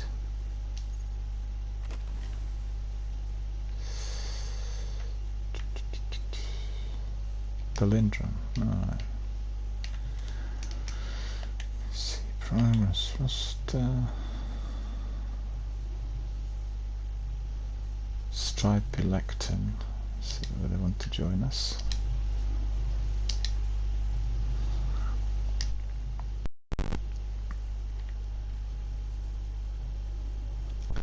Does Gale want to join us? Because I can see that Gale's watching. Has been in and out in here. You ready to depart? we'll go to another Siva. Yeah. Okay. Cool. Yep. Can do that. What I usually do, scenic spots, and then I have a look at the beautiful view. Look at the distance. Get ready for another battle. I'm sort of always thinking that it's a bit like going to a real battle. You know, you never know whether you're going to come back. So you take a moment to gather your thoughts and enjoy the loved ones and all the places you like the best, and then guess what? Another battle comes up.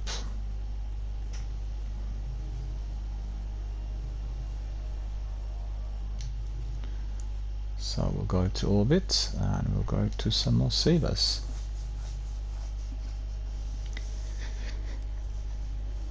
In fact, it's not too bad here today. It was extremely humid early on, and we had a bit of rain during the broadcast, and it's become quite pleasant. It was so humid earlier today. It was, you know, humidity in very urbanized areas is just unmanageable. You can't breathe that air.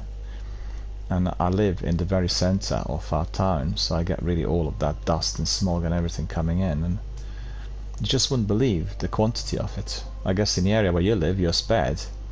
You don't get any of it, right? It's very rural, plenty of nature and forest and everything, so you don't get the pollution to the same degree. Am I correct? Am I mistaken? No, you're right. There isn't much pollution here. Air's Yeah, pretty clean. that's quite good. Although there were forest fires up in Canada and Western Canada that were affecting our air quality pretty severely a couple weeks ago. Really? Mm-hmm.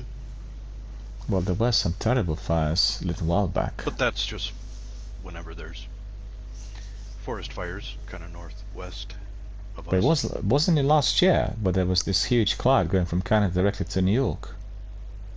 Or was it this year? They're like huge fires, and I know that in New York they could hardly breathe. It was like absolutely dreadful, all of that. It came from Canada. That so might have been this year.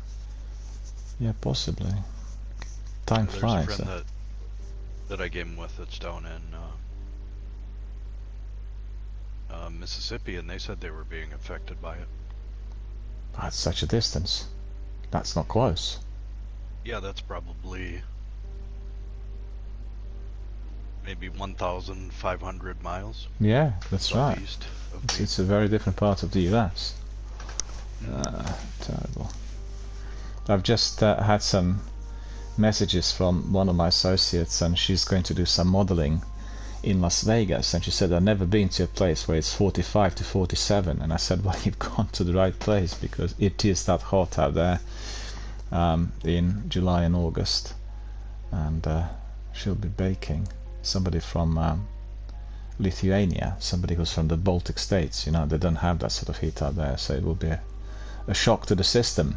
Dry heat from the desert. You been to Las Vegas at all? Just passing through it. I've never No, I've never been. never spent any time there.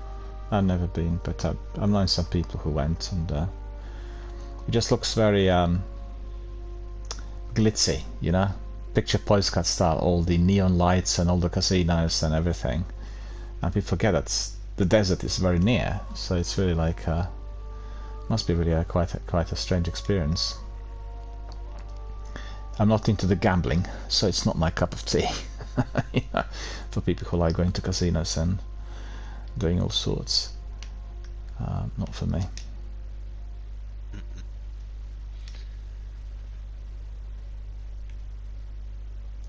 We'll be back to Heroics.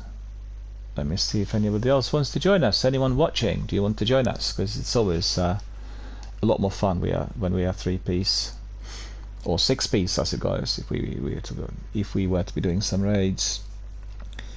If anyone else wants to join us, just let us know.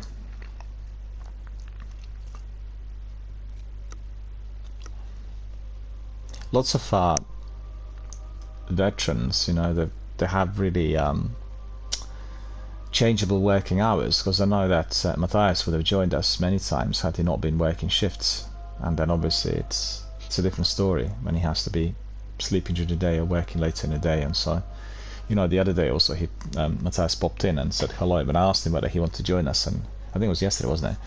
he said he was at work, and therefore he couldn't. It's astonishing really to see on the stats that the vast majority of people watching the stream are watching it on the phone, 85%. So it's a significant difference compared to the pre-pandemic activities. Well, lots of people watch the stream and they listen to the content and then they play their own game on their own setup. So that's one of those things which has been applied. And Vex have restarted their world-eating machine in a bid to restore their nexus. In time, Venus will be consumed. And listen to this. Scouts report that the Vex have upgraded the Nexus mine with tech from the Vault of Glass. Do you need something, Cade? No, just here to support my favorite Guardian. I'm sure. Let's take that Nexus mine apart.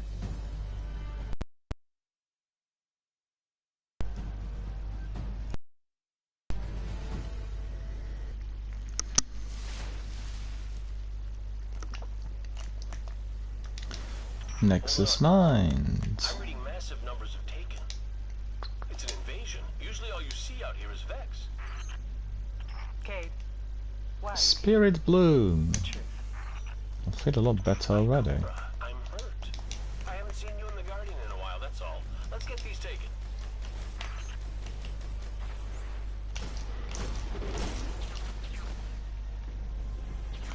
Yeah, loads of enemies in here.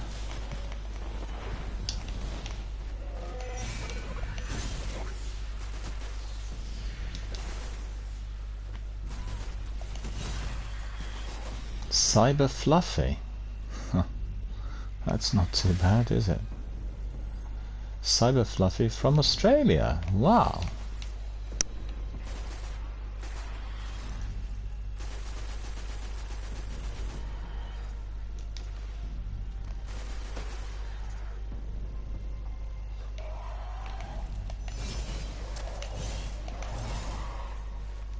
Got him. Okay. Looks like we have a few people in here doing something else, which isn't this Silver Strike. Oh, more Spirit Bloom. I need to collect some materials. Everyone needs to remember to collect materials. They're very important in Destiny 1.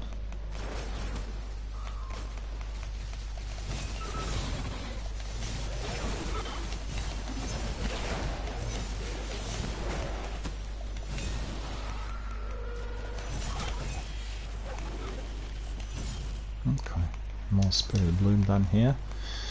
That's spotted. You know, it's all about the shields. You can see that all the enemies are wearing these red shields. That is what makes it a bit more difficult in some parts of our strikes. Because I've seen ordinary red bar enemies, they're taking 6 or 7 hacks on my Raise Lighter. So that's unusual.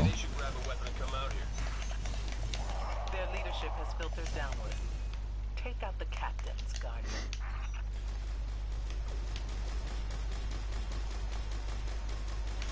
Oh, we got some in there too. Captains destroyed. Right.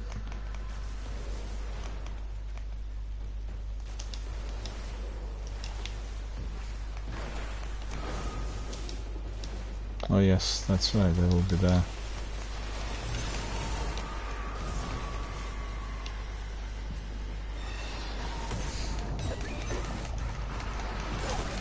Ah, too many of them in there. The whole lot.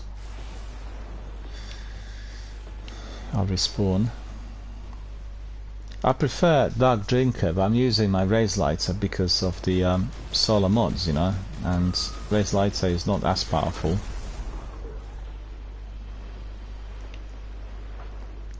Mind you, I recommend it, it's also a very good weapon. But the mods are making it difficult.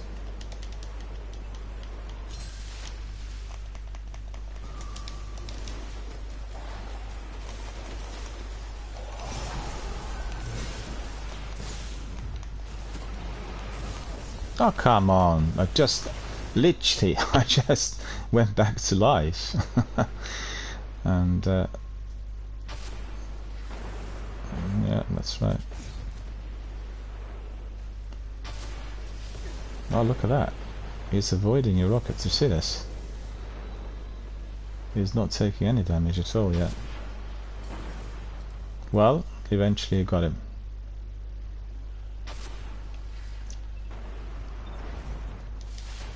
Respawn. I respawned.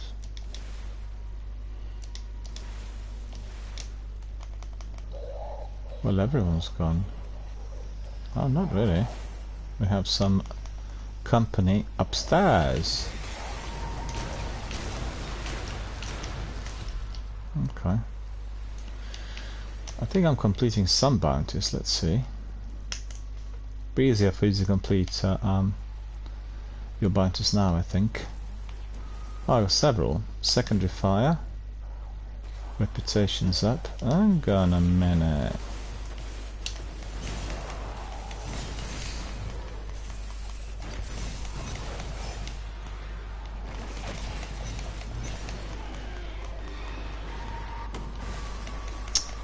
I don't know what's going on in here. I keep getting error messages that Destiny servers are being contacted.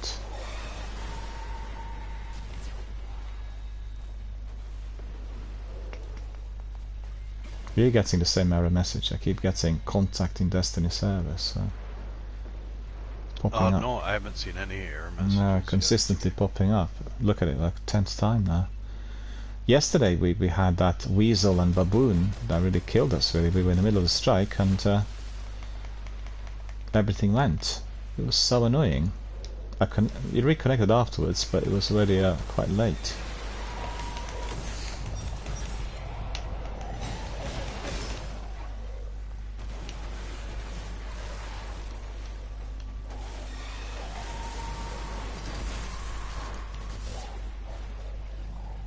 I'm just hoping it's not gonna crash yet again. Again, like yesterday.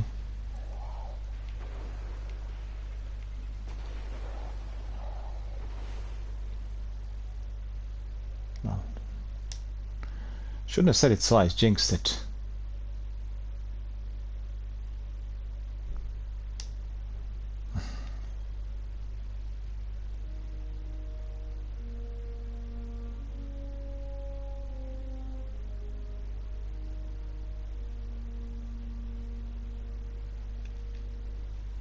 Can you hear me? Are you there?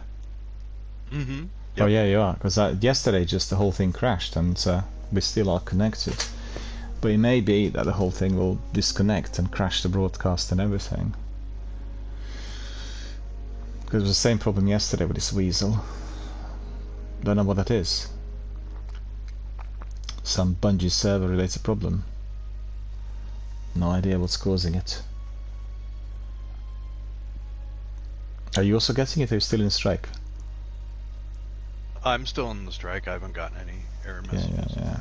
I got booted. My broadcast is still on. Back in?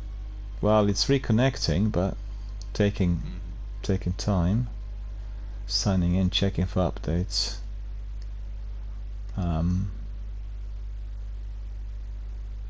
Let's see if I can come in. If not, I will have to enter your game.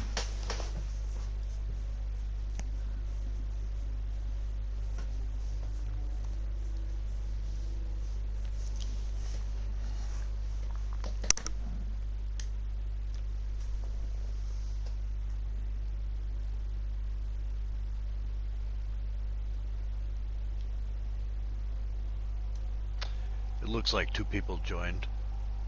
No? I won't be able to get back in. Nope. Uh-oh.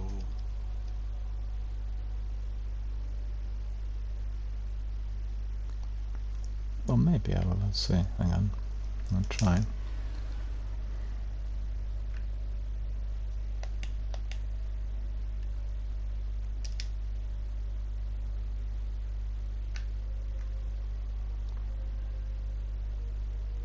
Yeah, it says that there isn't enough space on Fireteam, so I can't come in unless they drop out.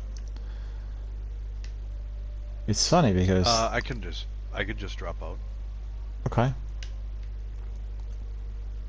Can you invite me to join? No, you can't actually, because obviously you're in a fire team. I'm in orbit, you can invite me. Yeah, that's right. I'll bring you back. I apologize to our viewers. As you can see, I'm getting Weasel and Baboon error messages. We had the same problem yesterday, and in fact it ended our stream prematurely, and then we well, I did actually come back to apologize to everyone, but these are the problems that can't be resolved. It's all to do with the way these networks operate. I wonder whether it also has to do something with myself being on 5G 4G router, because this is a different internet connection compared to what you get with a usual phone line and standard wire connection.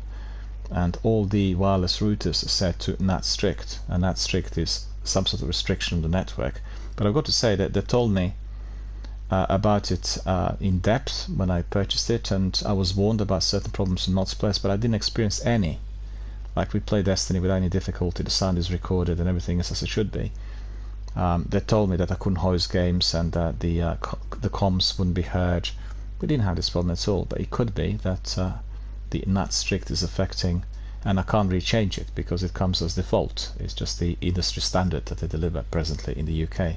Apparently they told me NAT strict is preventing unauthorized access to other information which is on the server, so it's a bit like encryption.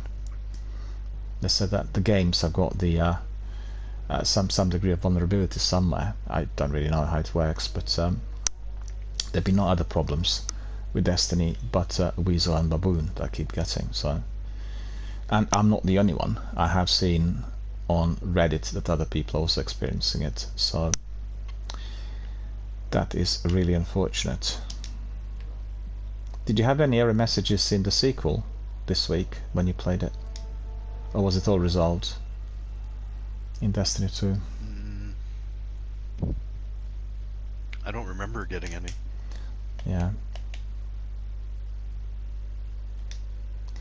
Well, I'm not sure. Hard to tell, really.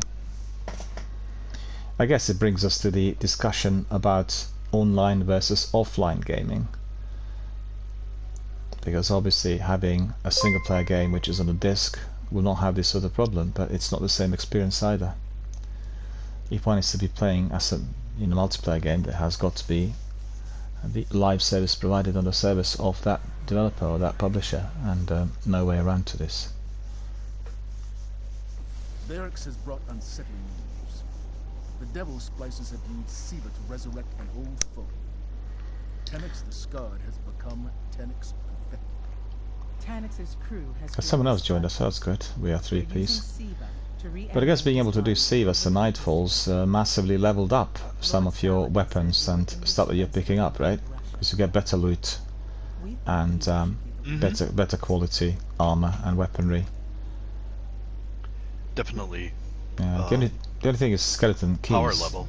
Yeah. Just need skeleton keys. That's all. Because with well, we have somebody else joining us. Aaron joined us. Aaron, thank you for becoming a new member of our community. Much appreciated.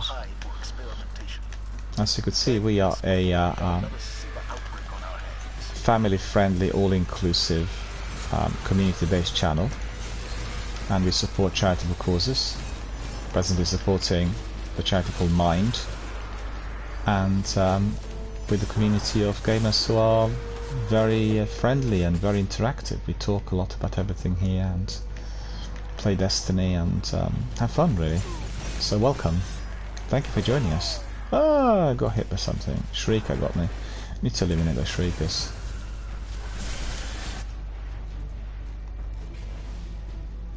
Our friend there who joined us just went ahead. Ignore the Shriekers.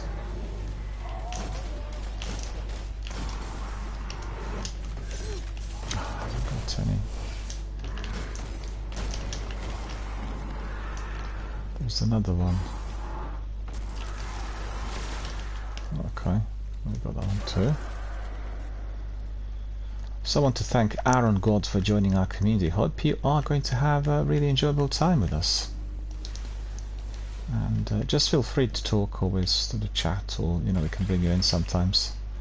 by the party. It's a highly interactive channel. We talk here all the time, therefore the channel is called the Edwin Miller Gaming Dialogue rather than just gaming.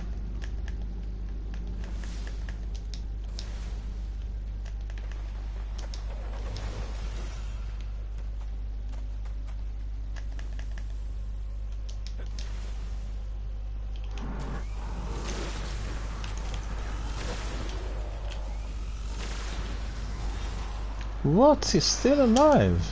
No, that would be a true miracle if he was.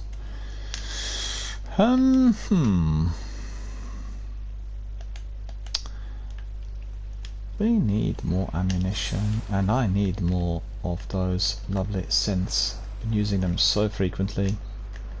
Anyone who's new to Destiny, you've got to have as many of those as possible if you are doing pinnacle activities. You know, you want to be having always spare ammunition for your prime, for your secondary, and for your heavy.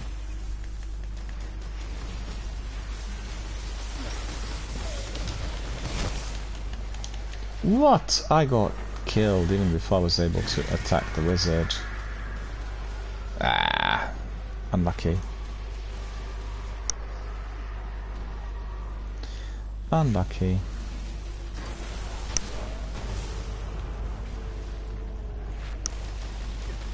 Dodgy ogre. Don't worry about me, I'll respawn.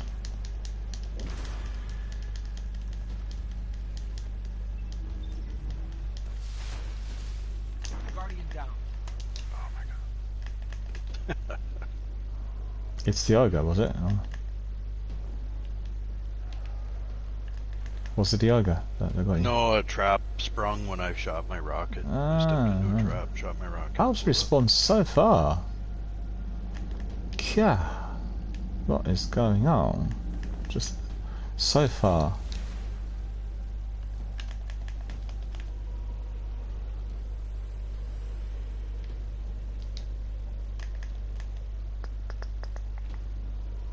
Ah, I see. Okay, yeah.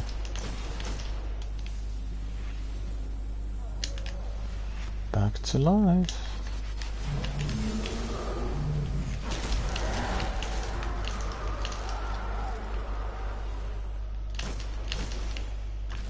Yeah, these are... I hate the straps, but obviously in this strike we're getting very many.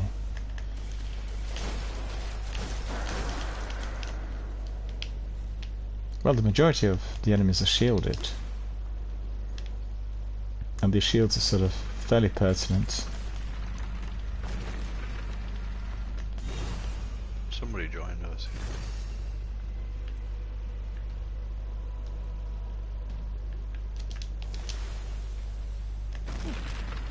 Oh, look at that. Excuse me. Bit of a croaky throat, I've got to admit. Excuse me, I need to drink something.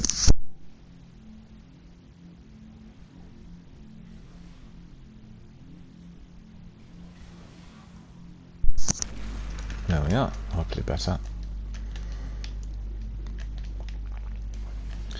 Well, it's just the sudden change of temperatures over here. You know, one day it was like 34 and then 10 at night, and it did actually upset my throat somewhat.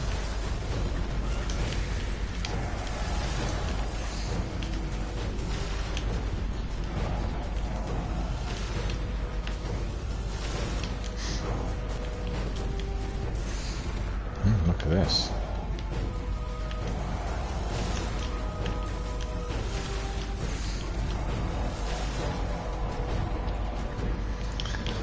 Need to recharge, get my health back.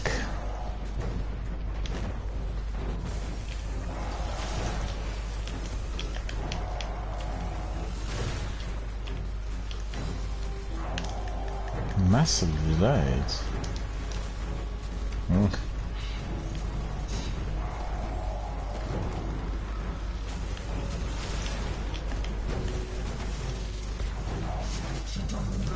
Oh, he's gone. He's gone. He's gone up. Talks. How is that possible? Well, when he loses, his health to a certain degree, he just goes up. In fact, the other day, if you remember, we were able to get him to the very minimal health just when he was stuck in a corridor in there. So that was obviously when the game didn't work properly.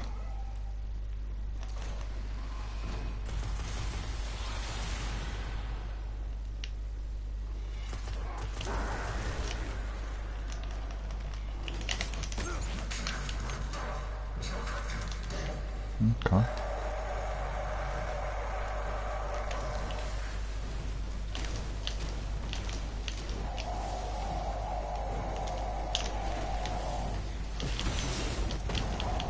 Well, that was suicidal. That was just too silly. Honestly, I don't know what I was thinking. Well, I was thinking wrong, or I didn't think at all. So, that's the reason that's why I got killed. Too close to the boss and being too daring in a situation that didn't need any of it. So this was your A to Z on how not to do things. Also very good to learn what not to do from me, because I do lots of these things that one shouldn't be doing. Ah, friends there. Ah, no. Not making the same mistake again. Look at that. Oh, he's gone again. Okay.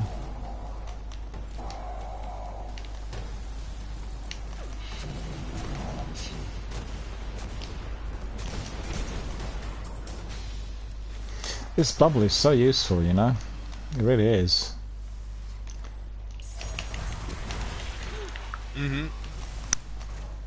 Tether, bubble, dark drinker. These are the team effort abilities that we have. Make a world of difference, really.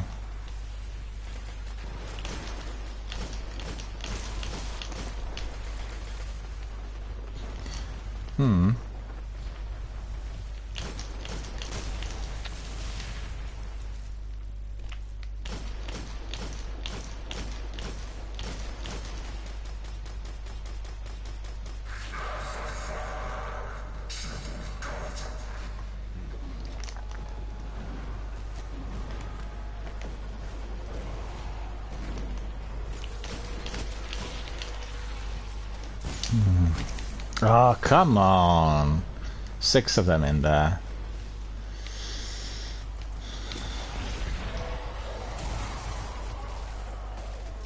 I guess if anyone's doing the strikes, remember to equip the armor which is solar resistant, because the enemies are really very powerful when they got these solar abilities and very powerful shields. So as you've seen, some ordinary red bar enemies were able to eliminate me really with ease, and that's because of my armor. My armor is not really up to scratch. The reason for which is myself wanting to masterwork some of the items that are in my inventory. So that's the reason as to why I'm not choosing the very best. Ah, look at that.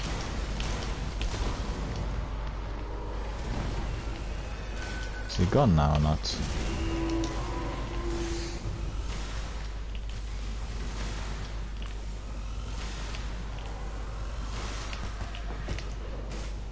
It's a Shrieker in there. Oh no, even a Shank. I was hit by a Shank and a Shrieker.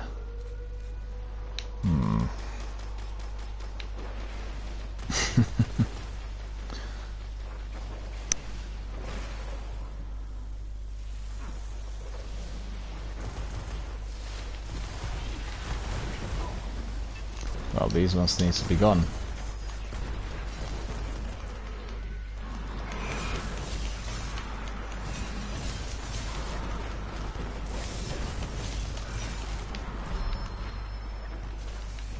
Okay, these ones are gone.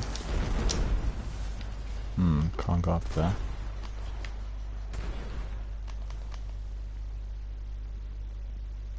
Yeah. That's all done.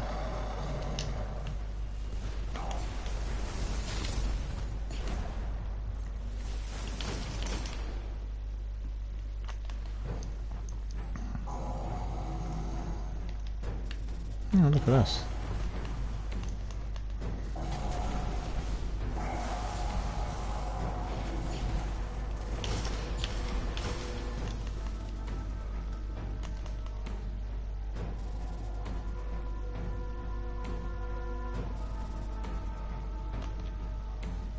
I'll deal with the ads because I got my sword on. I guess can use a Galahorn.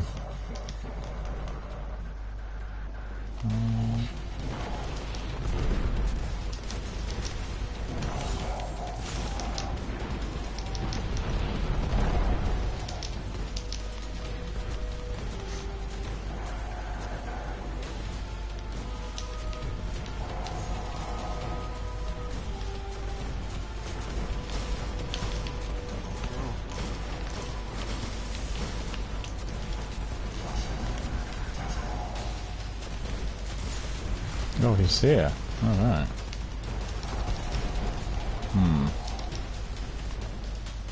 Too close to me.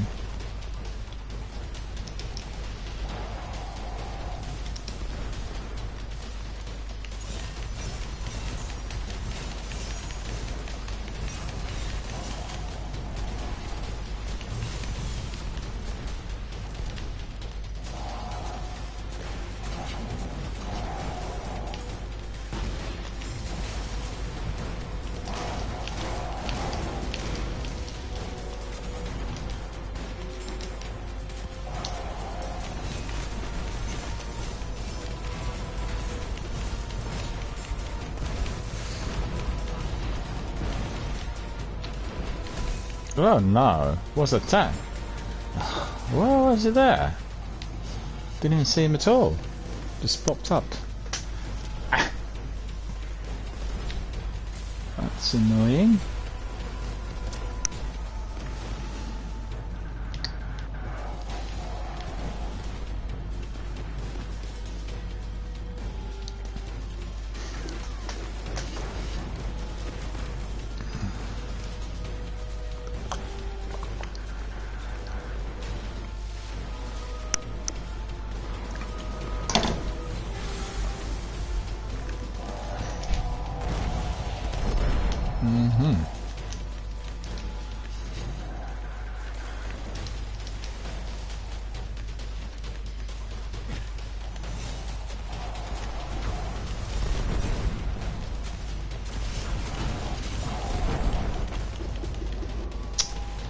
Yeah, I just keep forgetting that the raised lights is not giving that spin because the spin's so useful.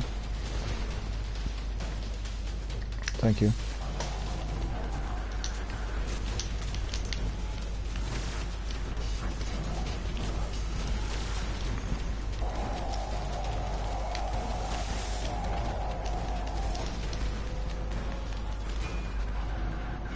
Splice the shanks.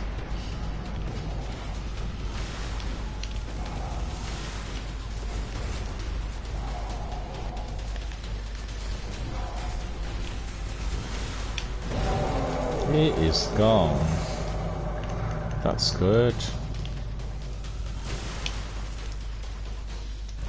You prevented Siva from restarting Panics' mercenary operation. The nanites continue to evolve their function. The Guardian will have plenty of opportunities to study Siva. The devils are far from defeated. Yeah, about 2 left. Skeleton keys, or 3. 3. Yeah, okay.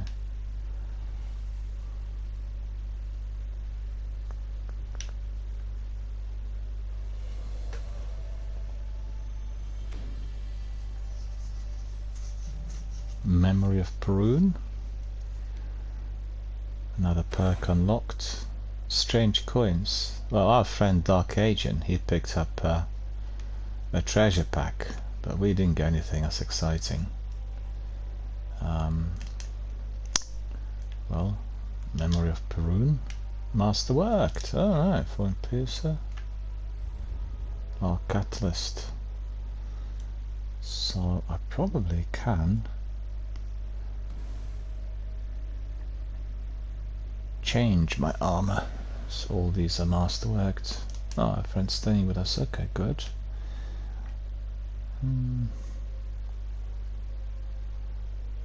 Two-sided coin. The Vex have restarted their world-eating machine in a bid to restore their nexus.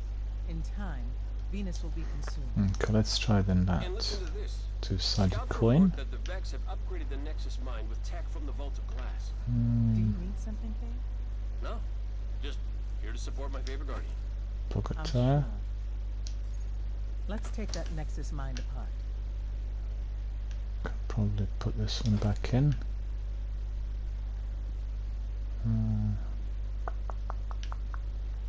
Looks like all of my gauntlets are more or less masterworked. Long Tomorrow 9G. And a bit more on the helmet. Okay, so that should be all complete in no time. Cade. What? Why are you here? The truth. Can't a hunter sit in on a mission with his friends? Because that's all this is.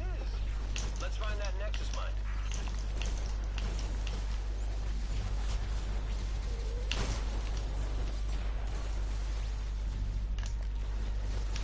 Precision shots. Look at that Vandal.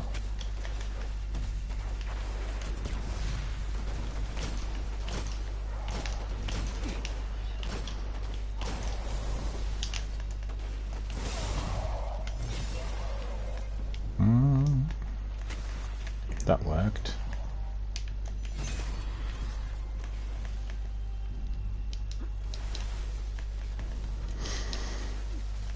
Two more. Four more. Okay, so these are all terminated.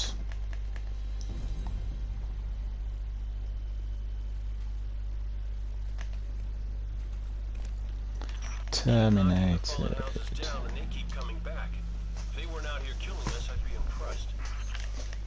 Break their command services, and you break them.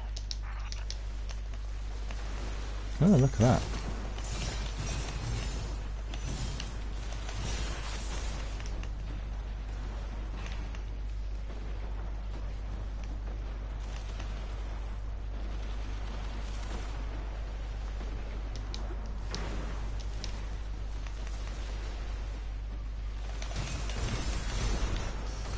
Supercharged. Look at this. Oh, so many of them. Yeah, that one was annoying.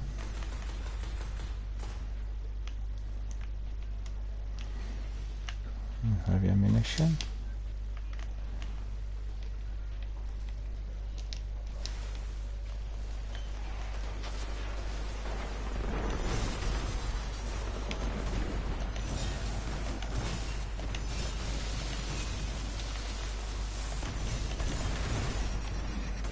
Shanks.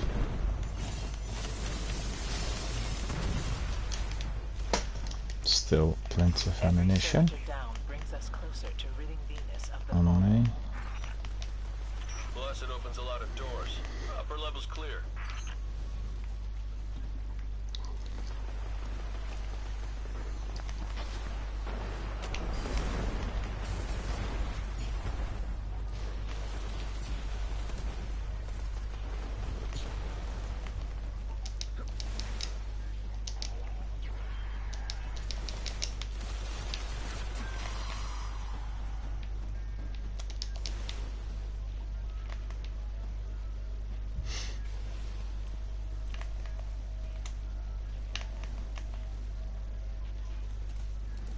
Our friend was waiting for us, which is really good. Thank you for that.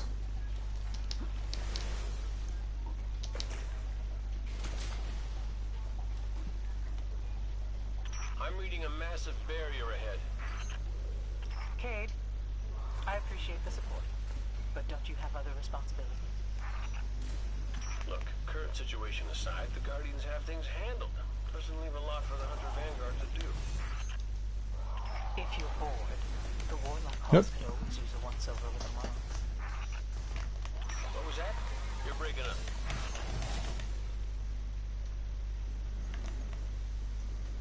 Venus, look at that.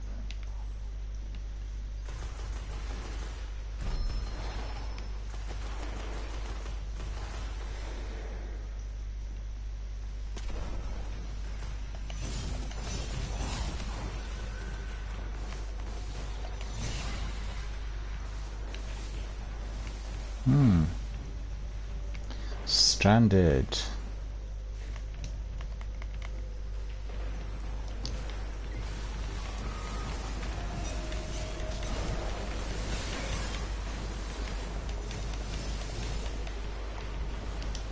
Guardian down.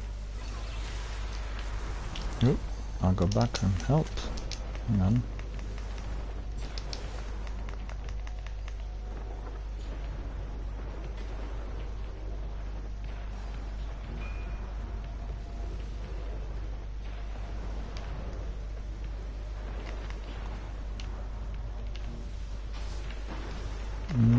Where about you? Can't see you.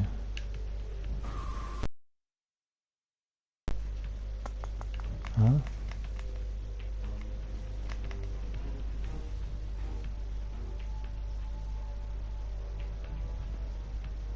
I've gone the wrong way then. I was trying to find you, but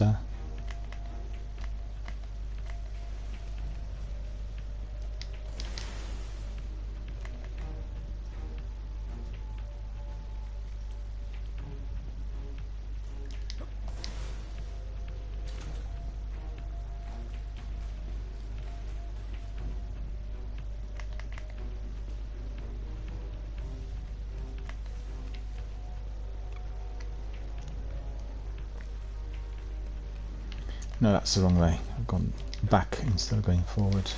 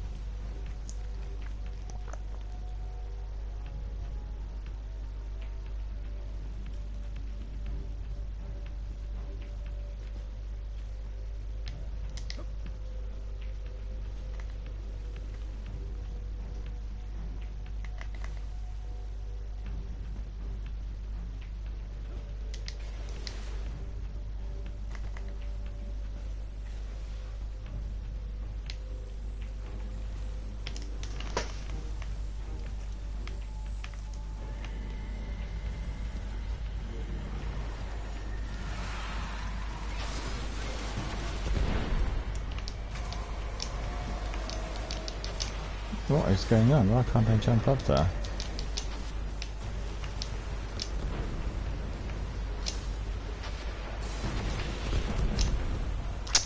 Yeah, I know what it is. It's the artifact I'm using.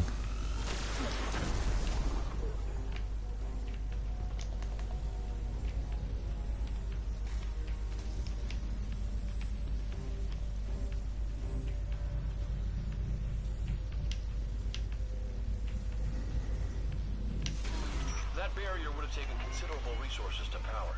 I think they're scared. Validate that fear, Guardian.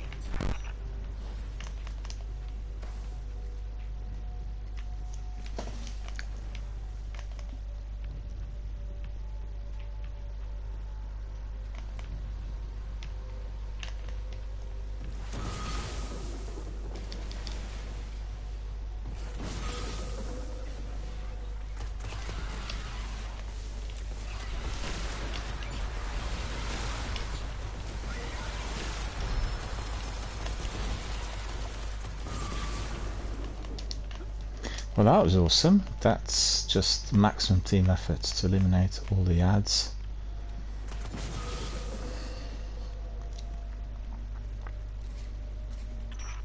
My stomach drops whenever you make a jump like this. I don't even have a stomach. Funny how that works. Keep my sword on for the ads.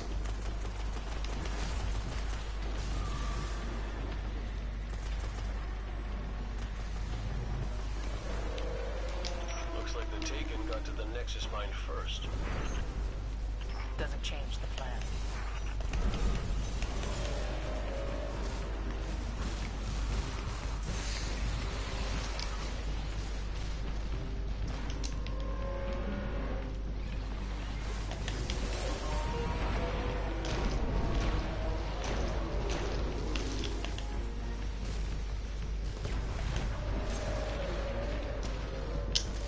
Oh, come on. The boss killed me. Ah! Thank you.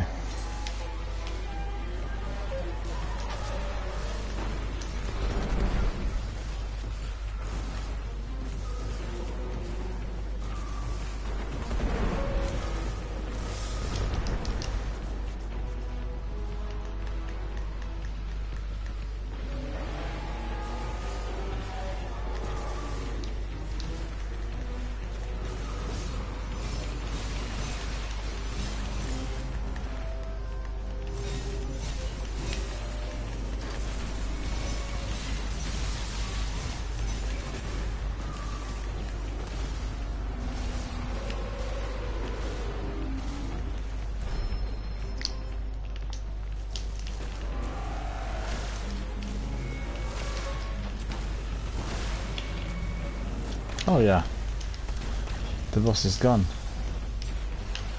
But this boss was like so easy compared to that Shank. I've got a legion of hunters to oversee, which is less fun than it sounds. I think they think I'm too hands-on. Some of them just don't like you. Wait, what? You've done well, Guardian. For the time being, Venus continues to turn, despite our enemy's best efforts. As you can see, we are progressing down the road of doing SIVA Crisis Heroic Strikes here today. Loads of action, loads of strikes completed, lots of bounties completed. And just want to remind our viewers and our friends and our community members that we are supporting a charity called Mind, a UK-based charity that helps people who are experiencing mental health issues or any form of emotional difficulty. And we're trying to raise funds for the charity and raise the profile by presenting it here live on air on our broadcast. And if anybody's interested, just go to the About page. You'll find a link there that provides you with everything that you need to know, be it on Mind or on myself as a broadcaster, or indeed on Tiltify, the platform that's making it possible.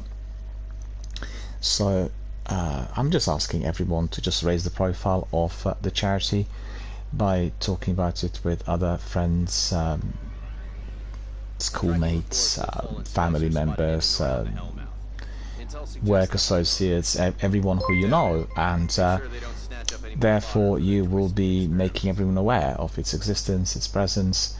It is a UK-based charity, but at the same time we are living in very testing times, so lots of people are suffering from financial pressures, which eventually are affecting their mental health as well. And the Mind is offering professional services in our local communities, and they're serviced by volunteers as well as professionals. Also provide sometimes social events and various other activities for everyone to join in. The actual therapeutic work is either within the framework of individual or group counselling, as well as providing some assistance on the practical level for anyone who needs it. We're trying to raise £1,000 through the fundraising and charitable fundraising, I should say, and we are going to be having various community-based events once we reach certain milestones. The milestones will be by the number of 100, and at any time we reach one of the milestones, we'll have a special event that will be delivered outside of our regular broadcasting hours, and you'll be able to see us doing raids and nightfall strikes and the pinnacle activities with our community members. So why the hive? Seems like a dangerous fight to pick. So very important for everyone to support the charity and to raise the profile and contribute if possible. However small or big the contribution is going to be, I can tell you it will be very greatly appreciated by everyone who is either working for the charity or indeed particularly by those who are the service users. and obviously myself and everyone in our community.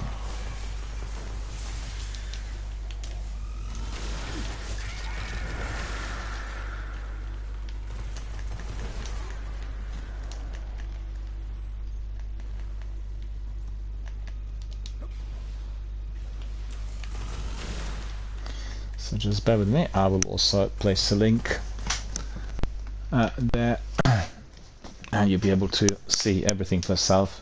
Otherwise, if you're interested, you can always access the link through Twitter and Instagram. It's always there, as well as on my About page. So bear with me, I'll just type a message.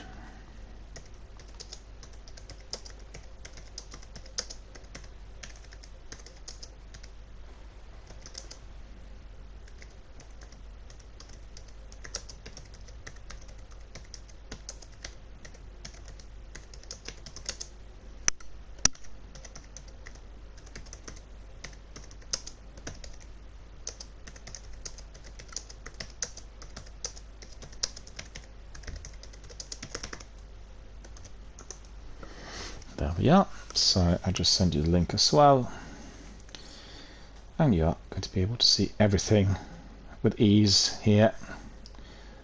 For the chat, nice and easy, just click on the link and you'll be able to see everything, and that includes also our stream. So it's a very, very well designed page, giving you all the information and also everything that we do here. Really, really good. I really like it. Highly recommend it to everyone. Just have a look.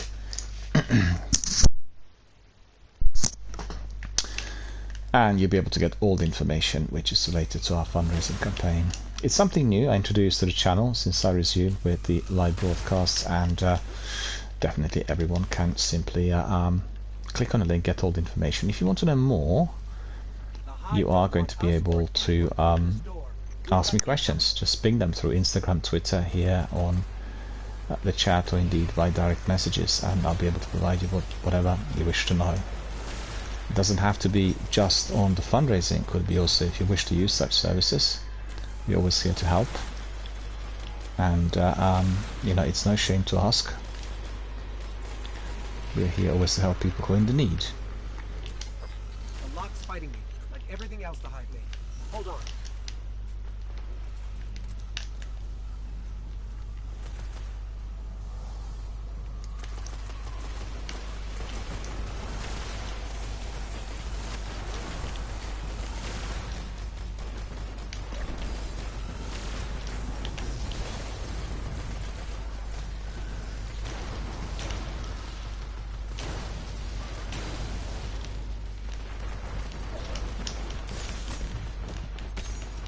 Come on, where's that sword?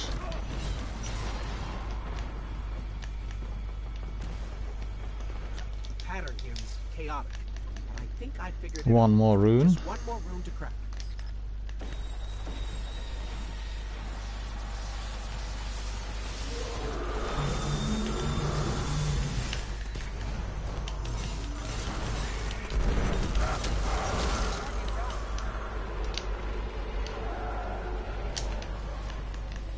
Those ogres. Rune's clear. We're through.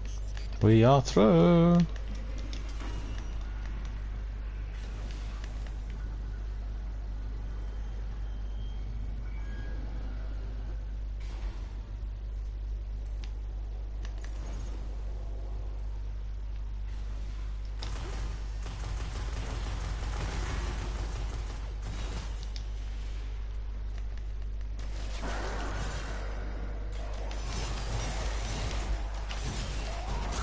Four hacks on the captain.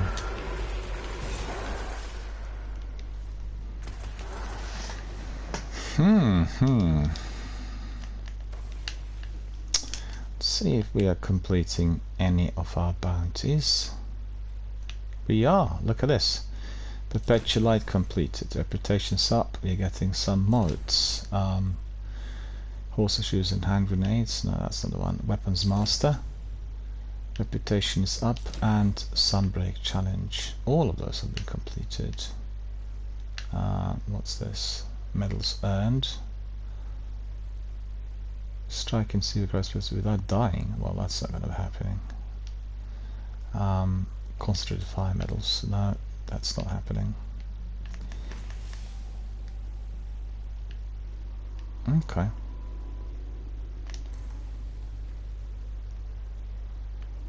Completing a SIVA strike without dying even once is very difficult. Needs to be some sort of SIVA that does not function properly, because the ones we're getting today generally are quite difficult. With the exception maybe of one or two. And one was insanely difficult. Watch your feet. There are traps everywhere. We couldn't even finish it because it was so difficult.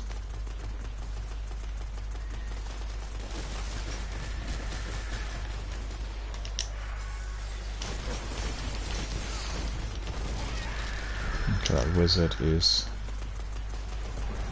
gone.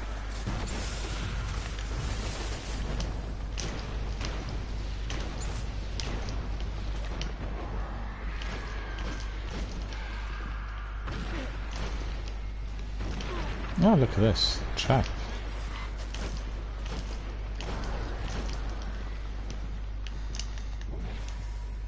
Well, another Imago loop with these explosive rounds will do really well in here, but I do not have it. I got this Imago loop. I was reminded of this the other week. My friend said, well, you don't have actually the very best roll on it.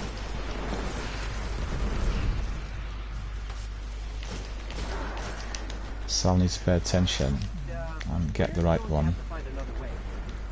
I don't care if you have to hitch a ride on a tomb ship, Guardian.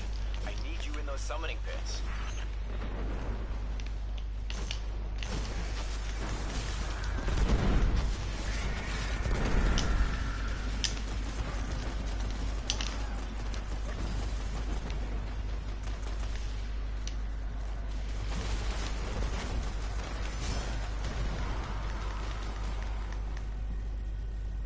Well, you got them all. You've got them all. I haven't got. Okay. Yeah, this one is a bit more difficult. Those wizards up there.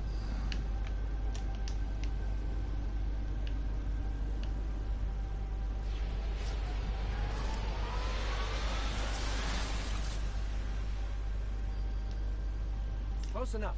Get ready to jump. Guardian down. Ah, you jumped a bit too early.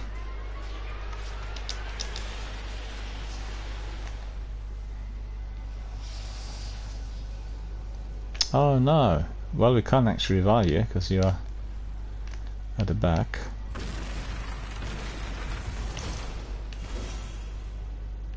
I'm getting no SIVA readings ahead. You beat the Splicer to the punch, but don't let up. Kill that ogre to ensure they don't get the chance to claim their prize.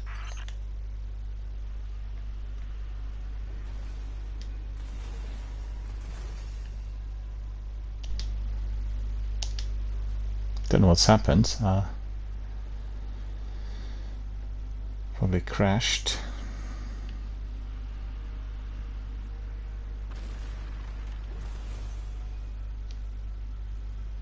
I have to jump off, Daniel. Okay. Work here that I have to do, but that was fun. That was great. Yeah, well, thanks very much for joining us. Really been a pleasure as always. Yeah. We'll catch up on another day, and well, thanks very much for joining us, and thanks very much for supporting our community. Really appreciate it. Yep. And then we'll catch up on another day and have a really good day. Yeah, you as well. Will do, indeed. Take care, sir. All the best.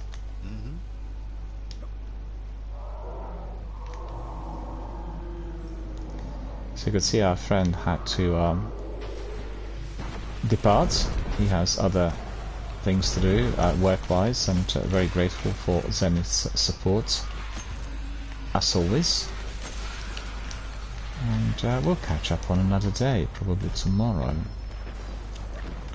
But we still have got this strike to complete, so let's try our best. Oops.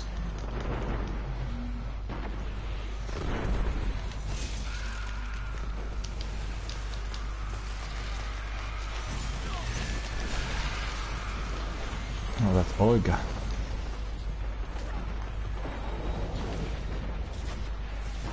Oh no, it got me from behind. Look at that. You better just run around, friends, because that will be too difficult. Okay, thank you.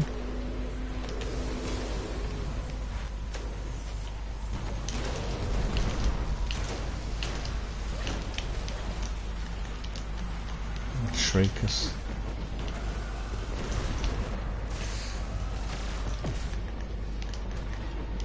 Another shrieker.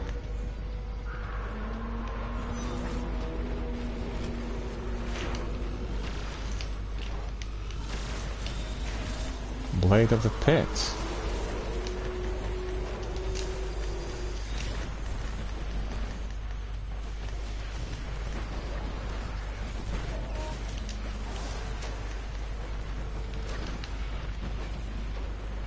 Yeah, got it.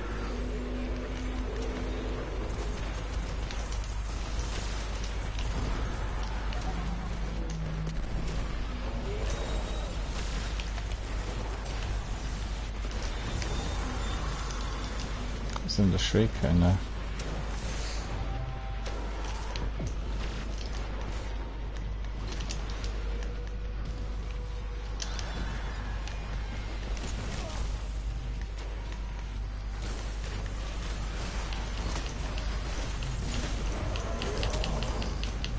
Ah, I got killed by this. That's annoying. I thought the sword would do the business, but that didn't happen.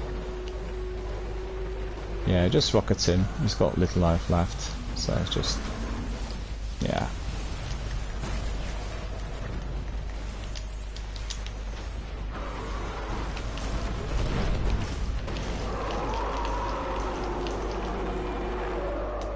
He is gone.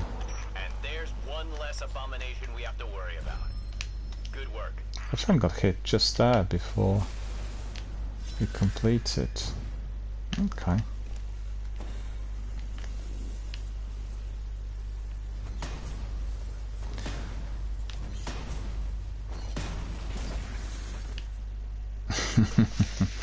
Yeah, I know that sword feels very powerful, and it can feel also rather punchy if you are attacking some of those beasts. I made a terrible mistake. I thought it was going to work on the boss, and it didn't work. Let's do a bit more before we wrap up for today. We've been streaming already for quite a bit, and well, our friends are getting really some good rewards. I'm getting literally nothing, and it serves me well because they were better than... oh, Kadima 429. Well, mind you, I was just trying to get rid of the ads there, and our friend was busy dealing with literally everything that came our way. Alrighty, so we'll crack on with another Siva, and hopefully our team is going to stay with us, a 3-piece. Yeah, that's right, that makes it nice and easy. Let's see if anybody else is there who perhaps want to join us. No, we don't have anyone else at the moment. How's everybody doing? You enjoying our stream and Destiny 1 here on the channel? Did you enjoy our community-based content, Q&As, news, all we talked about? Always highly interactive. We always have guests here. We always do something which is interesting and providing everyone with some entertainment. Better than ever, thanks to the Devil Splicers and Siva. Zavala's not too happy about the idea of the Splicers playing Godmaker. I can't blame him. So what you're saying is it's time we return to the scene of the crime. I'm sure the Fallen will be happy to see us. Yesterday we completed the Nightfall Strike immediately after the reset, and we managed to complete it within 30 minutes. We were down to about 23 seconds, so that was really quite an achievement. The new and improved Sepix is holed up in the Devil's Lair. You know what to do. And the strike was quite difficult. The bots was taking very little damage from us.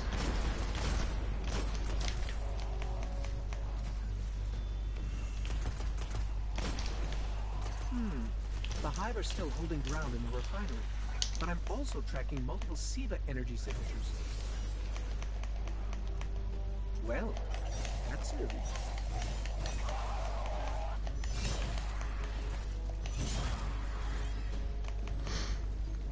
Heavy streak.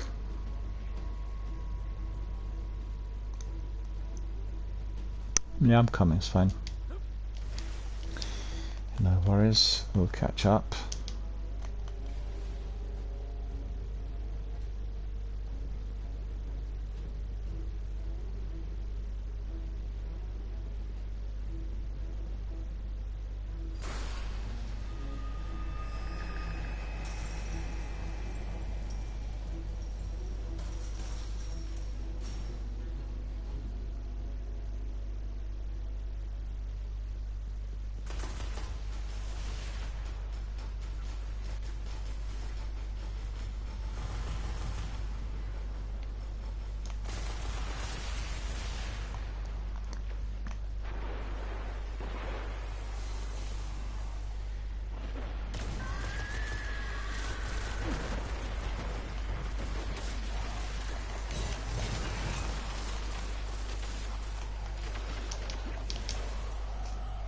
Oh no, I couldn't get up there, look at that.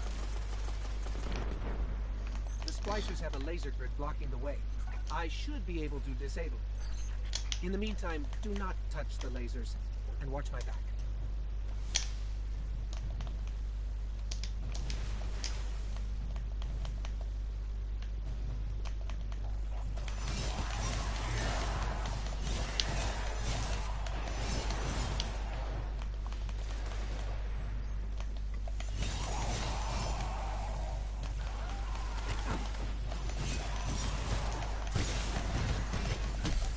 Oh, I got killed. That's annoying.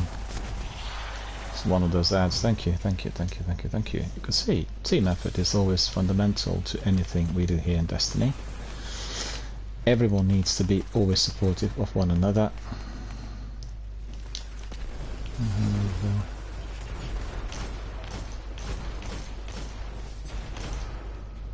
What? Oh, our friend got hit there. The Shrieker, Splicer Shanks.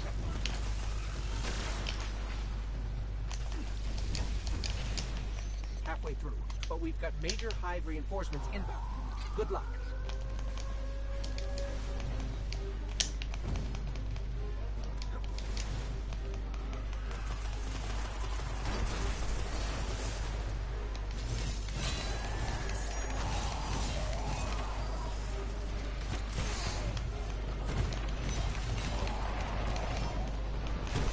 Oh, so many. Out of the blue. Thank you.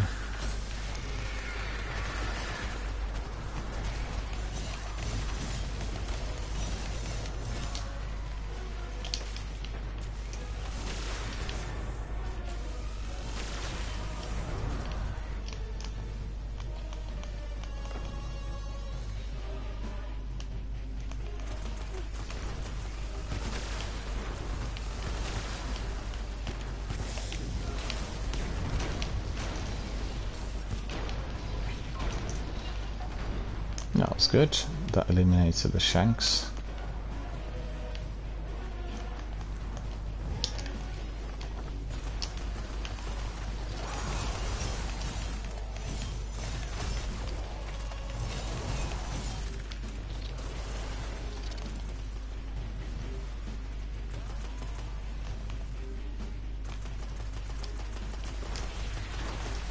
Eliminated these.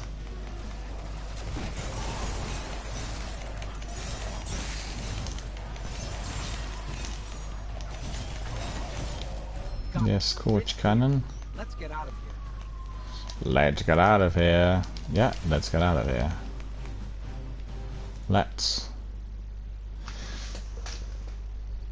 Gail's back. Gail says, I was doing something. Sorry I couldn't respond. No problem at all. We are here still for about 15 minutes and then we'll call it a day. We had a lot of fun today. Loads of good strikes. Plenty of entertainment for everyone, as well as all of our chats and discussions and community-based content. It's been really good as always. So good to see that new people are joining us every single day. So the channel is growing and our community is expanding, and that really is absolutely tremendous. Love seeing that. Yeah, we've definitely got hired. I need to pick up some extra ammunition. And I think they're letting the Fallen know it.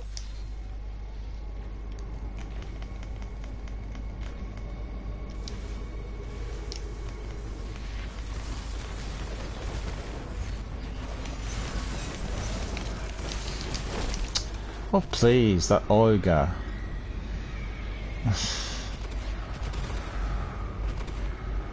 That Olga was in the way.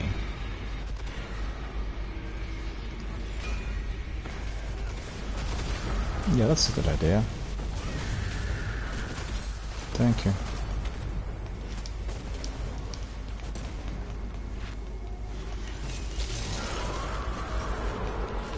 Finished him off. Got what he deserved. And his trolls as well.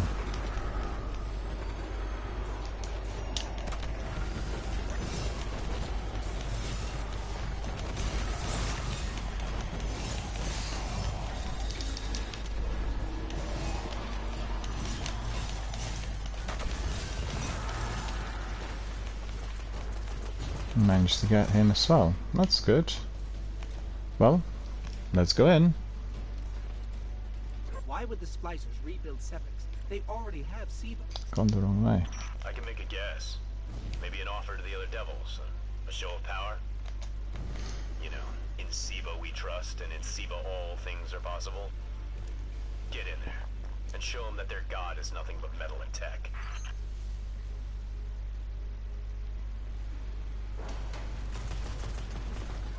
Sepix perfected, in all his glory.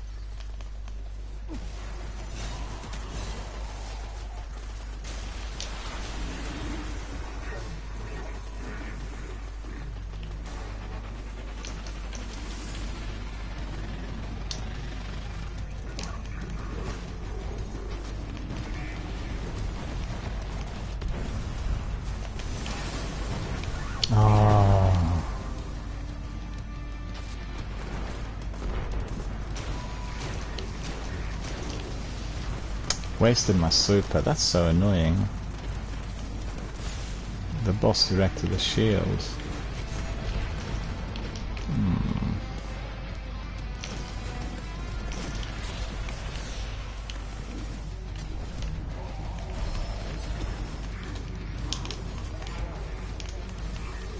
Go down below.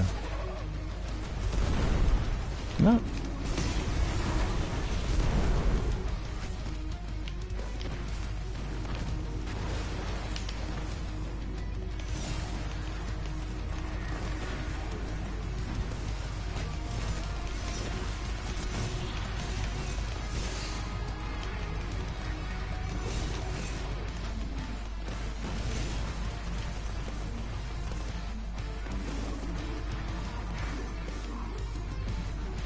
Yeah, I don't want to get stuck in here.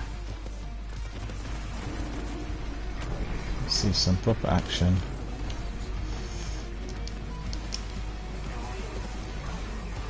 Friends need to get rid of this thing.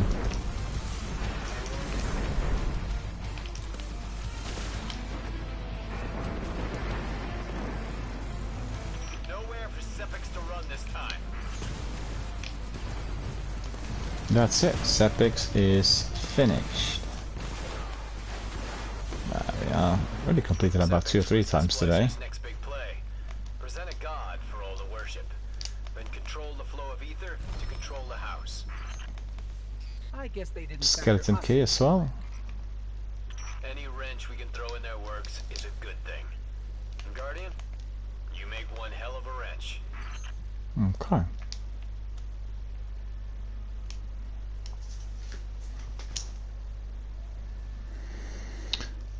So that's been completed. Let's do maybe one more and then we call it a day. One more SIVA. That will polish it up nicely. Hope everyone enjoyed our activities. I had a lot of fun. And fortunately it's no longer as humid and as hot as it was earlier. When I began the stream it was so humid and so noisy because this individual who is doing the works here at the property was drilling and cutting and sawing and doing all kinds of things, and There's just that really dreadful, very disturbing noise interfering with our stream, but nothing I could do. Gail says I am on now. Yeah, that's fine, but I will be gone because I'll do one more SIVA and then I am departing. And in fact, I can invite you for one SIVA strike if you want. And then just let me see.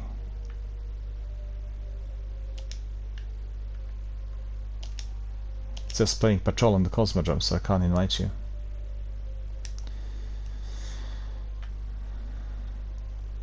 Try it again. No, it's not allowing me to invite you, I'm afraid. So as we are doing just one more strike, then that will be it for today. Usually my streams are between around 5 hours long, and then because I provide you with a lot of news and community-based content, we sort of extend it a bit sometimes. Oh, you just left? Okay, I'll bring you in now. Okay, that's fine. It's not allowing you to come in.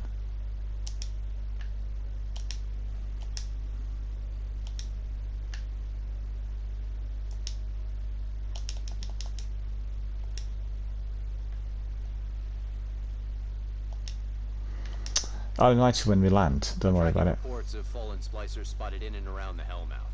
Intel suggests they're hunting ogres. Get down there. Make sure they don't snatch up any more fodder for their twisted experiments. I'll invite you when we land, so that's fine.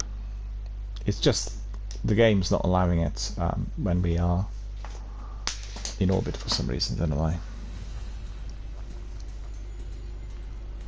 If it sort of blocks the access, I'll depart and I'll bring you in, so it's no big deal. We'll try again. Yeah. Yep. The Devil Splicers can grab any more abominations for their priests to play around with. Yeah, try to come in. I'll wait for you here. You should be able to come in. Send you. Well, yeah. Did you receive the invite? You should be able to come in.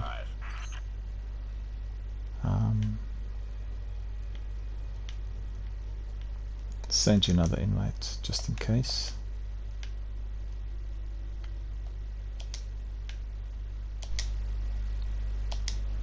Yeah, sent you two. You should be able to come in. Have a look. Have you received it?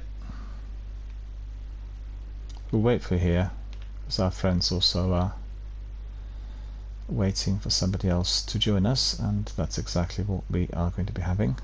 Gail joining us.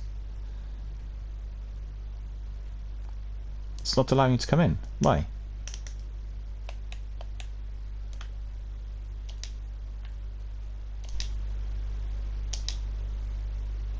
Are you getting any error messages? Because I'm sending you the invites.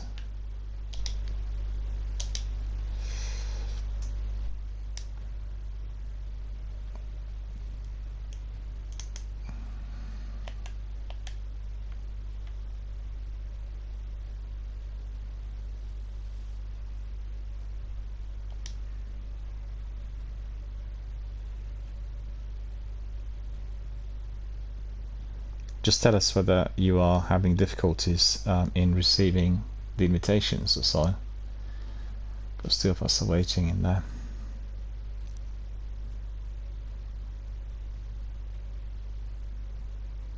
No, I'm sending you the invites. Okay, actually, you can come in. I'll change that for you to come in. Okay. Try to come in now. Join my fire team. And then I'll close it again, because it's got to be always on the invitations, because I am the one who's inviting. You know, it's not free access to the actual arena live online. So try it now. I've changed it. Okay, you join us. So I just need to bring this back again and change it to invitations.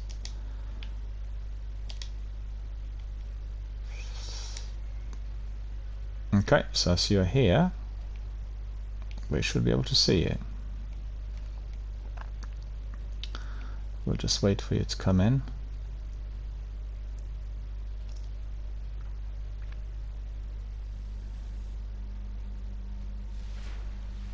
There, now we can go.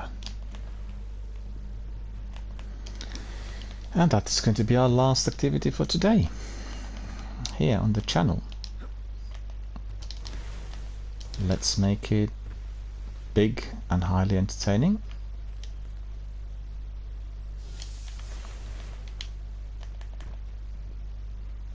No ads. That's strange.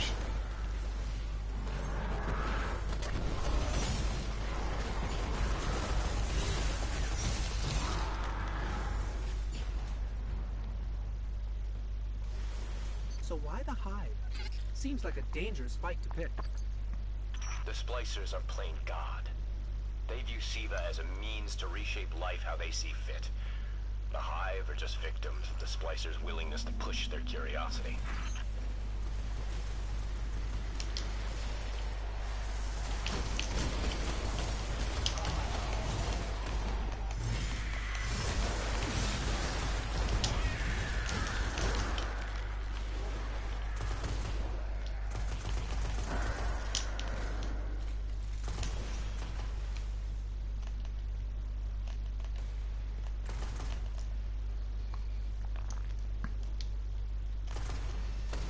Have to admire the hive's tenacity. They close this gate every time. Every single time.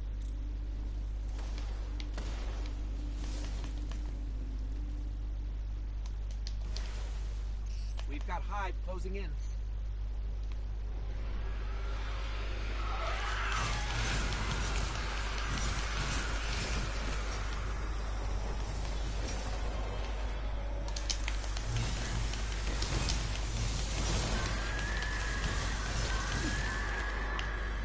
Got the wizards.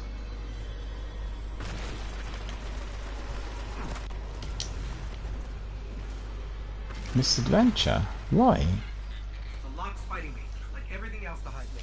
Hold on. Don't know what caused it.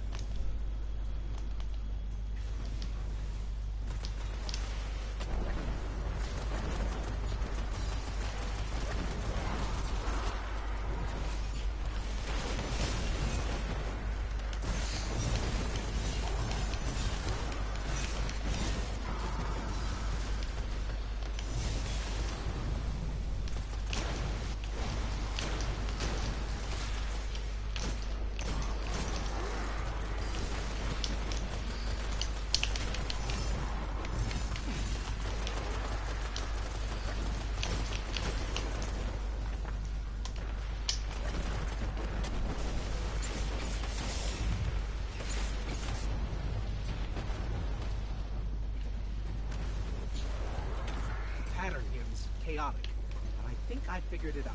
Just one more room to crack. God, these traps are real pain.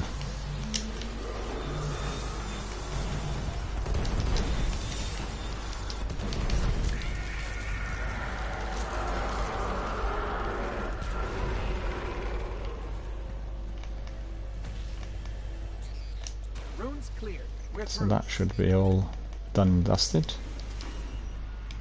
Okay. You got it.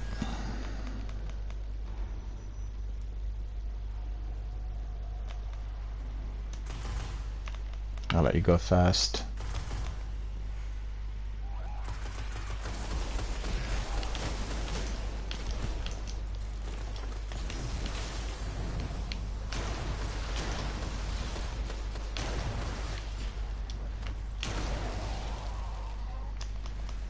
Golden gun's pretty good.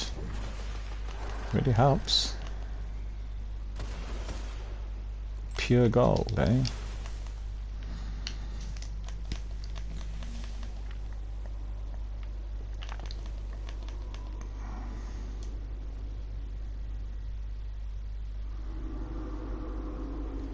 So much pain in that scream. Why do I get the sense the ogres enjoy it?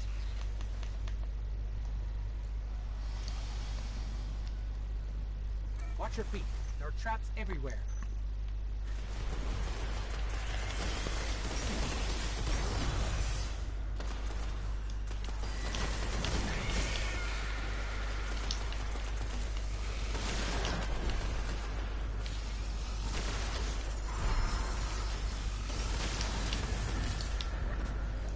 That wizard paid the price, eh?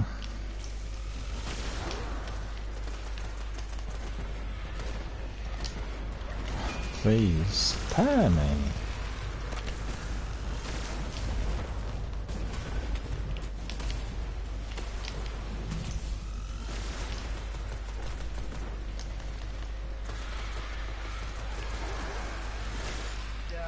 We're going to have to find another way. I don't care if you have to hitch a ride on a tomb ship, Guardian. I need you in those summoning pits. Unlocked perks. I just remember doing Sievers is always the best for this sort of thing.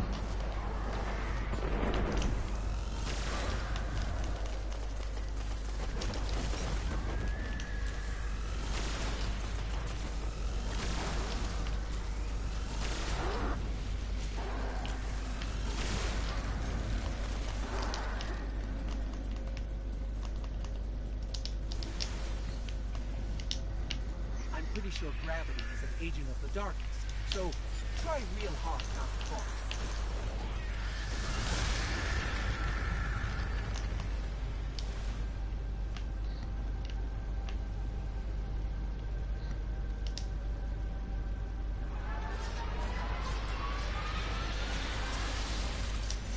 Close enough. Get ready to jump.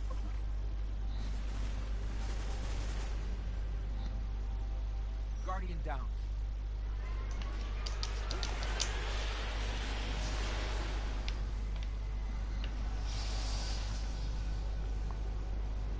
We can't go back in there, unfortunately, so you'll have to wait until we respawn. There's no way through which I can go back. Heavy splicer signatures. They're already here. Get in there, Guardian. We'll just wait for our friend to come in, okay? Whatever monstrosity the Hive are conjuring. Sitting in a trap.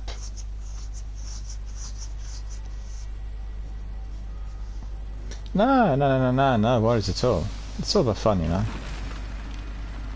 It's always like this in this strike. If anyone gets killed as they're jumping, they always get brought back.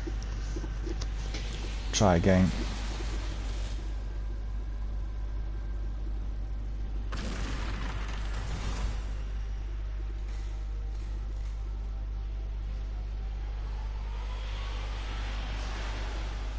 Oh, you got it. Cool.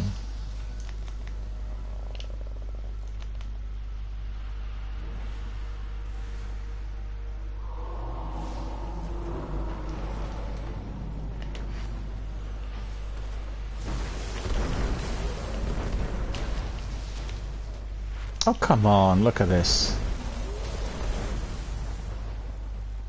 Lost my super. That scream reminds me how much I hate this place. As if I could forget. Close enough. Get ready to jump. Don't look down, okay? This one got me.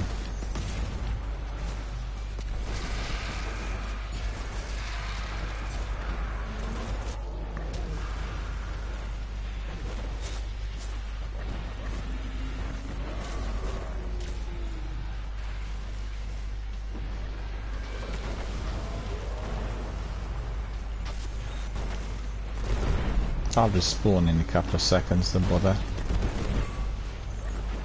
Okay.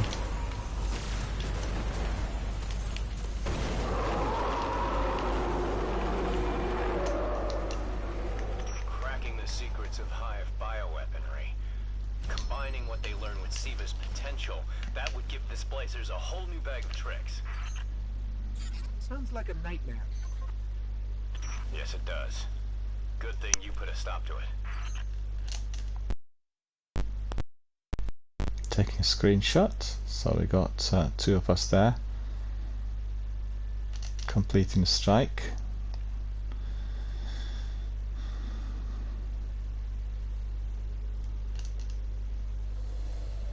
Yeah, I got also a screenshot with our friend, so that's good. In fact, we can do another one and then we call it today. Got enough time until 7 o'clock. We'll do another one, and then we will close the broadcast. Swimming. I need to have something to eat. I need to have my dinner. And really look forward to that. A really good swim last night. I was hardly anyone at the swimming pool, so I literally had the whole Olympic pool to myself. That was fantastic. It does happen when you go for swimming quite late. Some days are not busy. And I can see that it sort of brightened up outside. We are getting some sunshine after a bit of rain earlier today, but it's nippy. It's no longer as humid as it was when I woke up, so that is definitely Hive General with a lovely voice. greatly appreciated. Vanguard scouts report she's undone her death. So we have Done her death? two friends here with us doing Garrus was strikes. trying not to make light of this. We had Zenith earlier, What else might and now we have Gale, destroy and Omnicle is it Dark Angel or so, a third person. Friend request received, so we'll accept our friends. Hang on.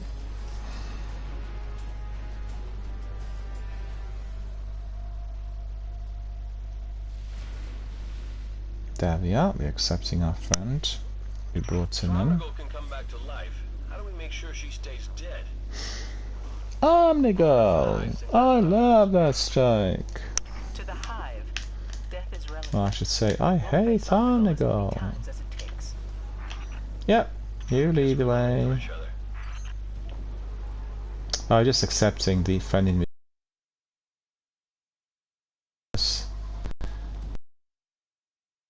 of our community. Great to see. We like seeing people who get in through random matchmaking and then become our dedicated followers, community members, fans, participants, you know, really good stuff. I really like seeing that. I brought in very many people through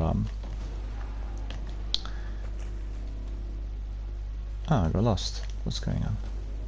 Be ready for anything. The Hive and Fallen here are more desperate than they've ever been. I was going to say I brought in quite a few people through random matchmaking to the channel.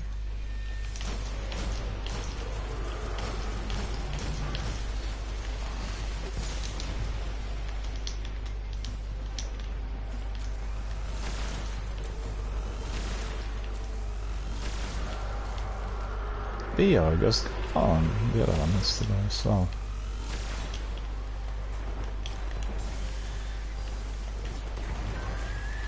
That worked.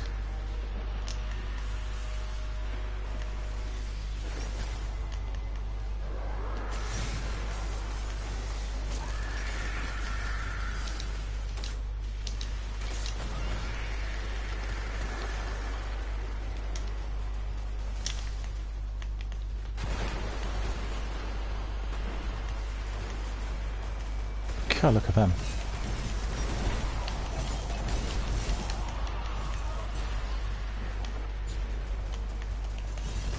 I hate the Splicer Shanks. We had a strike earlier today, Zenith and me, but loads of Splicer Shanks. Too many. And that Saber, the big shank, was impossible to eliminate. It had like a sniper on top. And it didn't want to really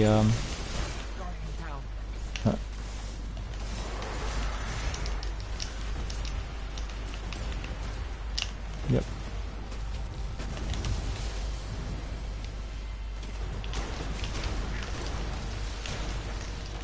Guardian? You remind me of, well, Ikora, in the Crucible days. That was a lifetime ago. I'm sure Shaxx hasn't forgotten. He still has trouble sitting. Yep, that's right. We got it. The Cosmodrome is turning into a breeding ground for Hive and Siva. Like one big, disgusting petri dish. Guardian down.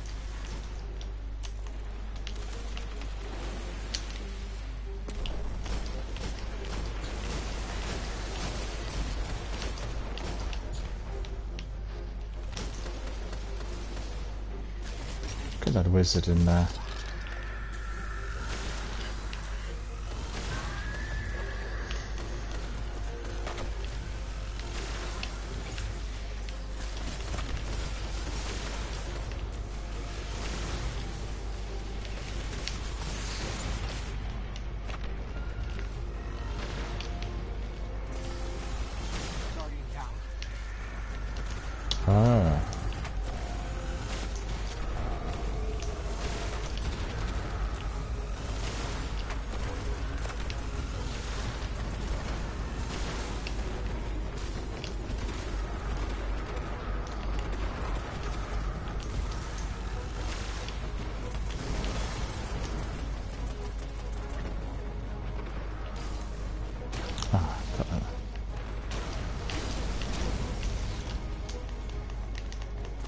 Yeah, I nearly missed it.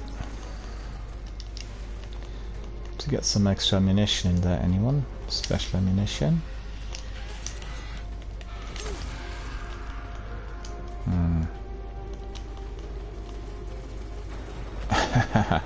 That will be hard to break.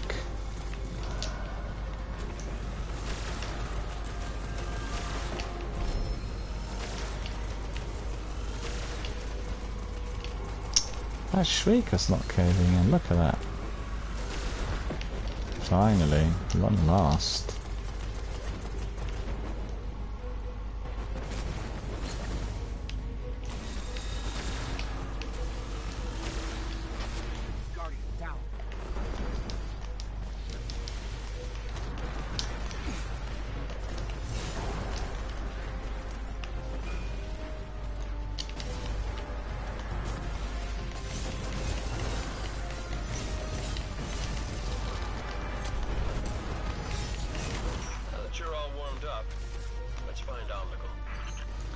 Now let's find Omnigul. Omnigul's down there.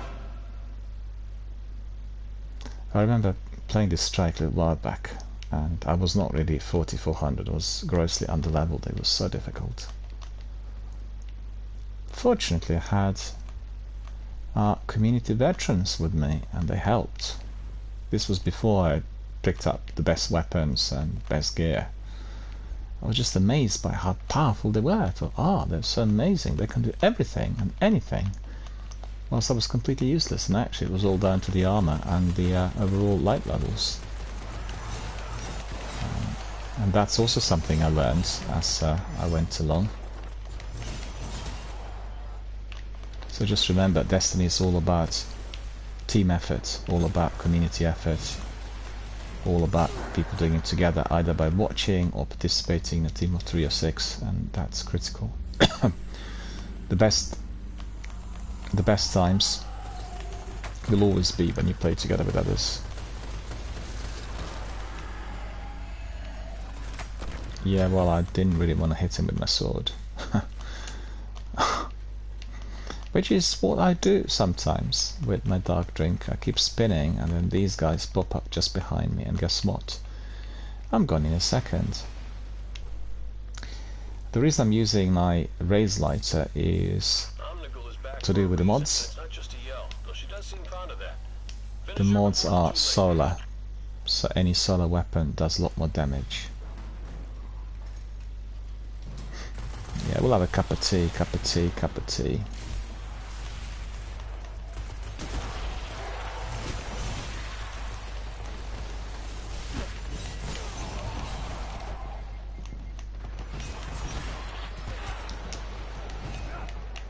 Oh, I missed him, look at that.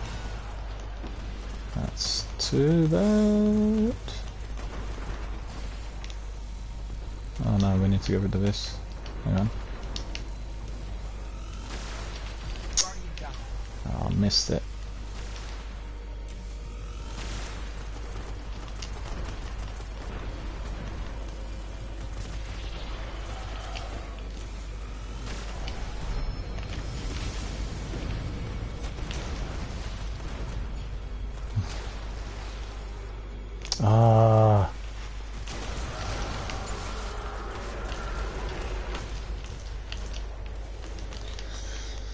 Well, didn't use my super as much as I wanted to.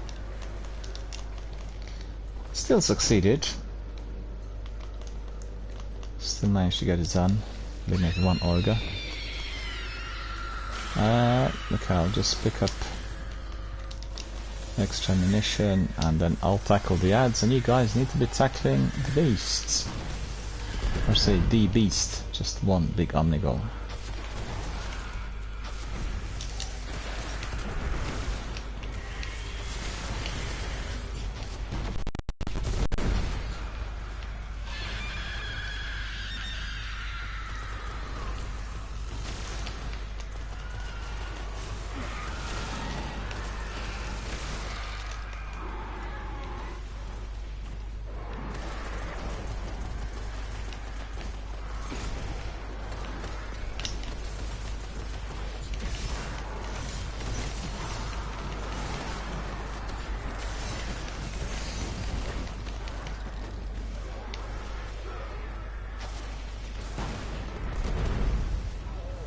Oh, we are both dead. Okay, well that was like a snake spit in there.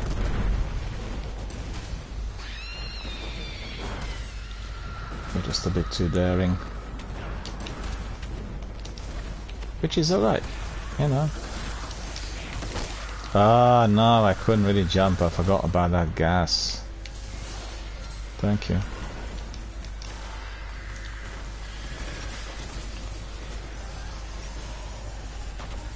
The gas is awful. You lose your abilities.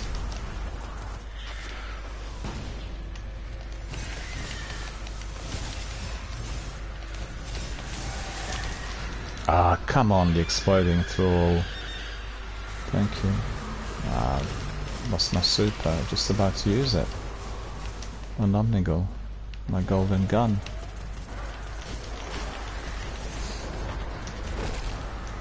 Ah, this Ogre got me.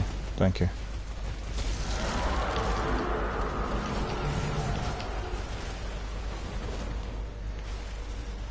Blimey, this is hectic.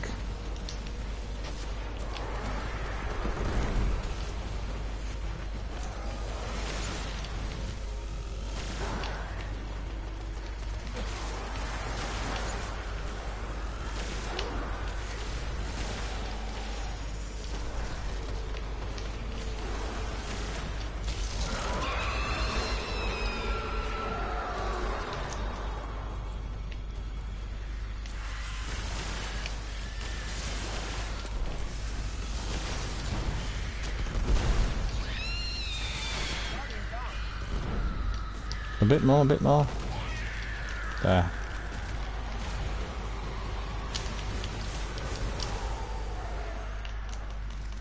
There are no further traces of hive energy. Well, if she comes back, so will we. Look at us. Omnigul's neutralized and Eris didn't have to lift a finger. Skeleton key. Did I get anything? Trust me, she'd prefer to hear from you. Come on back, Guardian. Good work. Hang on, I want to jump on the thingy. That's it.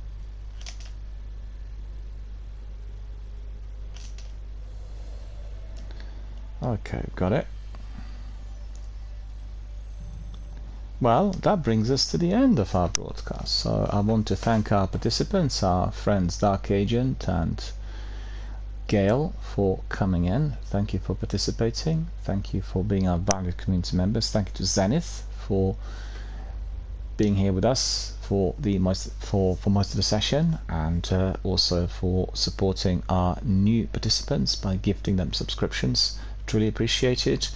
And like I said, we've come to the end of our broadcast. So let me see. And our friend Gail says, have a wonderful afternoon. Well, you know, in here it is already 7 o'clock, so for me it's like early evening, and I will be having some dinner a bit later, and before then I'll go swimming. I go swimming 5 times a week, so that for me is the next step. Likewise, I wish you a very, very good afternoon in the US. Also, hope you are going to be able to get the kitten. You were telling us about it, and we really want you to get the kitten, which indeed is the very best for you. So thank you for coming, and thank you for participating. Always appreciated. And we'll be back tomorrow. You know, more of Destiny 1 to come. So thanks to Gale, thanks to Zenith, thanks to was it Dark Angel or so? I can't remember now what his user ID was. Thanks for coming in, and also to everyone else who was watching and participating and contributed with messages or any other things that we've seen today. All greatly appreciated. Let me just a bit of admin really quickly, and then we'll depart. So we are trying to level up and perk up, right? We want to unlock the perks that are on some of our armor. So that's Void, Burn Defense. I need Relic Iron for that, which is what indeed do not have at present. And this one, as you could see, because as we are doing Sivas, the perks are unlocked really fast. So anyone who's wondering what to do in order to enable the very best perks, or to do them as quickly as possible, well, Sivas and Nightfalls are your bread and butter. Be able to level up fast get them unlocked and masterwork your armor. Very important in Destiny 1, that is. Very, very important. Okay, so we've got some engrams as well. We can go to the tower just to polish this off as quickly as possible.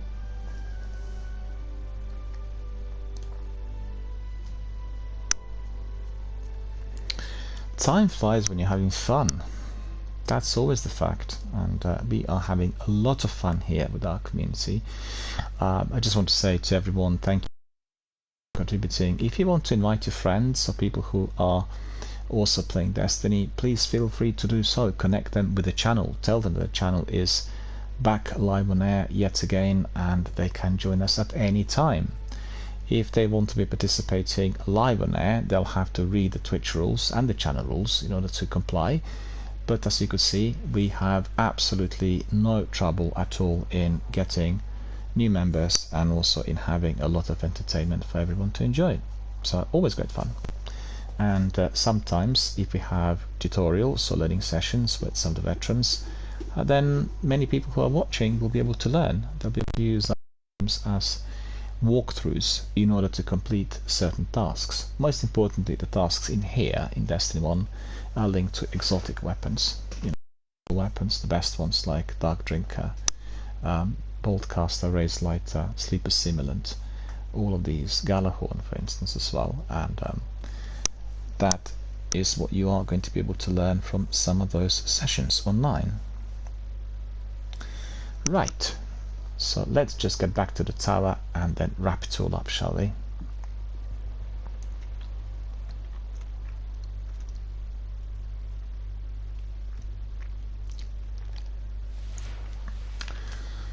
Wasted behavior. Well, that's interesting. Delta Wolf.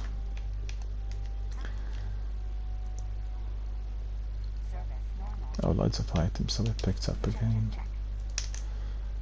Will take a bit of time to resolve by the looks of it.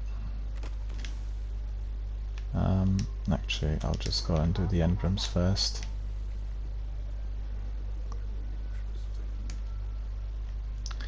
Let's see what we picked up. Accept rewards. Cryptarch package. Motes. Strange coins. I have loads of strange coins now. Motes again. That's pretty good. I think in the inventory I should have 64 strange coins. Well, I don't know whether all of them register, because I should have a bit more than 64. I thought I had already 64 yesterday. Picked up lots of strange coins today. So I'm not sure what's going on. Need to keep an eye on this. Put something in the vault. Let me see. Spalindrum I don't want. And okay, do we have space there?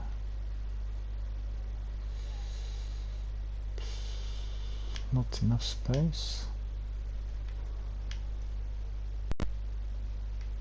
Yeah, it's all pretty full there. Okay, not gonna bother. We'll do this on another day, but can clear up a bit more.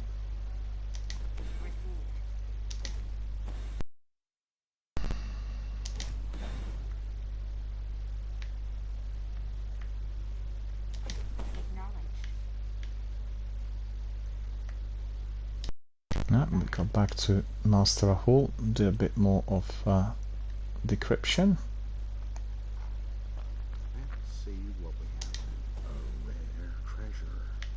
Oligarch.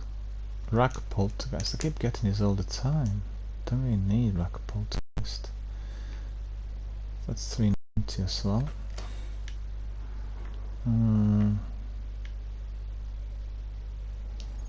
Nox Sprayly, not useful. And then Threnody, not useful. Oligarch, not useful. So we get rid of everything that is not useful. And presently I want to be keeping just masterwork weapons and armor in the vault. Everything else I'll delete. No point of keeping it, just remember. the vault is fairly small, and oh, there's enough space. Okay, we've got several of these, so we should be able to use some of it.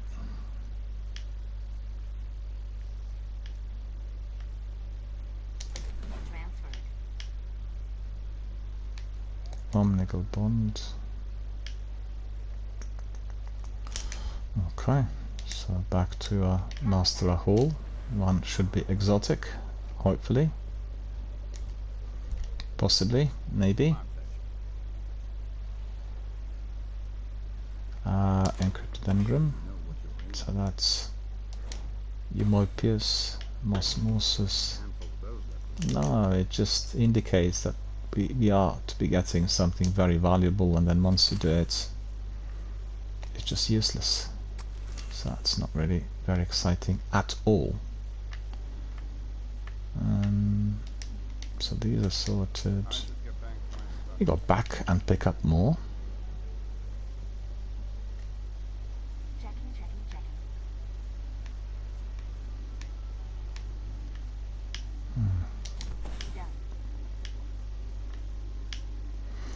Looks like everything else is oh yeah, this one is the guy.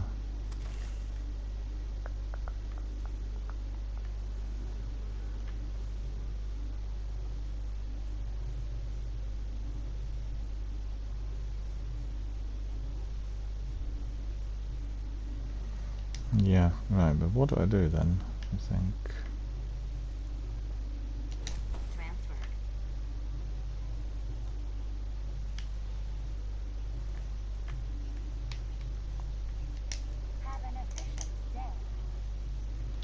have an efficient day is going to be of any use. Doubt it very seriously.